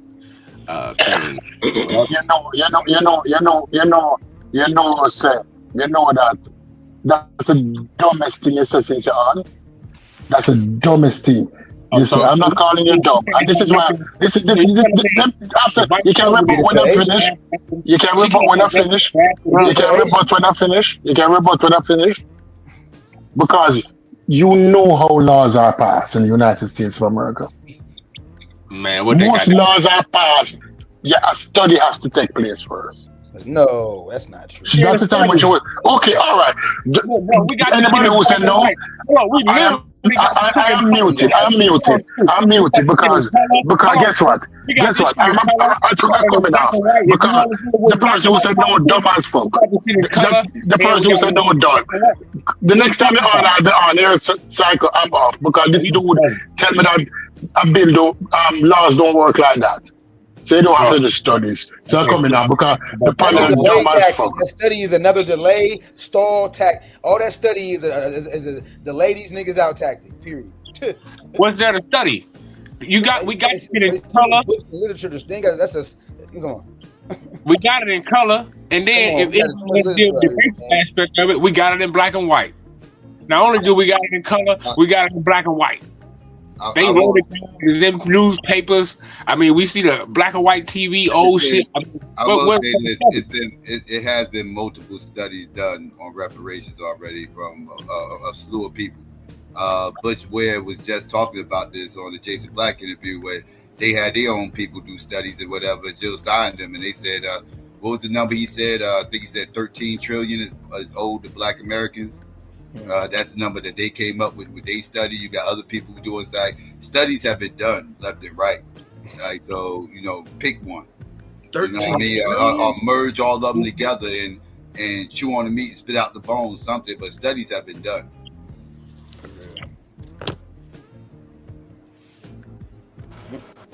Damn, he got up out of here. I had some more questions for him. He had some reinforcements on his ass. He got up out of here. I had some more questions for him. Yeah, Stu tripping. Probably the best way to get reparations. Psycho said it a few weeks ago.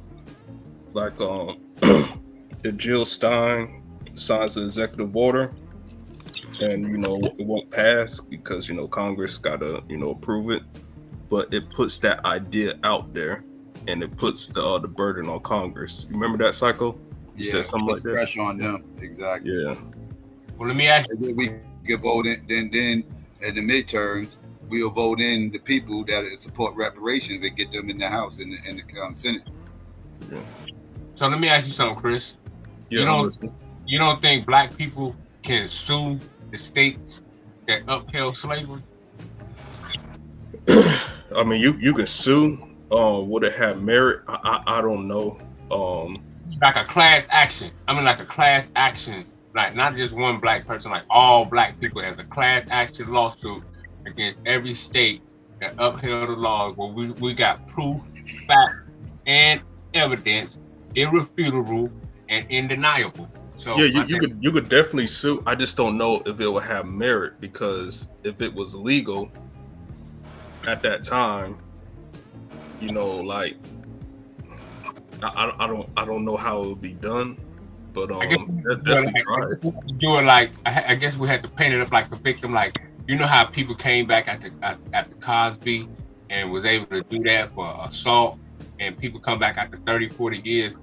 My thing is, if they got away with the law and said people can go way back, we ought to be able to. Yeah, you can. Like, Congress will have to write a specific law for you to go back. I'm pretty sure there's a loophole in that law Because that's what I heard. How true it is, I don't know. But they say they got rid of that law to where now they can go back no matter how far or whatever. And that's why that's how they got Cosby and Diddy and Kelly. So my thing is, I think we should try to find a loophole. Yeah, or just get Congress to write a law so you can go back.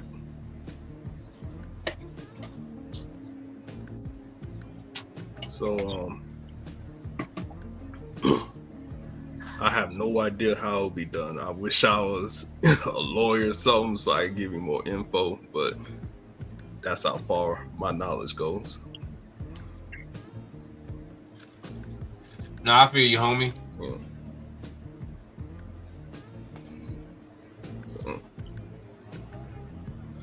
But yeah. I think Chicago or one of those cities, like the mayor or somebody, they did a reparations program.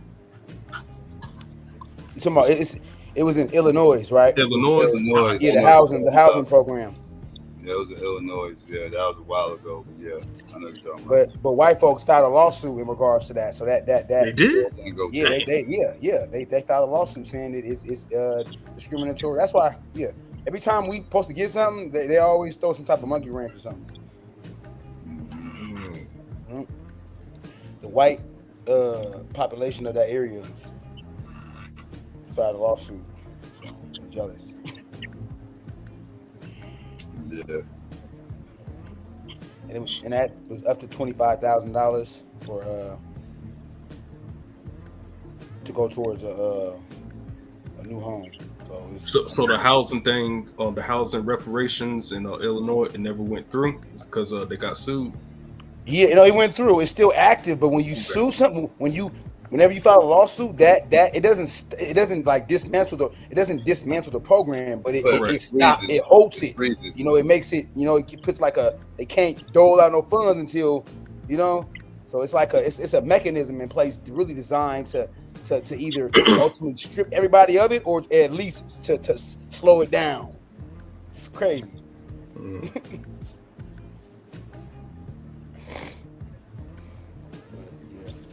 Yeah, but nobody got their reparations. If that's what you're asking. People think because we're so critical or ultra critical of Kamala, don't mean we Republican. Automatically Republican. You feel me? Like that's what people's minds immediately go. Y'all a bunch of Trump supporters. You sound like Trump supporters and all that. It's how people trained to think though, because they trained to believe it's only two choices. That's why I asked him, like, brother, you got that Trump? Like, is that true, bro? Because we literally were just watching a video on the Green Party. So how did he even come up? Well, see, that's why I'm voting for Trump, because see, they're not pushing Trump on us. They're pushing Kamala on us. Oh, she's black and all this other shit. So they trying to push her on black people, but they ain't trying to push Trump on black people. So to me, I'd rather go with the one that's not paused. I'd rather vote for the one who they're not trying to push on us. You don't think they're pushing down Trump? Not on black people. Like, they're not saying Trump is black. And you said, you said on black people. Yeah. You gotta go looking for him as a black. They pushing Trump on black people, but they pushing the hell out of Kamala on black people. She didn't have Beyonce. I mean Usher. The list goes. But they done did the same thing with rappers with Trump, though, bro. So you can say both things, both people. I mean, look at both sides are doing it, but I get what Madon's also saying. The people that she's pulling up is to pander to a specific demographic. Yeah. Like Trump got like Hulk Hogan and you know what I mean, Dana White, Elon Musk. You know what I'm saying? Yeah, he got shit like that. Bro, I don't get it with y'all and the Elon Musk stuff, bro. I don't get it. Well, I rock with you, bro. I don't want. No, I ain't talking about you, Madon. I'm talking about Psycho. Yeah. I don't want Elon Musk in politics. I don't fuck with Elon. I think that's what's needed. Y'all think so? Y'all cool with Elon Musk being in politics? What about Bill Gates? Y'all cool with Bill Gates being in politics? Hell no. So why Elon Musk but not? Why Elon Musk but not Bill Gates? Because Elon Musk is more about freedom of speech. When we look at Bill Gates, he wanted depopulation and all these other shit that he was pushing forth. You know what I mean? But with Elon, you know what I mean? To me, he's more like a regular citizen that made it. That's how I see it. Like, okay, he was like a regular fake African white boy, but he made it. You know what I mean? He came up with the ranks. And he used his money wisely. They both the same, but one's left leaning, the other's right leaning. No, but that's Elon he wasn't always right wing, like leaning. He's always been liberal. He's been pushed this way. Like he pushes. He's liberal as far as like the science that he pushes, because he does push green. But even his politics his social views are Republican in the motherfucker. They've been changing like a lot of people's have over the past couple of years because some extreme shit been going on in the country. Like he has not always been like that. Just like Joe Rogan. Joe Rogan he was a lefty. He being pushed to the center now. Like he not no far right motherfucker. Nah, I wouldn't call Joe far right. I definitely wouldn't call him left either though. He's definitely. I always looked at him like a libertarian type dude, right center. Nah, I think Elon Musk is good for like Madon said, for one, freedom of speech. Like, regardless if you people on there on that shit ain't affecting them us from them calling us niggers and all that. That ain't affecting us. Elon got too much power to be in his cabinet. Like he already got a whole lot of power. I can understand that. I can understand. And he gets in his cabinet. He's only going to be worried about what's going to further his ventures, whatever. He's not going to be there for the people.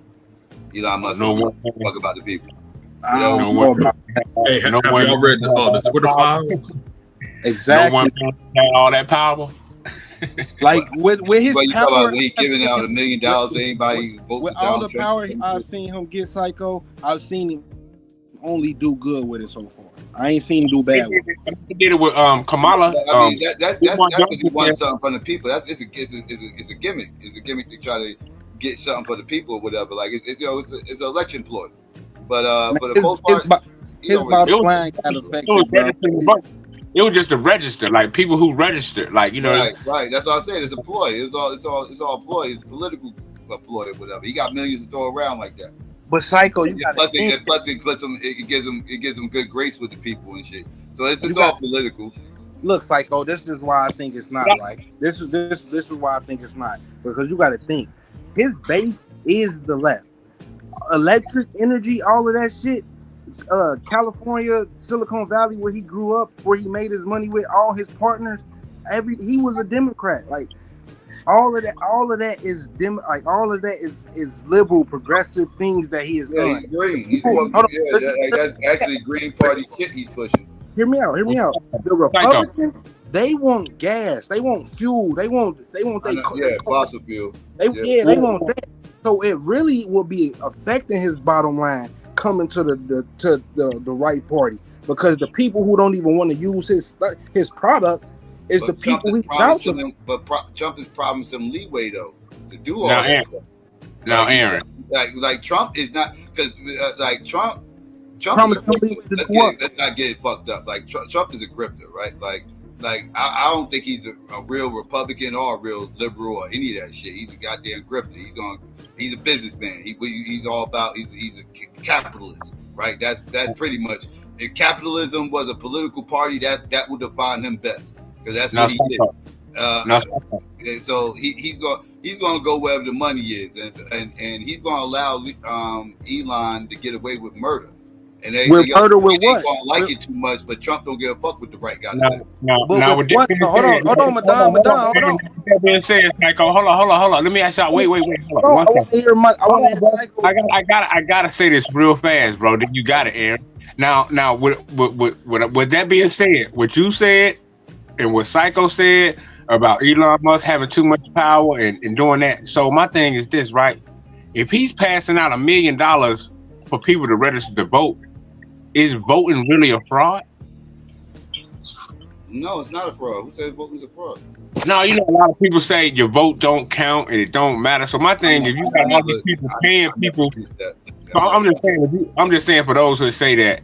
That's why I say I want to ask y'all a question because, you know, you got a lot of people out here saying, you know, their vote don't count and woo woo woo. But my thing is, if Kamala campaigning,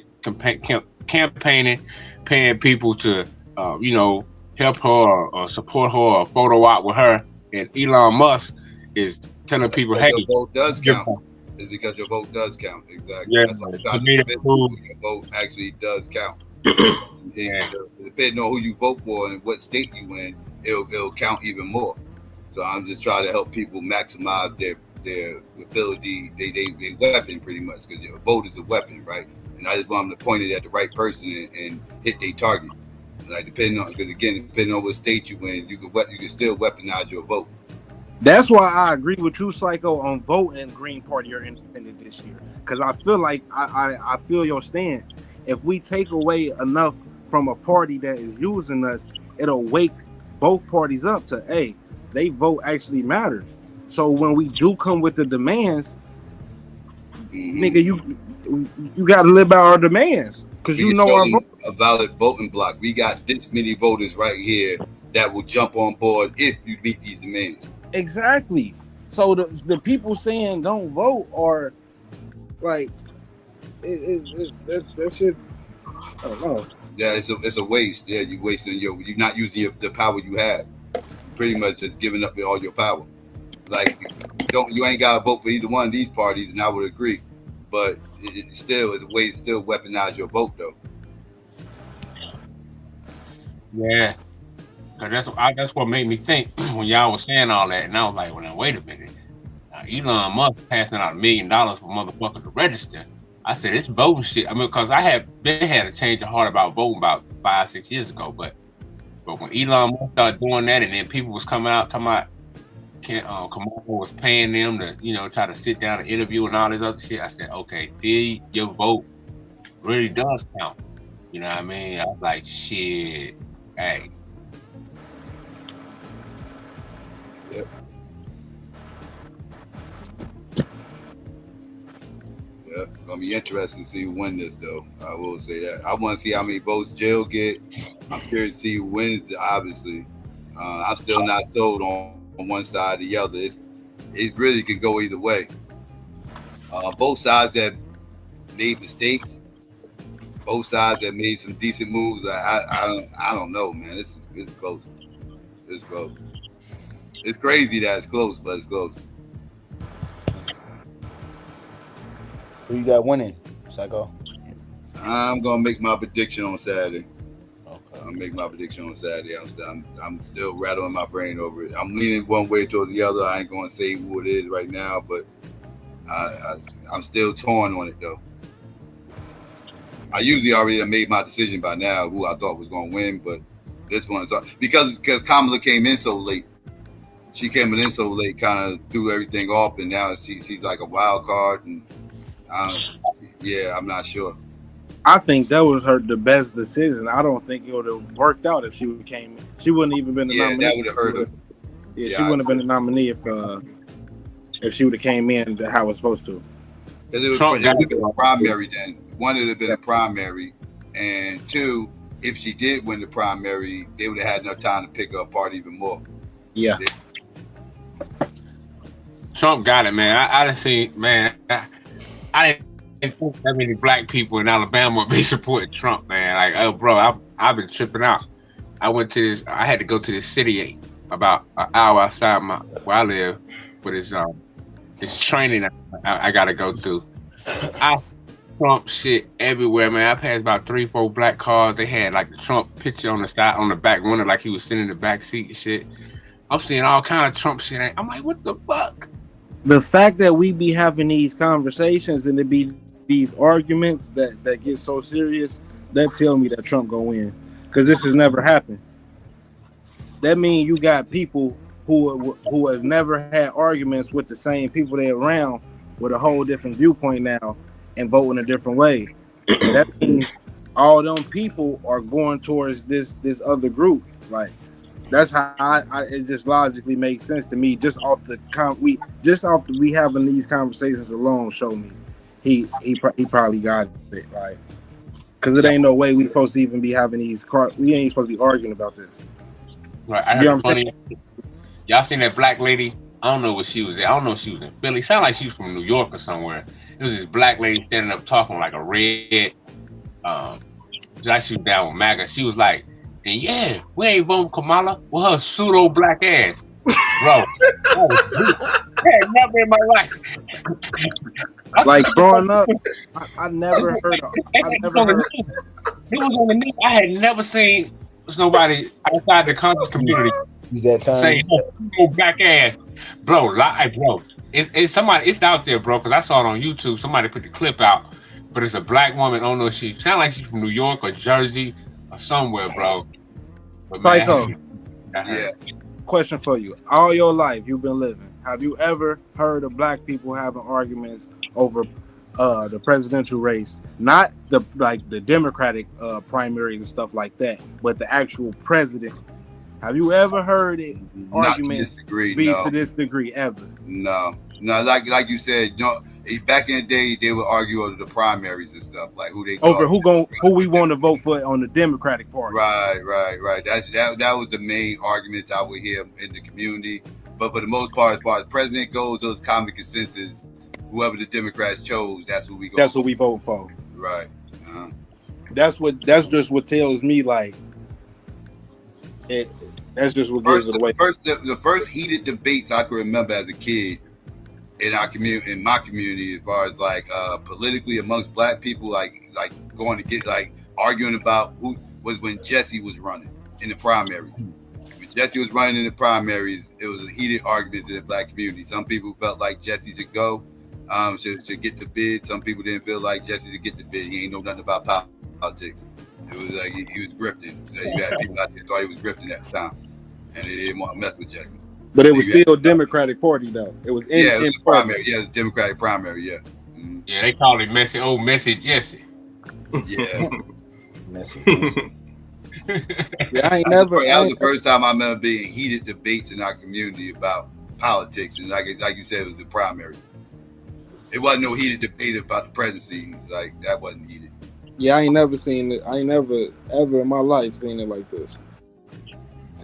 Yeah, just like COVID-19 vaccines, those that particular situation split it like that. Like some people was not getting the vaccines, and some people was like on some. So that really split families. Like people was not allowed to come over. They let you know how just facts. So it's the same thing. Same thing with the political. That movie is real. Because I remember my grandma on my dad's side, she was still alive when the pandemic happened. All my cousins came down. A lot of my cousins came down from Boston and shit. She wouldn't let none of us in the house. Mm. She greeted us at the door. We had to sit outside her door and talk. You know what I mean? Nah, y'all ain't coming in here. And my grandma, she was one of them stern, strict ones. You know what I'm saying? But yeah, man, deity right, bro. That shit, it made I'm just getting flashbacks to that same that era and shit where they was arguing. I remember one time my babysitter was arguing with her husband, and they was arguing back. She was pro Jesse. She wanted Jesse to win, and her husband was going with somebody else. I forgot who he was going for at the time, but he was going with somebody else, and he was like, he did not like Jesse. He was like, man, fuck Jesse. He's like, everybody always wants Jesse to run because he's black. He ain't got no policies. He ain't got no agendas, but nothing that. He ain't never been a politician. Everybody just rooting for him because he's black. And he was like, watch this. And he looked over at me and a few other kids that were there. He was like, who y'all want to win the primaries? Like, we know anything about politics, right? So obviously, I'm going to look over the screen. I'm like, Jesse, you know what I mean? Like, I see the black man. I'm gonna go with the black man shit. I don't know nothing about no policies, no agendas, any of that shit. I don't know what the hell y'all even arguing about. There's a black man up here saying he want to run for president. It's a debate. Give me the black man. He's like, why you? He's like, why you want Jesse to win? I said, he's like, see, told you. He's like, people only vote for Jesse because he's black. Hey man, that was a big thing in the black community. I remember when Jesse was running. I was a kid myself, man. And I remember it was big. It was a big thing, man. You know what I'm saying? When Jesse was running, nigga, trying to be the president. Oh, I remember people was waiting for him to get shot. Jesse Jackson. He was doing all right in the primaries at one point. He was leading the primaries until that story came out about him in the Washington Post. That killed all his momentum. Y'all forgot Dick Gregory ran for the president too. That was common. He did that as a joke. That was in the 60s. He did run, but he did it. He kind of did it as a joke or whatever, just so he could have a skit and stand up. It was a serious nomination, but yeah, he did run though. That was my nigga there, bro. That Dick Gregory was one of the. I like when that nigga started talking when he saying "mama," or that nigga ain't playing. That nigga, mama no. If a roach in the house, the white man did it, huh? Bro, Dick Gregory was my nigga. What's this quote he say? The truth needs no truth. The truth doesn't have to be. The truth doesn't have to be validated by something. I heard truth don't need an alibi. I heard that before. I don't know if that was you were saying, but I heard the truth don't need an alibi. That's real. The truth don't need an alibi. I heard somebody say that in a song. Matter of fact, it was that Tupac song, "Who Do You Believe In?" At the end, they had this like some dude talking like he was saying, you know, truth don't need an alibi. It was hard how he was going out in the outro of that song. I remember him saying that's where I had got that from. Some Jamaican dude. I think he was Jamaican or something. That was on that song.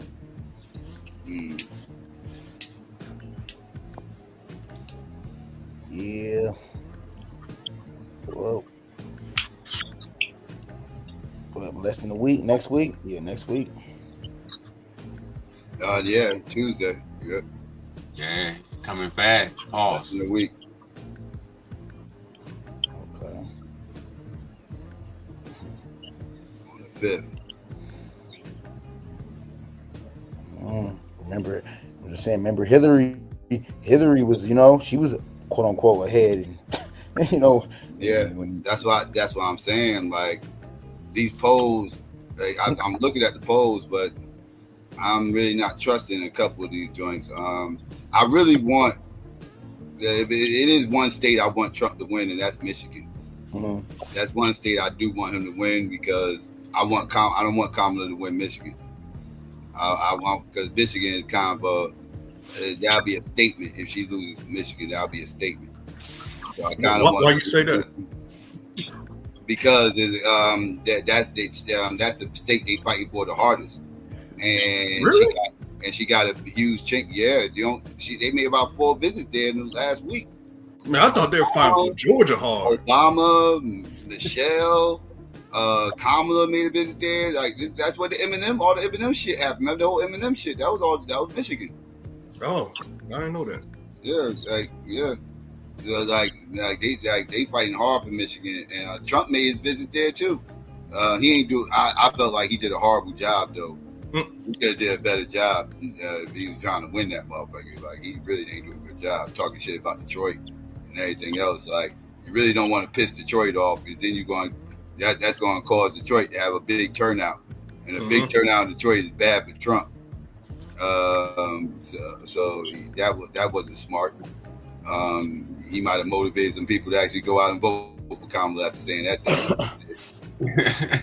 Yeah, that Puerto Rican joke was fucking fucked up funny though. I ain't even talking about the Puerto Rican shit. Like he can get away with saying that shit in New York because he wasn't gonna win New York any goddamn way. New York ain't a swing state, right? So that didn't even really hurt him the way people are making a big deal about, as far as like people like Puerto Rican population mainly is isolated in the tri-state area for the most part. There ain't a whole lot of Puerto Ricans outside the tri-state area, and again, those outside of Pennsylvania, like Jersey and New York, they blue anyway. Kamala gonna win those 2 states. So he ain't hurt nothing by doing that. But in Michigan, talking shit about Detroit in a swing state, that wasn't smart. You know what I liked about what he said about the Puerto Ricans? To me, that was they Negro wake up call. He is what my man said in the song. He is what they think about. He is what they think They're about. not Negroes. He is what they think. No, I'm saying it's like a lot of them, they associate themselves more with whites than black. Yeah, But they should. Well, I mean, they are more white than black. They got great power. All those damn conquistadors and everything else in that third. They got a whole bunch of European DNA. They got African ancestry though. Some do. Not all. Yeah, the ones that mix with slaves. The ones that mix with slaves. Those are usually the ones that's out like the east side of the east coast of Mexico and Brazil, like South America, I should say. You get to the western borders though of those countries. You dealing with a whole different dynamic over there. All the blacks in Rio. Mm-hmm. Yeah, they got a caste system out there too, right? As far as like the Latino countries. Period. Mm-hmm. It's centered around their closeness and infatuation to whiteness, because it was a conscious effort to whiten out Latin America. They I forgot what it was called. I can't pronounce that shit for nothing. But it was literally a conscious effort from Spain to whiten up South America, and pretty much via race mixing, and it squeezed out all their DNA. Like, this was a conscious effort that they did out in Europe, out in Latin America, and that's why you got this harsh caste system and everything. Even in the Caribbean countries, like Puerto Rico and Cuba and shit like they all heavy caste system. The lighter you are, the better you're treated. If you look at my pictures, that's me in the favelas in Rio. Everybody who live in the favelas is niggas. They all black. Just like you come over here, get treated the worst too. Yes. Just like you come over here, all the hoods is black. The favelas is all black. Yeah, most black, like even like black area, like the darker people in worldwide are in the the most shit. You know what I'm trying to say. They're in the most not decrepit, but dilapidated towns, areas. I ain't mean to laugh, Diddy, but I thought you put that shithole. Domo was gonna run up there. He was going here. The Mexicans be having more European DNA than native DNA. A lot of them. That's why they always say they white. The Mexicans, boy, they quick to say they white. Mm-hmm. Like the ones who got money, especially the ones who got money. Mm-hmm. Let me matter of fact, there say is the ones who got money, because the poor ones, they be. Mm-hmm. Y'all ever heard of the Afro Mexicano or Afro? Yeah. Those are ones. Those are ones that was either slaves or mixed with slaves. Yeah. Mm-hmm. They just now getting recognized by the Mexican government, and they wasn't even recognizing them as a group. A lot of them is Aboriginal. No, they are not. No, they are not Aboriginal. No, they are not. Those African slaves that either, they lineage that like they didn't have any admixture, they just still there, or whatever. But most of them got a lot of admixture though. Most of them did do a lot of mixing with the locals. You had black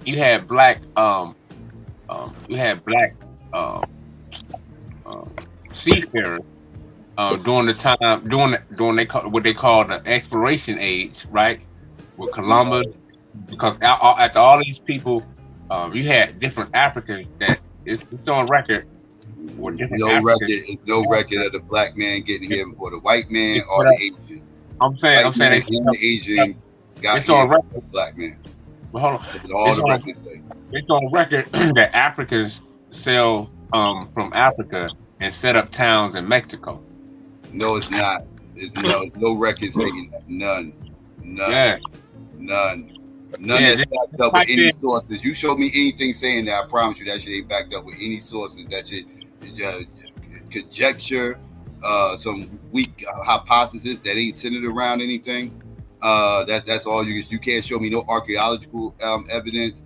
You can't show me no documents stating that this happened. None of that. Y'all just give me what y'all think could have happened, and that ain't good enough. Now, anybody can type in. Now, this is a fact. Anybody can type in. I got this from I think it was the sister from Vanderbilt University. I used it in one of my debates.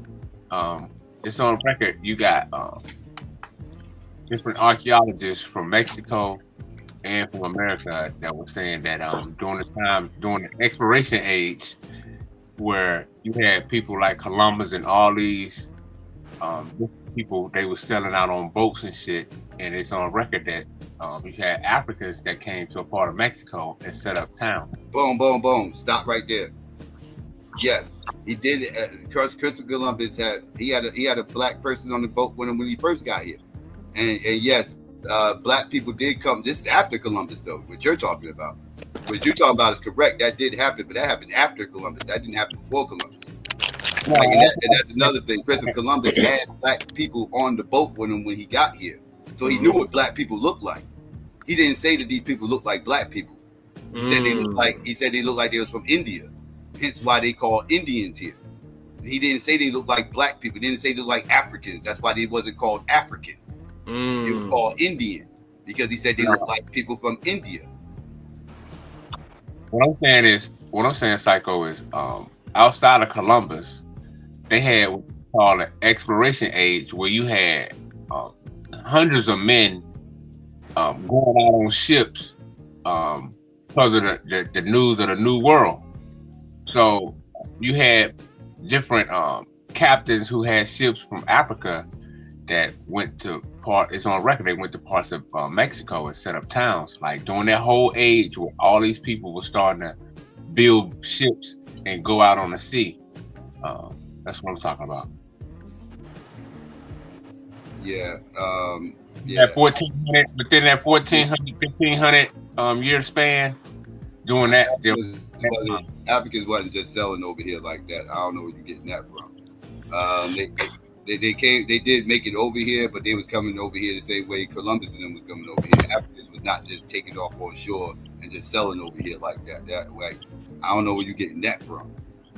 That was. I got a question. Psycho. Why is it hard to fathom or believe that we was over here before anybody? Like, why is that hard for us to? There's no evidence to support that claim.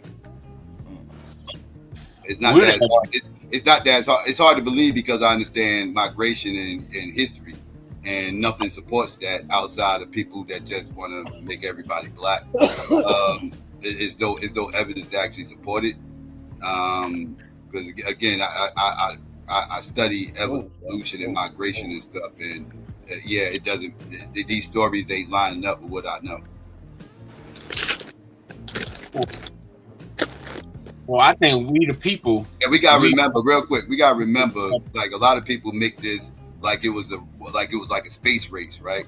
People make it seem like it was a race to the Americas, kind of like everybody was racing to the moon, right? Like, and that wasn't what was going on, right? Like people didn't even know America existed, right? Like so, like people knew the moon existed. That's why it was a space race, right? That's why it was a race to the moon because they knew it existed and they were trying to figure out how to get there. But America, that wasn't the case. They didn't know that thing existed, right? So Africans didn't know America existed. They didn't care to go looking for some unknown land that nobody knows is there. You know, like that was not the case. You know, Europeans didn't even know it was there. They discovered it by accident, right? So it wasn't a race to the Americas. So we gotta remember that when we talking about, you know, American history. It was never a race to the Americas. Well, anybody chance, y'all can type in African explorers.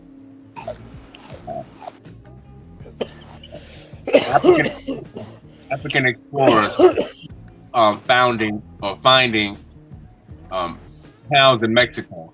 African explorers finding or setting up towns in Mexico. Yeah, I said that happened. Now look and see who those black people was. Don't just stop there. Don't just read the headline.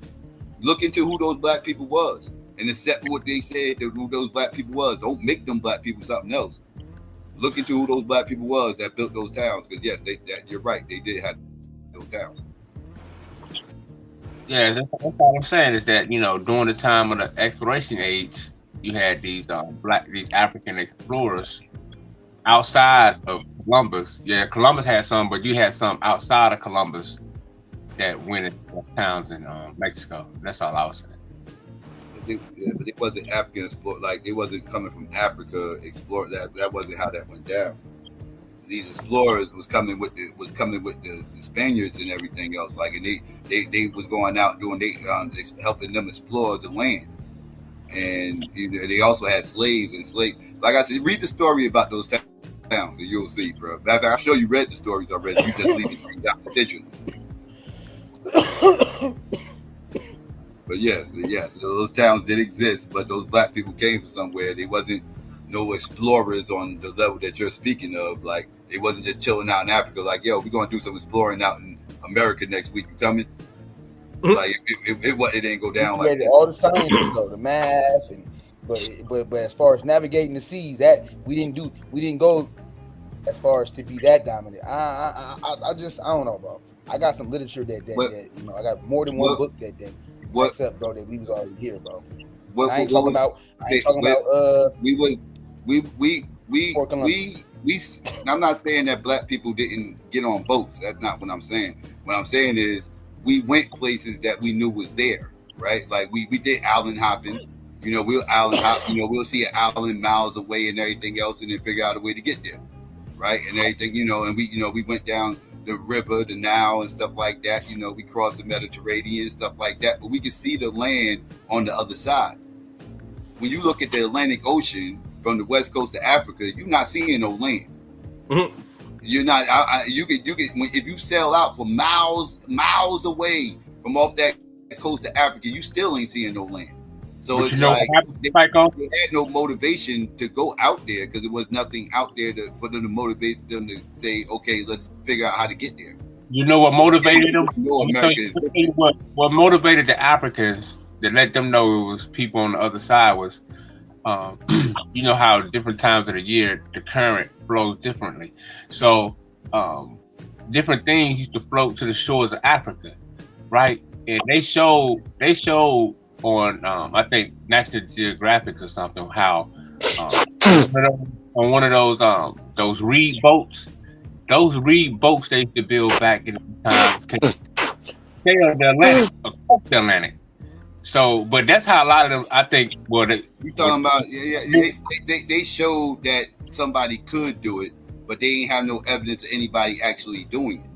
I know what you're talking about. You talking Thor Hamidal and everything else. But they were showing how different things was floating to the shores of West Africa. Like different things was floating to the shores of Africa from across the Atlantic. So that's how the people in the West Coast of Africa. I don't know about all that. You still ain't never show me no evidence of that. You keep saying that. You never show me no evidence of that. But I gotta get it. I would get a laptop, man, because I got the information from the sister from, I think if I'm not mistaken, it was a sister from Vanderbilt University. She got a history on ancient African explorers during the time. What's the name of this African explorer? Well, not African explorers. Basically how Africans, different things was floating to the shores of Africa from across the Americas, and that's how the Africans on the West Coast, before Columbus them. Man, show me evidence of this, bro. Show me evidence of this happening, bro, and them knowing this is from America. How would they even know this from America if they don't know America exists? Again, bro, you gotta remember, that white man discovered America by accident. The Asians didn't know America was there until they stumbled across it and saw a land bridge and saw some land on the other side of it that they can get to. Nobody knew America existed until they stumbled across it. Nah, cause see, we got the ancient stonework that shows the similarities between ancient ruins, right? And so we can see a similarity between the culture, and we can see the cultural wardrobe or the cultural dress code, or those type of things show us that that these people had a knowledge of each other. No, there's no evidence to say that they had any knowledge of any Africans. Them Native Americans had contact with Africans. I'm gonna need you Van Sertima lovers to explain to me this. How did Native Americans get ravaged with all those New World diseases and everything else if they had contact with Africans? If they had contact with Africans, they wouldn't have got riddled with smallpox, which didn't riddle Africans. Smallpox didn't get killed off because of smallpox. The Native Americans did. You know why? Because of isolation. They had no immunity to these diseases. They were screwed. Well, y'all gotta explain to me. So y'all gotta explain to me if they had all this because they'd had contact with Africans, they'd have built up their immunity, and smallpox wouldn't have ravaged them the way it did. Well, you got to remember, the Africans were sanitary. The Africans were sanitized. Like the Europeans, these was some dirty, low down, nasty, the biggest germ ever the world to ever see. So the Africans had a sense of knowledge of being sanitized, and so when these, to me, when these people was interacting, that's how, you know what I mean. You just freestyling right now, but Don, you ain't giving me no. I am kind of shooting from the hip, but I'm just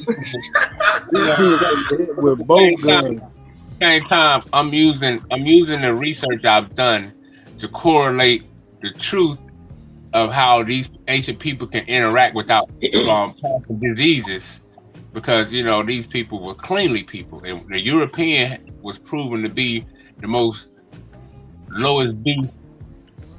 But Don, though, if I'm clean and my immune system is clean and it ain't never had no viruses attached to it, when the dirty people come to me, though I'm clean, wouldn't my immune system get attacked because it's never come across these viruses? Yeah. So that's the point. Even though the Africans may have been cleaner, it don't matter. They wouldn't have been. I'm just using your point. If this really happened, I'm just saying the Africans was free of disease, right? If the Africans were free of disease and the Native Americans was free of disease, so if they interacting and doing all these things, right, ain't nobody gonna be dying off. But now, why didn't the Africans die off? Like, why didn't the slaves die off, but the Native Americans did? Some of the slaves did die off from these diseases, but see, the history they didn't die off. They got sick, but they didn't die off because they had immunity. They didn't die in droves like Native Americans did, right? So why not? Smallpox. So why not? Because they not like us. Not everybody's like us. That's what I'm saying. And you trying to say we the same? What I'm saying is, at this time, right, you got to look at the Africans, right? The Africans, these Africans that was brought over here, a lot of them died from disease as well. No. Yeah. So why would they keep? Hold on, they got genocided, bro, with blankets. With blankets, they was able to wipe them out. They ain't wipe Africans out, but they wiped these motherfuckers out with blankets, bro. But see, that's different. Madon, real quick, Madon. Real quick, hold on. I'm about to ask you a question. Real quick. Hold on. If they would have put all them blankets on slaves, what do y'all think would have happened? They was traveling with these motherfuckers. What are you talking about? You ain't making no sense. They was traveling with these motherfuckers for weeks. The blankets is on the same ships. It's a difference, man. It's a difference. What is the difference? You in a compacted environment with the blankets rather than you out in the open and wild with the blankets on? Well, according to what they say, right, they was washing these slaves off with salt water and all kinds of shit to keep them away from disease and pestilence because they was urinating on themselves and all that. We got to remember. So, according to history, they say they was washing them down with seawater. I mean, that's what protected them from what I heard through history. So the Native Americans, they had seawater? Nah, not like that seawater from Atlantic Ocean that they was throwing on them slaves to purify. So the Native Americans didn't have Atlantic seawater, Madonna. What I'm saying is, okay, when you come inland, right? You got to remember. The Native Americans wasn't on the coast, is what you're saying? We dealing with people. Hold on, okay. We dealing with people who dealing with fresh water, lakes and stuff like that. So a lot of these inland tribes, if you look, them the ones that died off the most. The tribes that was on the outskirts, them was the most warrior ones. A lot of times, even though you did have 30 warrior ones, but at the same time, you can see that more inland $5 Indians were genocided because they wasn't used to. They didn't have access to a lot of like like you say seawater or something. But we got to remember that these people were more inland people. So nah, they would have had some impunity by the time them Europeans got there. Them Europeans never saw them before. Now, unless you say like, are you saying Europeans made it to South America, the Caribbean, I should say, before Christopher Columbus? The Europeans make it to South America before Christopher Columbus. The Caribbean. The Europeans make it to the Caribbean before Christopher Columbus. Nah. Okay then.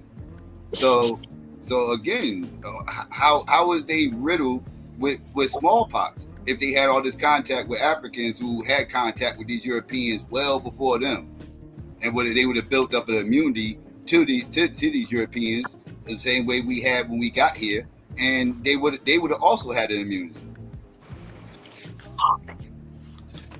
Well, I don't. But at the end of the day, I can't thoroughly explain why even the Africans or even the people that was in the dark skinned natives that was in the Hispaniola or those Caribbean islands, a lot of them, like you said, a lot of them didn't die off when Christopher Columbus got there because history shows us that he interacted with these people, and they was trading gifts and whatever else. But they weren't the ones who brought the smallpox. The Portuguese weren't the ones. Who brought the smallpox then? The Europeans. Bro, what Europeans? What Europeans? The conquistadors. So what's the popular opinion of who's the first people that was in North America? I'm just trying to, and as far as I want to ask you, do y'all subscribe to the Native Americans got here roughly between 10 to 15,000 years ago. Which was after the Ice Age? Yeah, well, at the end of the Ice Age, at the end of the last Ice Age. Yeah. So, okay. Okay, so do you subscribe to the what's called the Bering Strait? The Bering Land Strait. Yes. Mm-hmm. He's psycho. Okay. Yeah. If you read, I got something here that, if you read the accounts, if you read the accounts, you can't come in and off, bro. If you read the accounts by the man that I just posted in your back chat, Psycho, he gives an account how smallpox got here, and it was via one African slave. Now, my theory is that they brought them on purpose to use for biological weapons. I just can't prove that. But it was one African that brought smallpox in. The reason why the diseases ran rapid amongst natives is because their populations was getting slaughtered out to the point to where it was harder for them to combat it. You got to keep in mind that Columbus himself wiped out damn near all of Hispaniola and the Tainos. So if you bring a disease, the weak that's left, their chances to create an immunity is even harder to produce. This is how disease was attacking them in various places. It's not like they just came over here and y'all got to forgive my son at the moment. It's not like the disease got here and that's what wiped them out. No, these people was getting slaughtered out on top of the disease.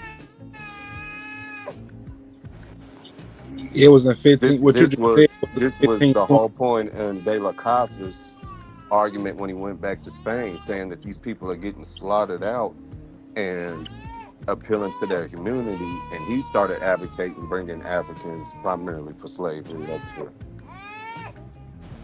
Then he had a change of heart. Then he said, "Hey, don't send no more Africans because these Africans." That wasn't him. That was not him. It was. Bro, you know how long ago I brought this information out, King? Come on, King. I know this shit backwards and forth. That was not him, Madon. I'm not gonna argue with you on it. That was not him. That was who was the governor? Who was the governor of Hispaniola? What I think it was 1608. I think it was like 1608. He sent a letter back to Spain. Ovianto.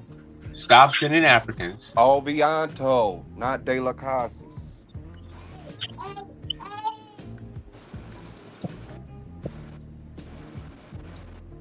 D.A.B.A.T.E worked for the church. He wasn't a mayor. No, I think he was the governor. So yeah, we talking about two different people. Hey, Psycho, I thought it was the British who had gave this governor. This governor, Hispaniola. No. Say what? No, it wasn't the British who did the blankets. I thought it was the British. Let me read something, y'all. When y'all get a chance, y'all don't mind. It pertains to the Bering Strait theory. So it says Clovis people were not the first people. How the Americas got populated remains in much speculation. The theory, which has a stronghold in history books, is the migration theory that humans migrated out of Europe into Asia over the Bering Strait and down and across into the Americas. This migration would have taken place between 12,000 to 15. This migration would have taken place between 12,000 and 15,000 years ago, after the last ice age melted. After the last ice age melted the ice on the Bering Strait to expose the land. Sit down. Okay. Okay. Boom. So So expose the land for humans. Expose the land for the humans to cross. This theory was developed in the 1700s and has basically remained unchanged. While I am sure that many humans entered the Americas across the Bering Strait, this could not have been the only way humans entered the Americas. The problem with the Bering Strait theory is that there is much archaeological evidence that humans existed in the Americas before the Ice Age ended. Clovis people who are considered to be the first humans in the Americas are said to have entered the Americas across the Bering Strait from Asia. However, current archaeological and biological evidence does not support the assumptions of the Clovis migration theory about Paleo and Indian migration routes. Scientists study skulls, genetic patterns, and dental variations to verify the first entry of Mongoloids, Asians, into the Americas that only began after 3000 BC. The Clovis points that were found 9,400 years ago in the U.S. do not match the points found in Asia, the land where they were said to originate. It would appear that the Clovis technology was not an Asian import. It was invented here in the U.S. So if these points were not Clovis, where did they come from? It appears that there is a growing body of archaeological evidence suggesting that there were other people here. It appears that the Clovis people were not the first people. So if the Clovis are not the first people, who were? Question mark. And lastly, go ahead. And that's just speaking towards a civilization that they dubbed Clovis. There was people here, they had to migrate to that region and establish that culture. Right. No, the exploring of or the settling of the Americas, yes, they crossed the Bering, but they split. Right. They split from Alaska. Some go down the coastline, some stay up there, and then they have to battle the ice. Yeah, I was gonna get into that. Yeah, a lot of them they sailed down, like you were saying, down the coastline and everything else. That's how they made it to South America and Mexico and everything, was pretty much sailing through the coastline. That was a whole lot easier to travel than actually, walking. So that's how they populated there. And 1 second, I just want to share my screen real quick. Yeah, as you can see, the first Americans crossed the Bering Land Strait, like I said, roughly around 15,000 years ago, right? And I know all about the Clovis people. And if you see here, the Clovis people culture dates back to about 13,000 years ago, right? So that's like a 2,000 year difference, right? Between the Clovis people being out by New Mexico, around that area, and the Bering Strait. So it's not out the realm of possibility they crossed the Bering Strait and made it to New Mexico for 2,000 years. Actually, they made it way further south than New Mexico, as far as like people. So the Clovis people exist, but yeah, they come from Asia. They definitely, they said Mongoloid. That's not black people. That's an old term. It's an old rate. It's an old term that science don't use no more. But they referencing Asians when they say Mongoloid. That's for the Mongols, right? Like yeah, Genghis Khan and shit. And you was right. It was the British that did the blankets. You was right about that. That's what I thought. In the Portuguese, that's the ones who did it down there. And you was right. It was the British. Yeah. And the brother was right. It came from what I have read. It came from a slave that was on one of the ships that brought the smallpox down to the Caribbean. All right, let me read my last little part, and then we get chop this last little part up. Okay, so boom. So, okay, so there are increasing indications that there were early migrations into the Americas that predate the thawing of ice glaciers, which covered all of Canada and half of the United States. Sites in Chile, Brazil, Mexico, Oklahoma, and South Carolina suggest that humans were in the Western Hemisphere as early as 30,000 years ago to perhaps 60,000 years ago. These sites are all along the Atlantic Ocean currents, except for the Chile, which is only 400 miles away from the Atlantic Ocean, which would suggest a migration of humans straight out of Africa to the Americas. Clues from the skeleton skulls hint that the people may not be of Northern Asian descent. Okay, can you rewind that part about the 30,000? What was found 30,000 years ago in America? Okay, pardon me. Okay. So there. Okay, boom. Okay, so So yeah, there are increasing indications that there were early migrations into the Americas that predate the thawing of the ice glaciers, which covered all of Canada and half of the United States. Sites in Chile, Brazil, Mexico, Oklahoma, and South Carolina suggest that humans were in the Western Hemisphere as early as 30,000 years ago to perhaps 60,000 years ago. I know that hypothesis. They talk, as far as the Chile ones, as far as the ones out in Chile, they talk, but they still talking about Asians though. They not talking about black people. They talking about oceanic people that could have possibly like people who look Hawaiian and stuff. More like Fiji Islands and a little bit further south than Hawaii, but yeah. The oldest evidence of humans in North America we have is out in New Mexico. They found footprint fossils there, and it's anywhere in between 20 to 23,000 years ago. It don't go back to 30. So what Deity brought up kind of proves my argument I was talking earlier, how the currents of the Atlantic Ocean, no, you know what I mean? Pacific Ocean. That's the Pacific. This don't have nothing to do with the Atlantic. He said Atlantic. No, I'm saying, Deity, didn't you say Atlantic Ocean? No, he talking about the Pacific. He talking about Chile and all that. You talking about the no, I sworn I heard him say Atlantic Ocean. Chile's on the west coast of South America. They talk about the Pacific. They people is coming from Asia. These are oceanic people. These wasn't Africans. But you're talking. You're talking about see, they don't subscribe to Idaverse Idaverse Tournament. You feel me? You know, he talked about the in his book, they referenced his book too in here. Basically talking about his book, you know, they came before the currents, you know, the great powers and swiftness from Africa to America. These currents may be likened to marine conveyor belts. Once you enter them, you are transported. Those currents are real. That's Atlantic Ocean, though. That's the Atlantic Ocean. Yeah. Yep. So yeah, and that's what brought the Africans to the Americas. Those Atlantic Ocean currents brought the Africans. That's cool. To the Americas. It's no evidence of them taking these currents and making these trips. I'm not saying that the trip was impossible. I'm saying there's no evidence of these trips ever happening, and I don't even see any purpose of them even trying to make the trip. Well, I'm saying again, they had no idea that the land was there. Well, D.A.B.A.T.E just said that.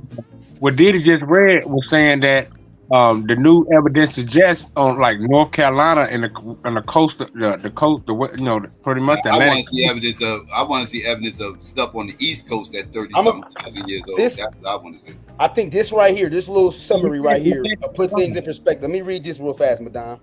So recent evidence found deep over 4 meters in soil in Allendale County, South Carolina, has uncovered through radiocarbon dating sediments with 2 dates of 50,300. What's the name of that spot you just said? What's the name of it? Allendale County, South Carolina. County.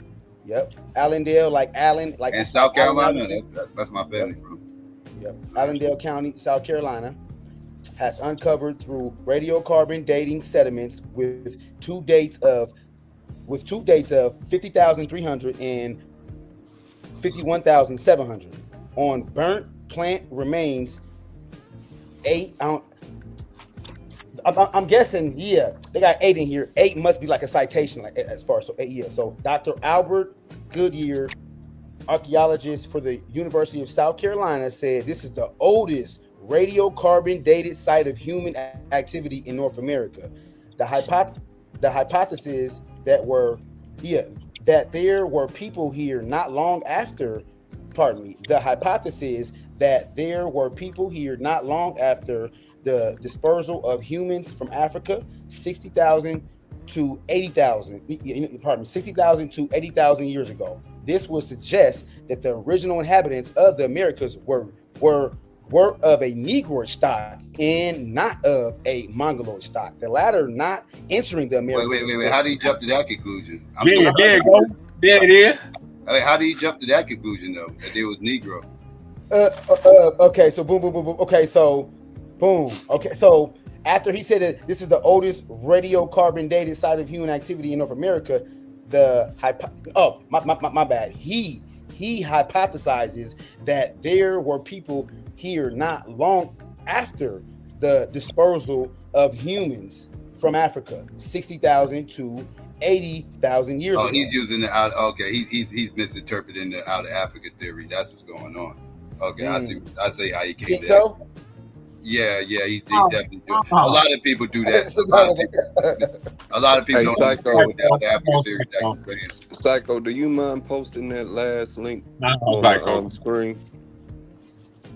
Give me 1 second. I just come with the book. I got value one. No, I'm not saying you ain't got books that say this. I know. You know, but I ain't gonna come out of nowhere. I ain't gonna come out the side of my neck and ain't be able to back up. You're not you're not freestyling. You're getting this information from somewhere. I know that. Like, you're not somebody who's going to freestyle. You're going to show the books you're getting stuff from.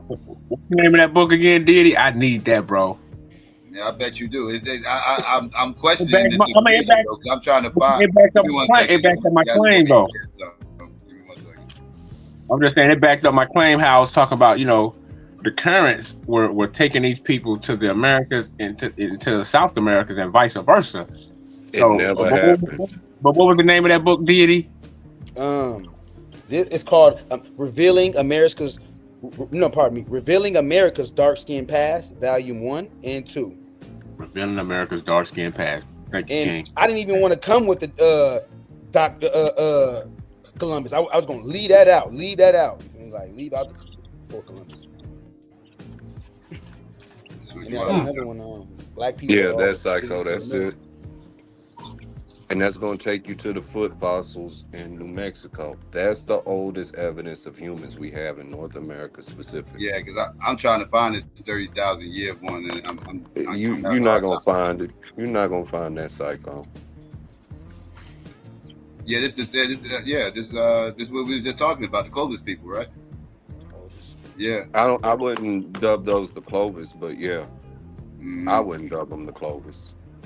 Yeah. We okay. Outside of those foot fossils, we don't have anything there to say that they was the Clovis. That's why I say that. We just have those fossils. These are fossils down in Chile. Okay. No, New Mexico. New Mexico. Okay. All right, but it's a prehistoric Clovis culture. Yeah, it says Clovis. Yeah. However, the site Monte Verdo is southern Chile. Yeah, they found it. They said it. Wait, they say it's. I'm confused because they saying it's Chile over here. But up here, I don't know. Up here, it's North America. The Americas had a key step to humanity's track across the planet, but exactly when the milestone was achieved remains hotly contested. According to the evidence we have now, when we did, first humans arrived in North America based on stone artifacts dating back about 13,000 years. Archaeologists for most of the 20th century suggested that prehistoric Clovis culture was the first to migrate to the Americas.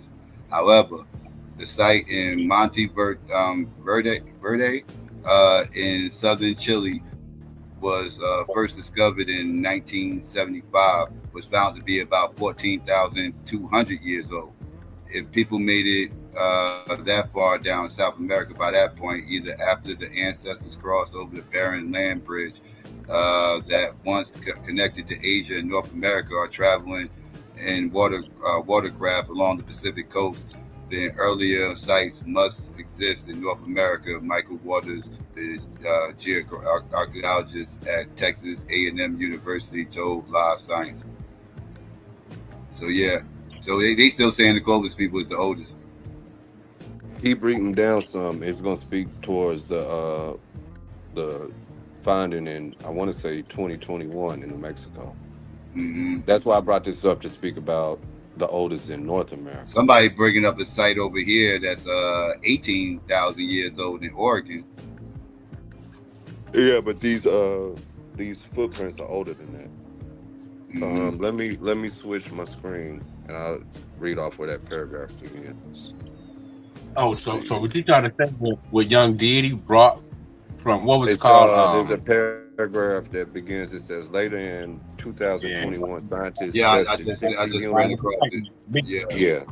Mm-hmm. Later in 2021. Yeah, go ahead. Later in 2021, scientists tested 60 human footprints embedded in the ancient lake bed in what is now White Sands National Park in south central New Mexico.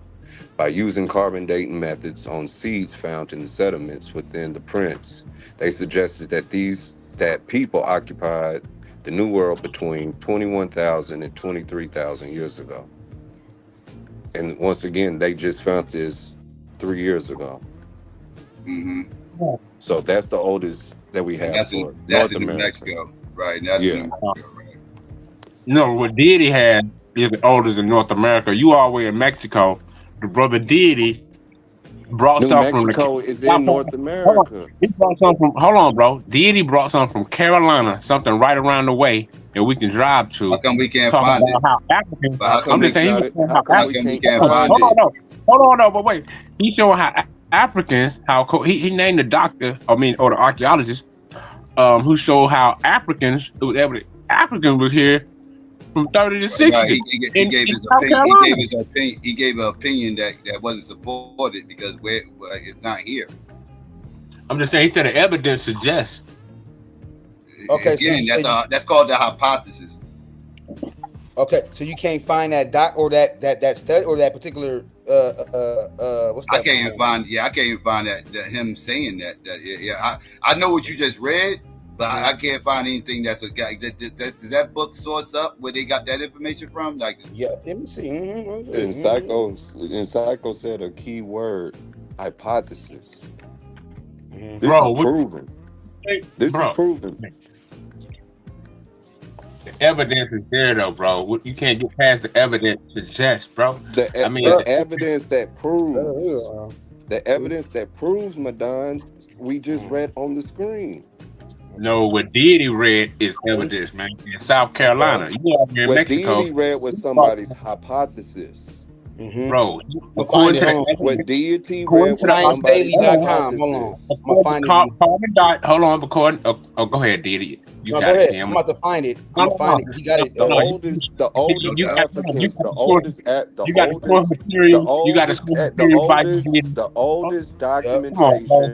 of Africans in North America is in San Miguel, Guadalupe, 1525 and 1526. Man, look, bro. You listen. Prior to that, you're not gonna find any evidence of African people here. You're just not gonna find it. Archaeologists. He quoted the scientist. He brought up the carbon. I mean, come on, bro. Let the man. I mean, D.A.B.A.T.E. He brought up a hypothesis, Madon. Bro. Speculation. Man, you sound like a fringe theory. No, I sound like a black man that's not gonna sit back and lie to other black people. So this man book. Come on, man. That's what I call that's disingenuous. Madon, it's a hypothesis. It's still you still have to prove it. Understood. That's understood. But I mean, unless it's noted by science, isn't all science hypothesized? Unless it's noted as being empirical, or we've done an exhaustive study and we've concluded that this is isn't most science is not immutable. Science it constantly changes. Every day is changing, right? Yeah, that's why I said you got to bring evidence. That's exactly why I said that. Okay, I see. I found something in Science Daily that's saying what you read, D.A.B.A.T.E. This was in 2004 though. Okay. That's very old. Yeah, this is 20 years old. So it would have held up by if it was substantial, it would have held up by now and it would have been out there. So I'm trying to figure out why this 20-year-old discovery ain't mainstream by now. Cause they from Africa. They're gonna sweep that right under the rug. No, that's not what this is saying. That is not what this is saying. No, they just saying they have some artifacts that they discovered that's 50,000 years old. Don't say anything about them being African or any of that. None of that's being said. It's not even alluding to anybody black. It's just saying that they got some findings that's 50,000 years old in Allendale County, South Carolina. But they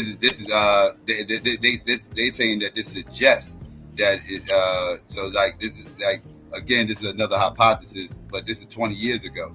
So nothing really came of this. So I'm just wondering how come nothing came of this. So I'm trying to look deeper into this to find out what exactly happened. Okay. Sit down, bro.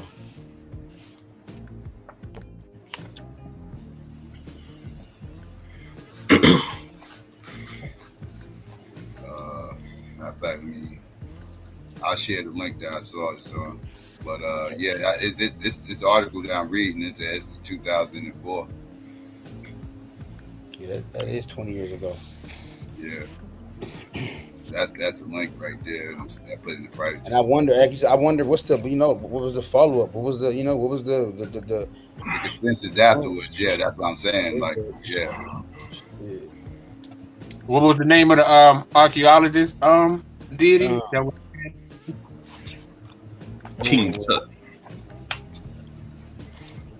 Dr. Albert, like Albert Einstein, so Albert Goodyear, like the company.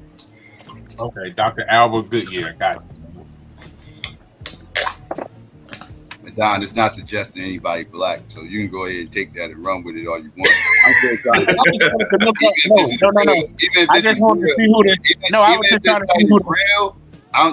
It's nothing in this discovery that suggests anything African. So that's not why I asked, Psycho. I asked because I wanted to see. You don't care about anything other than trying to make black people native. I wanted to see who this archaeologist was and what is his background and what is his studies.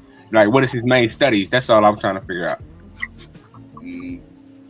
But yeah, but what was his name one more time? It don't look like it passed peer review, though. Albert, yeah. It don't look like it passed peer review though, because I don't see nothing else from it besides that one 20-year-old article. That's about it.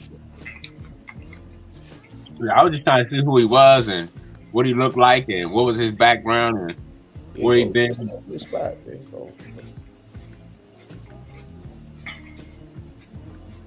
Oh, this dude's official. Man, I need some more GMOs.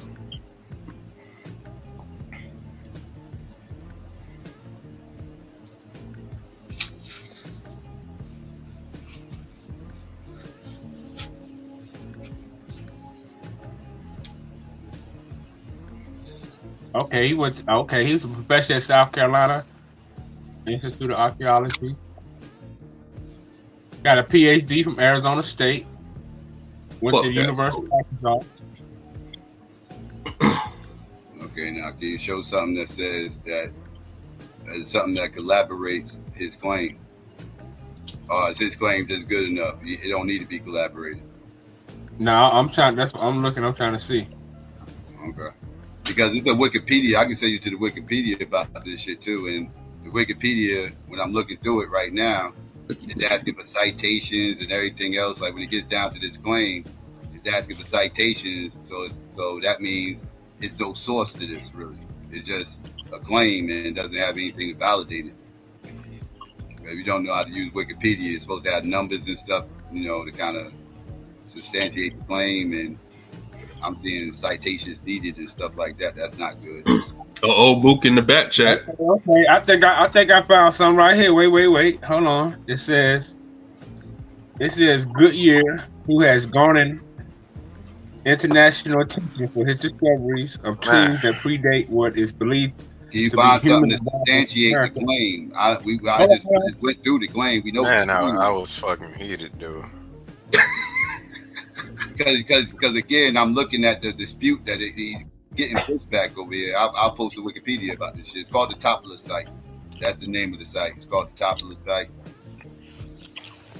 And I'm looking at the pushback that it got right now. My mom think I'm Uncle Tom because I don't worship Democrats. I just put something in the back chat and in the YouTube chat about the oldest African artifact found in North America. And it's a clay bundle that they found in Maryland.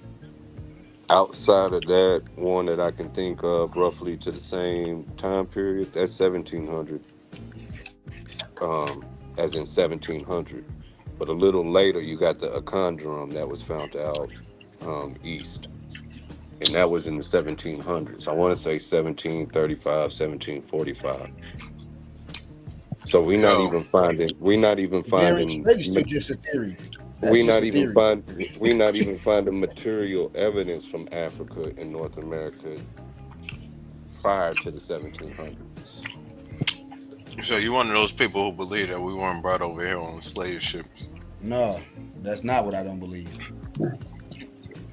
I believe we were here trading with, That's right, Diddy. Evidence out, bro. It's a conspiracy. I don't believe the first time we came to America is when the white man brought us over here. I don't believe that. I don't believe the first time we ever came to America was when the white man brought us in captivity. That's because there was a handful of black people over here prior. It doesn't mean blacks were over here like that. Yeah, a black man literally discovered Chicago. But the first time we was over here was when the white man brought us over here, though. But the black man discovered Chicago. When did he find Chicago? At one point in time, Chicago.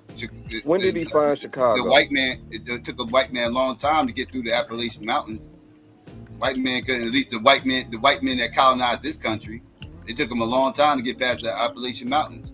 Right. So like the black man discovering Chicago after the white man discovered that this country was his and out the realm of possibility. Like ain't nobody discovered shit because Native Americans was here prior. No, you don't know history then. If you don't know that a black man discovered Chicago then. So don't say the black I man just said discovered that. shit. You don't. No, How I'm the talking about fuck y'all discovering a land? What I want to know is how you discovering a land that people are already on. That doesn't make any sense.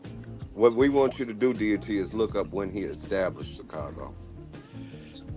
When he settled Chicago, established it, look up what year it was. Like, there was people already here called Native Americans when y'all claiming to discover this or that Columbus discovered. And they didn't build America. Y'all we can't say America. America was built. America was not just here. It was all barren land. America was constructed. That was built. America wasn't just poof here and built. No. So you saying Native Americans didn't build anything? No, they did not build America. No, are you saying that they built America? No, slow down, so, all right, I'm the wrong. Don't are say you that. Saying Native I Americans think they didn't build participated. anything? They participated in it. No, we're not talking about. We're not talking about. We're not talking about. Blacks contributed the most, though. I will say that. We're not talking about the architecture. My ultimate premise is that we built America. Brought over here. Are you honestly saying that the Native Americans didn't build anything while they was here prior to James? They participated in it. That's not what I'm asking to D.A.T. You saying they had That's no? How they Are you saying they had no? Are you claiming that they helped us? That's how they able to cut in and get part of our check. Are you saying that they had no homes? They didn't establish no living dwelling spaces. They had no concept within their own cultures. I didn't say that. Living areas, what we would call. Okay, then you can't sit back and say that nothing was here and it was all barren land. Railroads you can't say that. Railroads came 2 years after Jamaica. And when people say railroads in 1800s, America, railroads came they're around. talking economically. That's figurative. Yes, I'm saying Jamaica had railroads first, and then it was America 2 years after. So I'm just saying that to point out. Yeah. Nature boy dropping knowledge on us right now. But yeah, like, I mean, like I said, it wasn't no race to get to America. I gotta keep reminding people this. It wasn't no race to get to America. So it's not like the white man beat us here because it was a race or something. He just stumbled across it before us. That's all. It's like the Asians stumbled across it before the white man. That's all. Like nobody says the Asians are superior to the white man because they got here first. Like it wasn't a race here. Like I gotta keep reminding people. No, we didn't. Why would we need to come here? I mean, we was in Africa. We was chilling. We had all the resources in the world. It was we had no need. Like these white people was in barren lands. Like they lands didn't have anything. Like they had famines and everything else. They had to grow potatoes just to survive. Like we lived in fruitful land. Right, like our land, we didn't need much. Everything we needed was already right there. We didn't have to do a whole lot of migrating. Like they had to come around and go all these places and everything else, try to find resources because they didn't have no resources where they was at. We didn't need that. We didn't do that. Our ancient ancestors, they knew all these other lands was out here, man. All these ancient people knew this. America, foundational Black America. Who knew? They knew America was here. Yeah, a lot of show me documents of Africans talking about America before 1492. Where they at? We got to understand is that Europeans destroyed a lot of records. Europeans destroyed most of all the records. You got to remember when they destroyed these towns. So we forget who he was. The white man destroyed the record so we could forget who he was. But it's on record. Hold on, it's on record, right? When they brought they Catholic or Christian beliefs, when all these colonizers destroyed that white man ain't destroyed shit. That white man that keeps all his records of all his fuckery.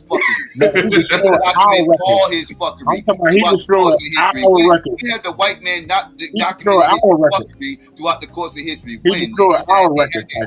He's proud of all the fuckery he's done. No, you're not going to pull this white man lying to us about this, white man lying to us about that. When I know that white man has documented all this fuck shit he's done. You know why we know that white man's a savage? Because he documented all that shit and we read about it. That's how we know that goddamn white man's a savage. We ain't finding this shit out to no secrets. We ain't going to no motherfucking meetings and eavesdrop and get some secret recordings to find out all the fuck shit this white man did. He documented all that shit. Put it in your face and say, yeah, motherfucker, I did that. and what? I'm not talking about. It? That's I'm what not that talking white man about. done. That I'm white not man talking about bold the as white shit. man That records. white man I'm not bold talking as about shit. He's the a white piece man of records. shit, and he's bold as hell about it. We're And what talking I'm about. not going to do is sit up here I'm and make talking y'all about. believe this nonsense that y'all be talking like this white man scared of 13% of American population, so he needs to pull some Jedi mind trick and fool everybody to not believing where the fuck they come from. That's bullshit. That's bullshit. He ain't got no reason to lie to him. The fact remains, the white man came and destroyed all the records of the Native Americans. Why did he destroy records? For what? For what? For what? So we can forget our secret powers? Because he thought he considered them what are we talking savages. about? They wasn't. Hold on. They called them savages because they wasn't They wasn't believing in what they believed in. So when they came in, that's why you think they ran that. That's why they forced that Bible on you that you believe in. That's why. If you look right, that's why you don't see no record. Here we go with You that never see no record. If we gonna talk about white boy fuckery, let's talk about the real white boy fuckery that happened, not this make believe. Nah, because you hate Christianity, Psycho. Making you forget things all over. No, let's talk about the real fuckery he did, like dropping that goddamn silly ass fairy tale on you that got you motherfuckers still believing in that shit. No. 400 years later. It's not our fault that you don't believe in shit. It ain't our fault that you don't believe in nothing. They destroyed the writings. Evidence shows they destroyed the writings of the ancient Mayans. They destroyed the writings of the Aztecs. They destroyed the writings. The white man. Destroyed all the writings of the Native Americans. Americans. People who follow Christianity. They destroyed all the records. All these ancient people had. They destroyed all these. Okay, then, Madonna, what is the nigga? You gotta believe in something. God damn it! You don't believe in nothing. You gotta believe in shit that you can't prove. You ain't gotta believe in shit you can't prove. That's a choice. So the white man tell you that he destroyed all the records. The white man tell you he destroyed all the. I question it anyway. I don't even know if it's the true. Aztec records. He destroyed the writings and the history of all these people. Hold on, the Mayans had a writing. Hold on, the Aztecs had a writing system. The Mayans had a writing system. So the white man came in and destroyed all these people's records. They burnt their came in, learned their writing system, got with them, and that's how we. How come the Mongoloid Native Americans got all their culture? How come they still know their language? How come they still know their gods? How come you Negroes don't know nothing? You Negroes, y'all all freestyle. Y'all all go back to Egypt to go find some gods. I'm gonna let them back. There's some Christian. There's some Aboriginal gods. Y'all gotta go back. Hold on, Psycho. Chill. I want to say so. I'm gonna let them back. There's Native American Christians out there. There are the Native American Christians out there. Y'all never talk no Native American God, nothing. Y'all either talking about that goddamn Bible, the Quran, or some goddamn or some African gods. Y'all talk about Kemet. Y'all never talk about no Native American gods. Where your FBA gods at? Where your FBA gods? Your gods ain't even FBA. Y'all always talking about FBA shit. Y'all ain't got FBA gods. Where they at? Where them foundational? We talking about the writing. Are you mad because people actually believe in something? No. Where the foundational black gods at? Yo, hold the Psycho. I know more about your guys than you do, y'all. And I ain't even Psycho. I'm motherfuckers about y'all guys. Let me talk. Psycho, you out here having a whole beef with God and Jesus Christ, man. This shit crazy. Nah, dude, you got hatred for with an imaginary person. What are you talking about? I'm not Nigga, you gonna find out in the end there is something on that other side. I know. After I die, you gonna find it. Now God gonna put a boot up your ass. I'm scared. After I die, I'm fucked. Got it. I believe I'm fucked when I die. After I die, I am fucked after I die. But there is something. I ain't gonna say God or Jesus Christ is real because I'm starting to question it. But at the same time, there is something on the other side. I don't know what that is, but there is something on that other side, dude. Like I said before, so you will find out with your non-believing ass. You don't believe in shit, But you got beef with omnipotent beings and like all of this shit. You hate God. You hate Jesus. I don't hate. How do I hate God? I can't hate something that ain't real. Hey, Psycho, like, do you hate Santa Claus? Do you hate Santa Claus? I hate him. You hate the idea of Santa Claus, but you don't hate Santa Claus. You don't hate a person named Santa Claus. You hate the idea of Santa Claus. Man, I wanted a puppy. Fuck him. Hey, Psycho, if you don't mind, can you put that very last link on the screen real quick? Got it. What is this?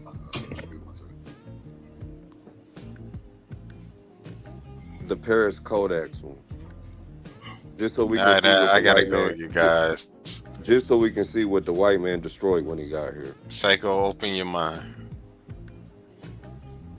I can't see it from here. I'm gonna jump over and just read it from here. The white man It gave says us white the women. Paris Codex is one of three surviving. Yeah, Mookie.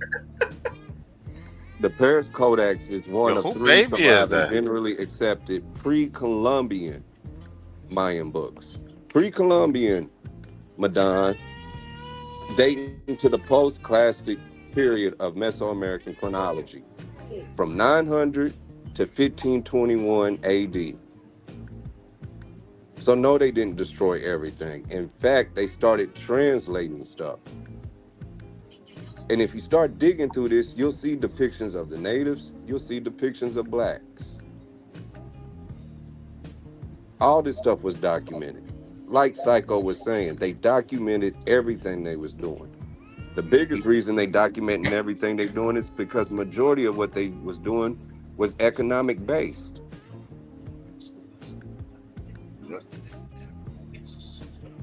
Yeah. Like I said, they not the one thing people can say what they want to say about white people. The one thing they cannot say is them motherfuckers are not bold. They bold as shit. They are bold as fuck. They have no problems talking about the fuck shit they did historically. They document it all. It's real easy to read up on. They don't need to hide anything. What are they hiding? I like these stories about the white man hiding things and all this other stuff, everything else. I'm telling you, y'all motherfuckers sound like y'all believe the white man is God. The shit I be hearing from y'all motherfuckers, like y'all literally believe that white man is God. Because I don't believe he bad enough to pull that shit off that y'all be saying he be pulling off. I don't think he bad enough to do it. I think that white man is very limited. He bold as shit, but he limited. He can't do but so much. Like, that motherfucker ain't wiping out memory and all this other shit and everything else. I don't believe he can do that. He ain't did to Native Americans, but he did to us. That don't make no fucking sense.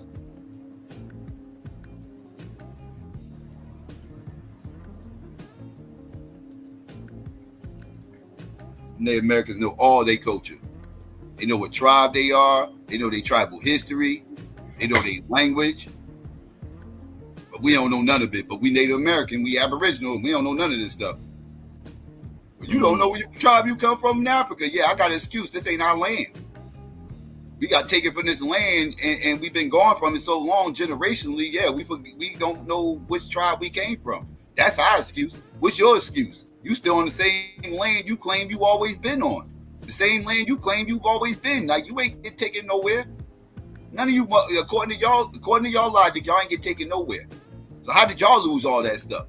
I got an excuse. What's your excuse?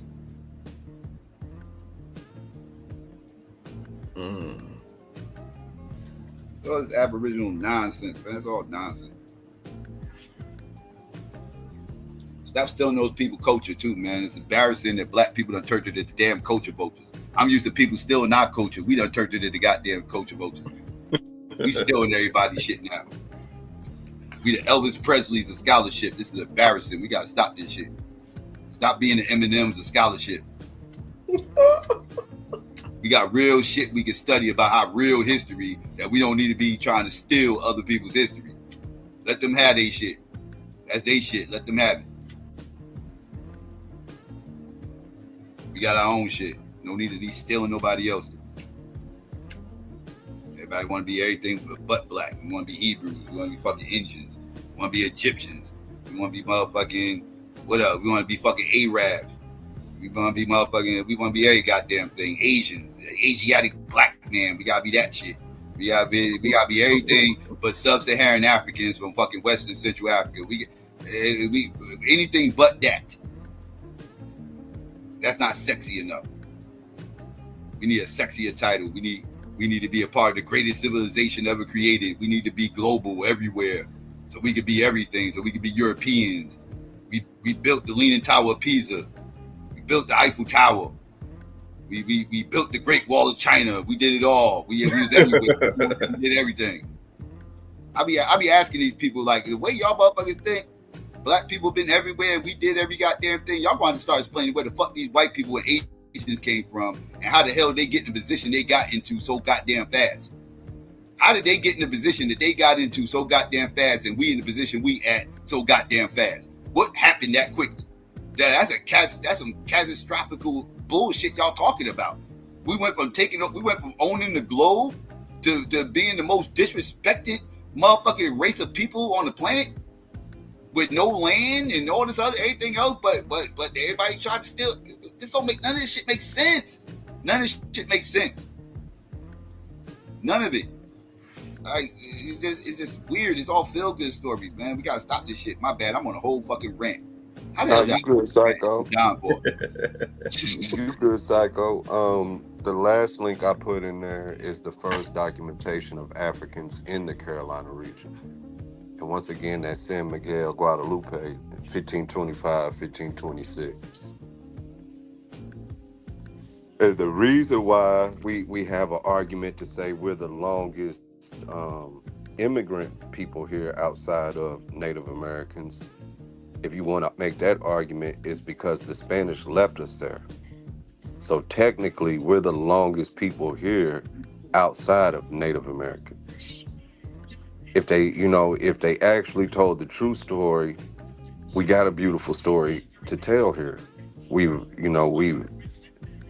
since the inception of the quote unquote New World, we've been here, we contributed. It was more to the story than just slaves. Unfortunately, that's a huge part of the story, but it's not the totality of the story, if y'all get where I'm coming from. But to make shit up is just, there's no need in 2024. My bad, I was on mute. Yeah, the whole slave narrative, that's what bothers people. The whole slave narrative, that rubs people the wrong way. People don't like the fact that this country's history, the vast majority of Black Americans' history, start with slavery. They don't like that shit.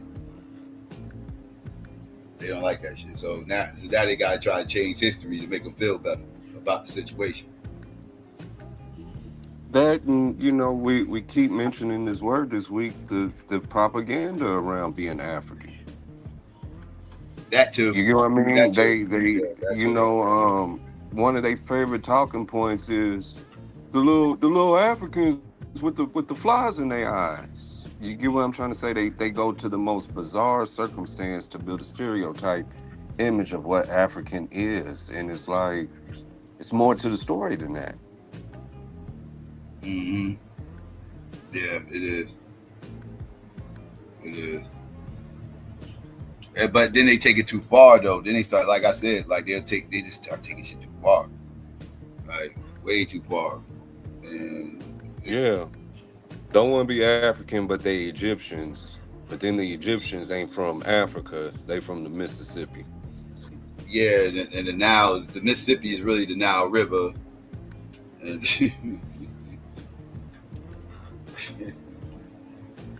which always gives me a chuckle when they say the Mississippi is the Nile. That's hilarious.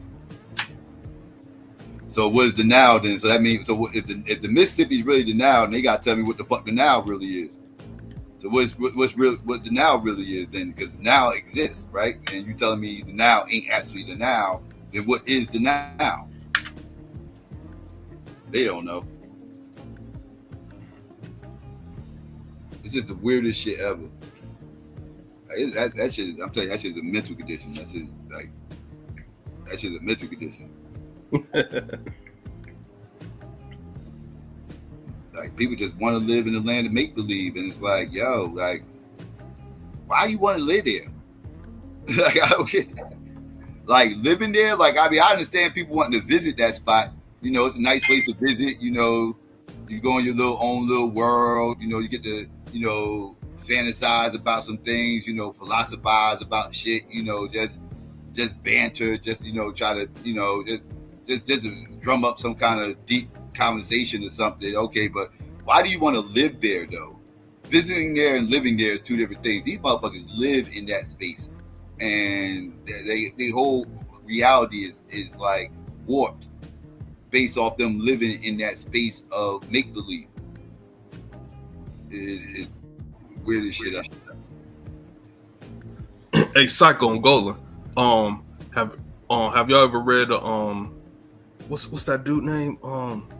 Christopher Columbus diaries on his voyage, and they came across this blue light. Have y'all read that? Christopher Columbus on a voyage came across a blue light. Yeah, when he was coming to the Americas. Now off the top of my head, what was the blue light? I don't know. Aliens.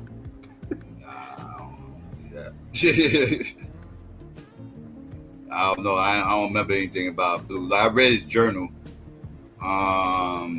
You know, mess with these apples, you gotta get forced to do shit like that. But yeah, I actually did read his journal that he kept when he making his trip to the Americas.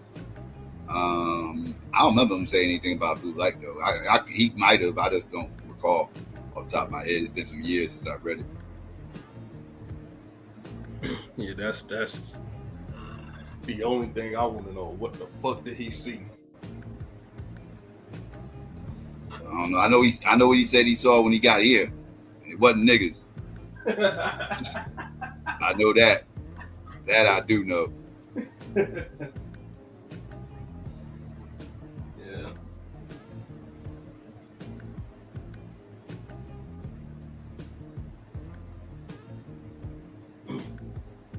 And man, when you and Lance gonna do that on the cryptic thing, man? I'm still waiting on that.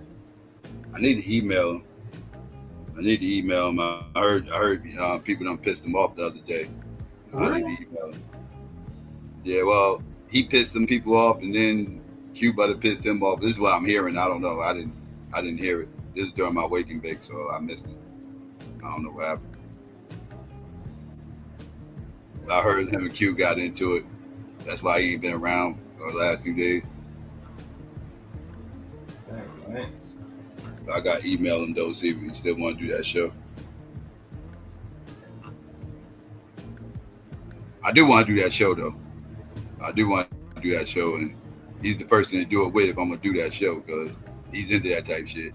I'm into it too though. I'm into studying that stuff, but he actually believes the stuff that me. I'm a skeptic, you know that. So I'm questioning all this shit, but I still like looking into this stuff though. I do like looking into this stuff though. But you know, he actually believes all of it. I'm a skeptic, so I would want to go back and forth with him about that shit. Okay. Yeah.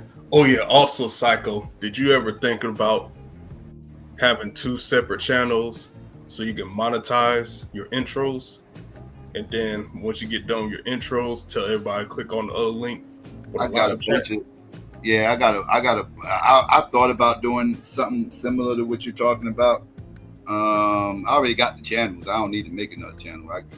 I got like 2 dead channels that I'm not doing anything with that I need to kind of kick the tires on. Do that, man. Man, you leaving money on the table, man. Yeah.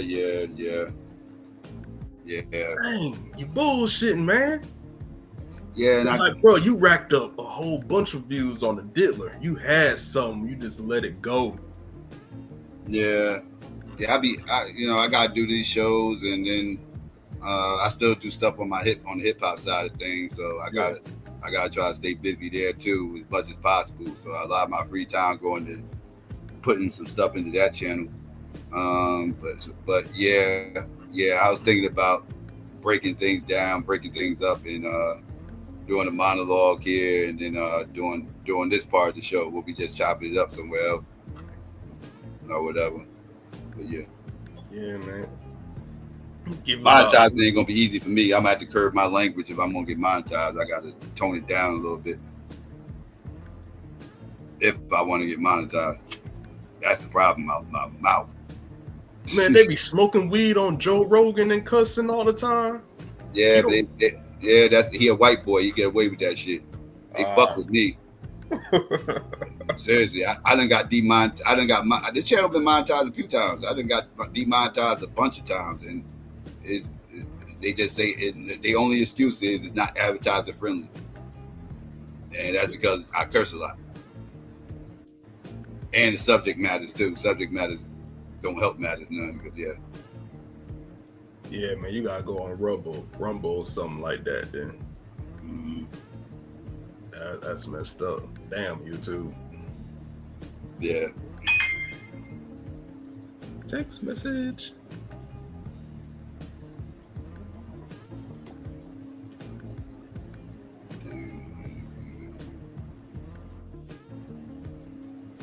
Say anything about aliens? What you say, Psycho? I was reading the comments. Somebody talking about aliens in the chat. I don't know what you're talking about. I think they're responding to what I said about the blue light that Chris. Oh, okay. Yeah. You did mention the blue light. Yeah.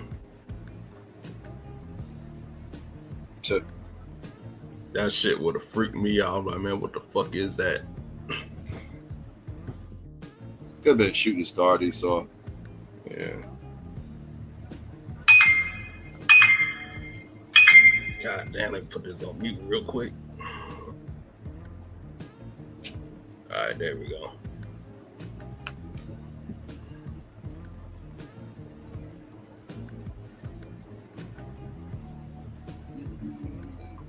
Man, where'd D.A.B.A.T.E and Madonna go?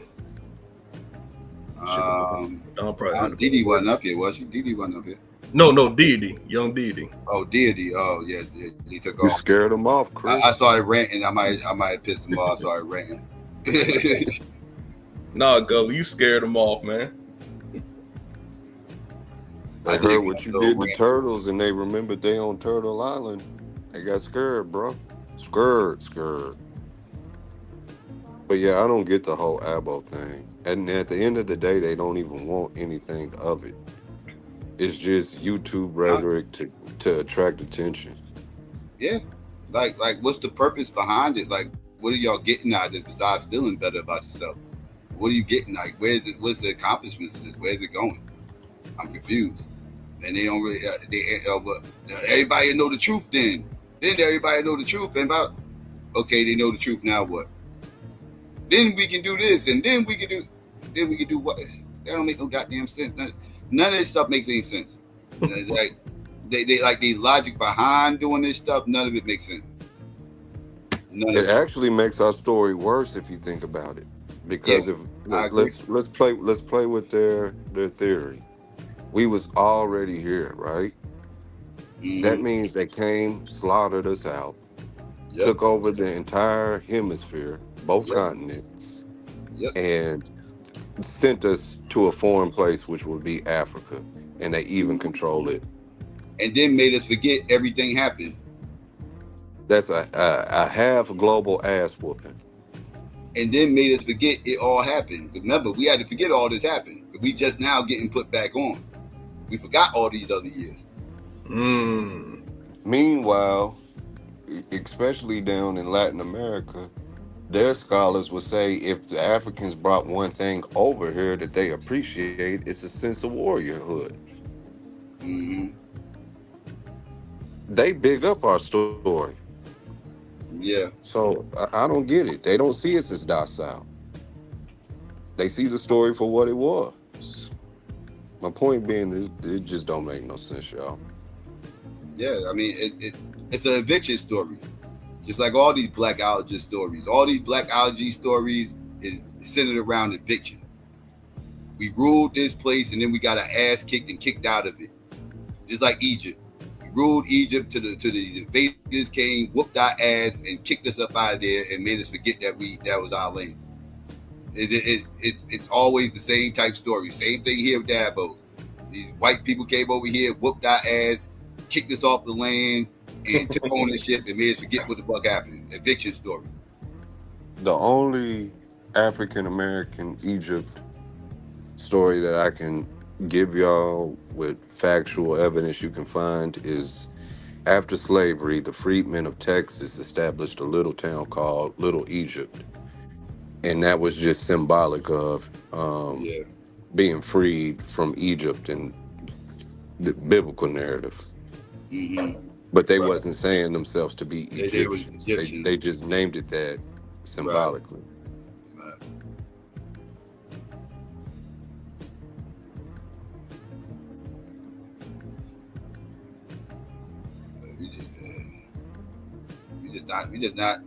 It's just a lot of shame people that the people that's shamed about history. That's what this boils down to. Our history that doesn't excite them. It needs more icing on that cake, and ain't enough icing there.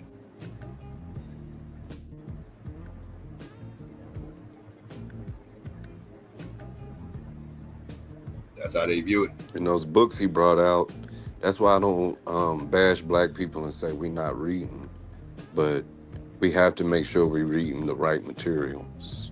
It's what you're reading, right? Yeah. Reading is good. Reading is good. Reading ain't bad, but if you're reading stuff if you're reading inaccurate information, then then the reading is pointless. You wasted hours reading stuff that either might be true, might not be true. Some a lot of that stuff, it's centered around some truths with a whole lot of spin on it. Like old boy with the joint, he took a study that was presented with a person who made a hypothesis, but when I looked into the hypothesis, it was all cap. It wasn't supported by nothing. That's why it didn't pop up in the link that you posted. Yasa. That's why I didn't post up on. That's why I didn't come up there, because he got pushback on this whole claim about the 50,000-year-old South Carolina shit. He got pushed back on that in real time. Like, it didn't pass the smell test when he tried to get it peer reviewed. They said that the site that he was saying was a human site was actually a natural site, not a human made one. So this whole thing was being debunked in real time. That's why it didn't pop up when looking for the oldest evidence of human activity in this country. This didn't pop up because this didn't pass the smell test in real time.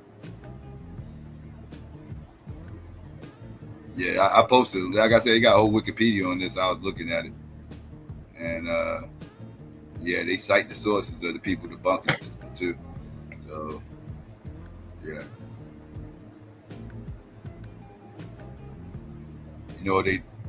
They do not have a source for the claim of this stuff. Like, this whole thing is cap.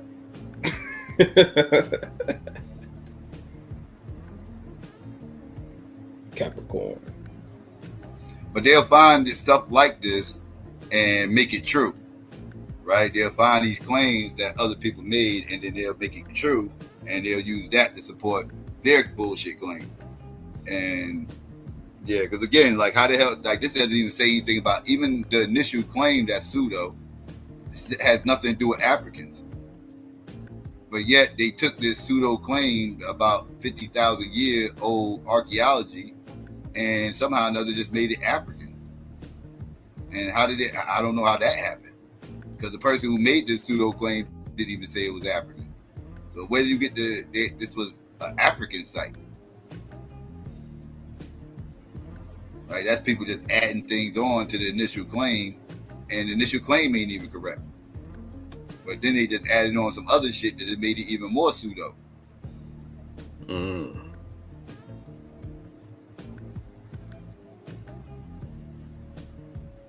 But that's what happens, though. Like I said, they'll take stuff like that, and they'll just start throwing a whole lot of bullshit on top of it.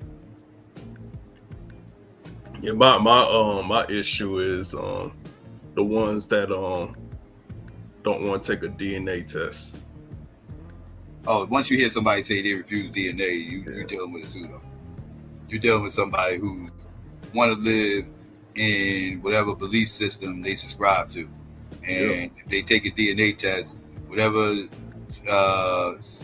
silly ass ideology they subscribe to is probably gonna get crushed by that DNA test.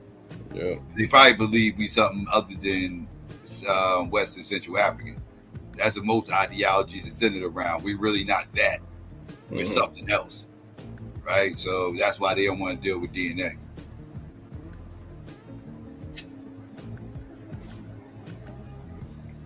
That's when you start hearing silly things like, DNA is for entertainment only.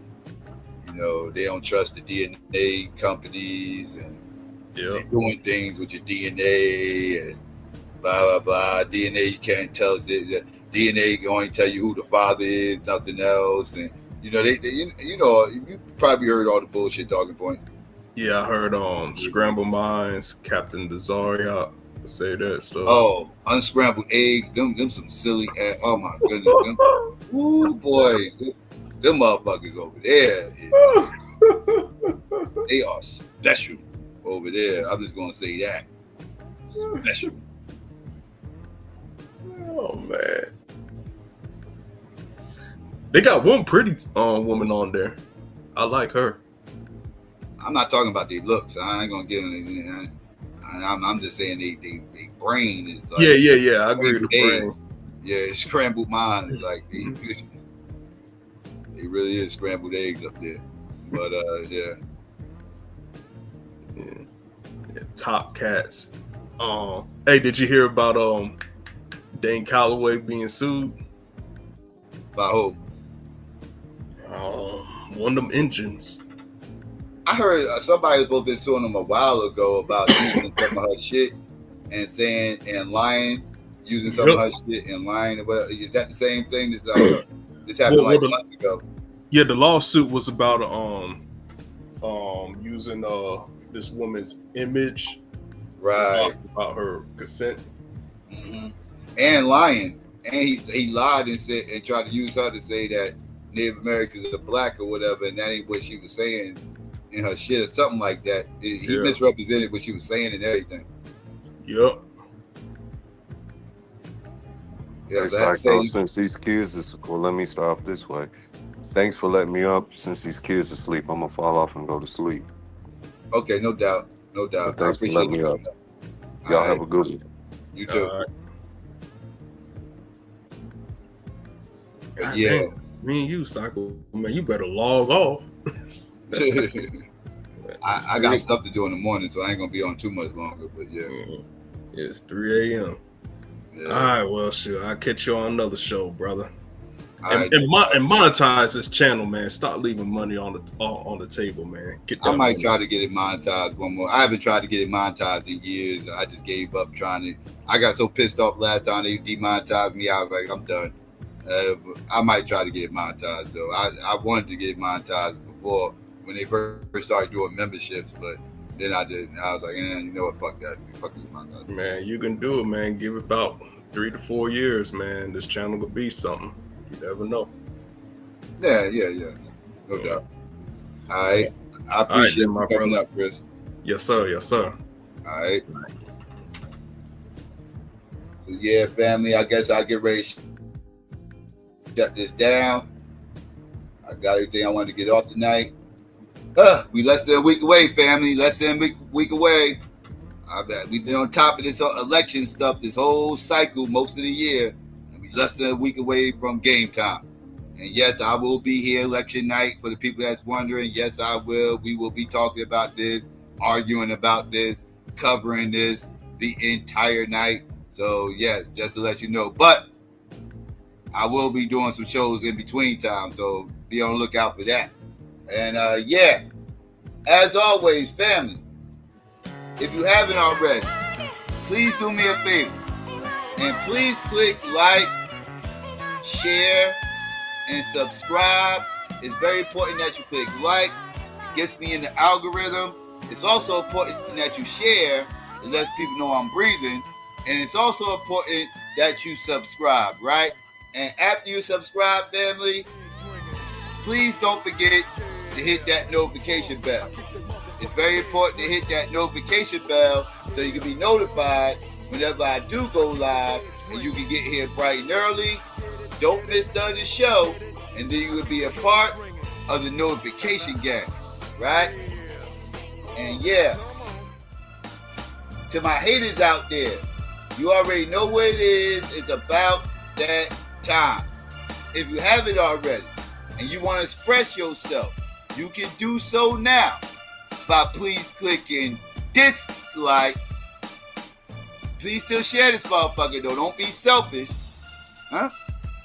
But you might want to think about unsubscribing, right? Because if you had any issues with anything you heard here today, you best believe you're going to hear some more again later. And you might as well go on here to get it on out the way right now. Right? And yeah, family, please consider becoming a Patreon. If you do, you have access to any stream I do, whether I keep it up or whether I take it down. You also have access to exclusive content that I have on there. And I also have no limits on my Patreon. Whatever you feel like the channel's worth, that's what you donate. All donations given does go towards the production of the show, as always. And yes, family, please follow me on Twitter and the Gram and on Clubhouse and on TikTok at SYKOPATHeist, spelled the same way as the channel, right? And yeah, family, as always, I want to shout out everybody out in the live chat. I appreciate all y'all for coming through. Shout out to my D. I also want to shout out everybody that came up on the panel. I appreciate all y'all. I also want to shout out everybody that was out in the clouds that was just listening and being nosy. Even the hate watchers who are my biggest fans and listen to every word I say.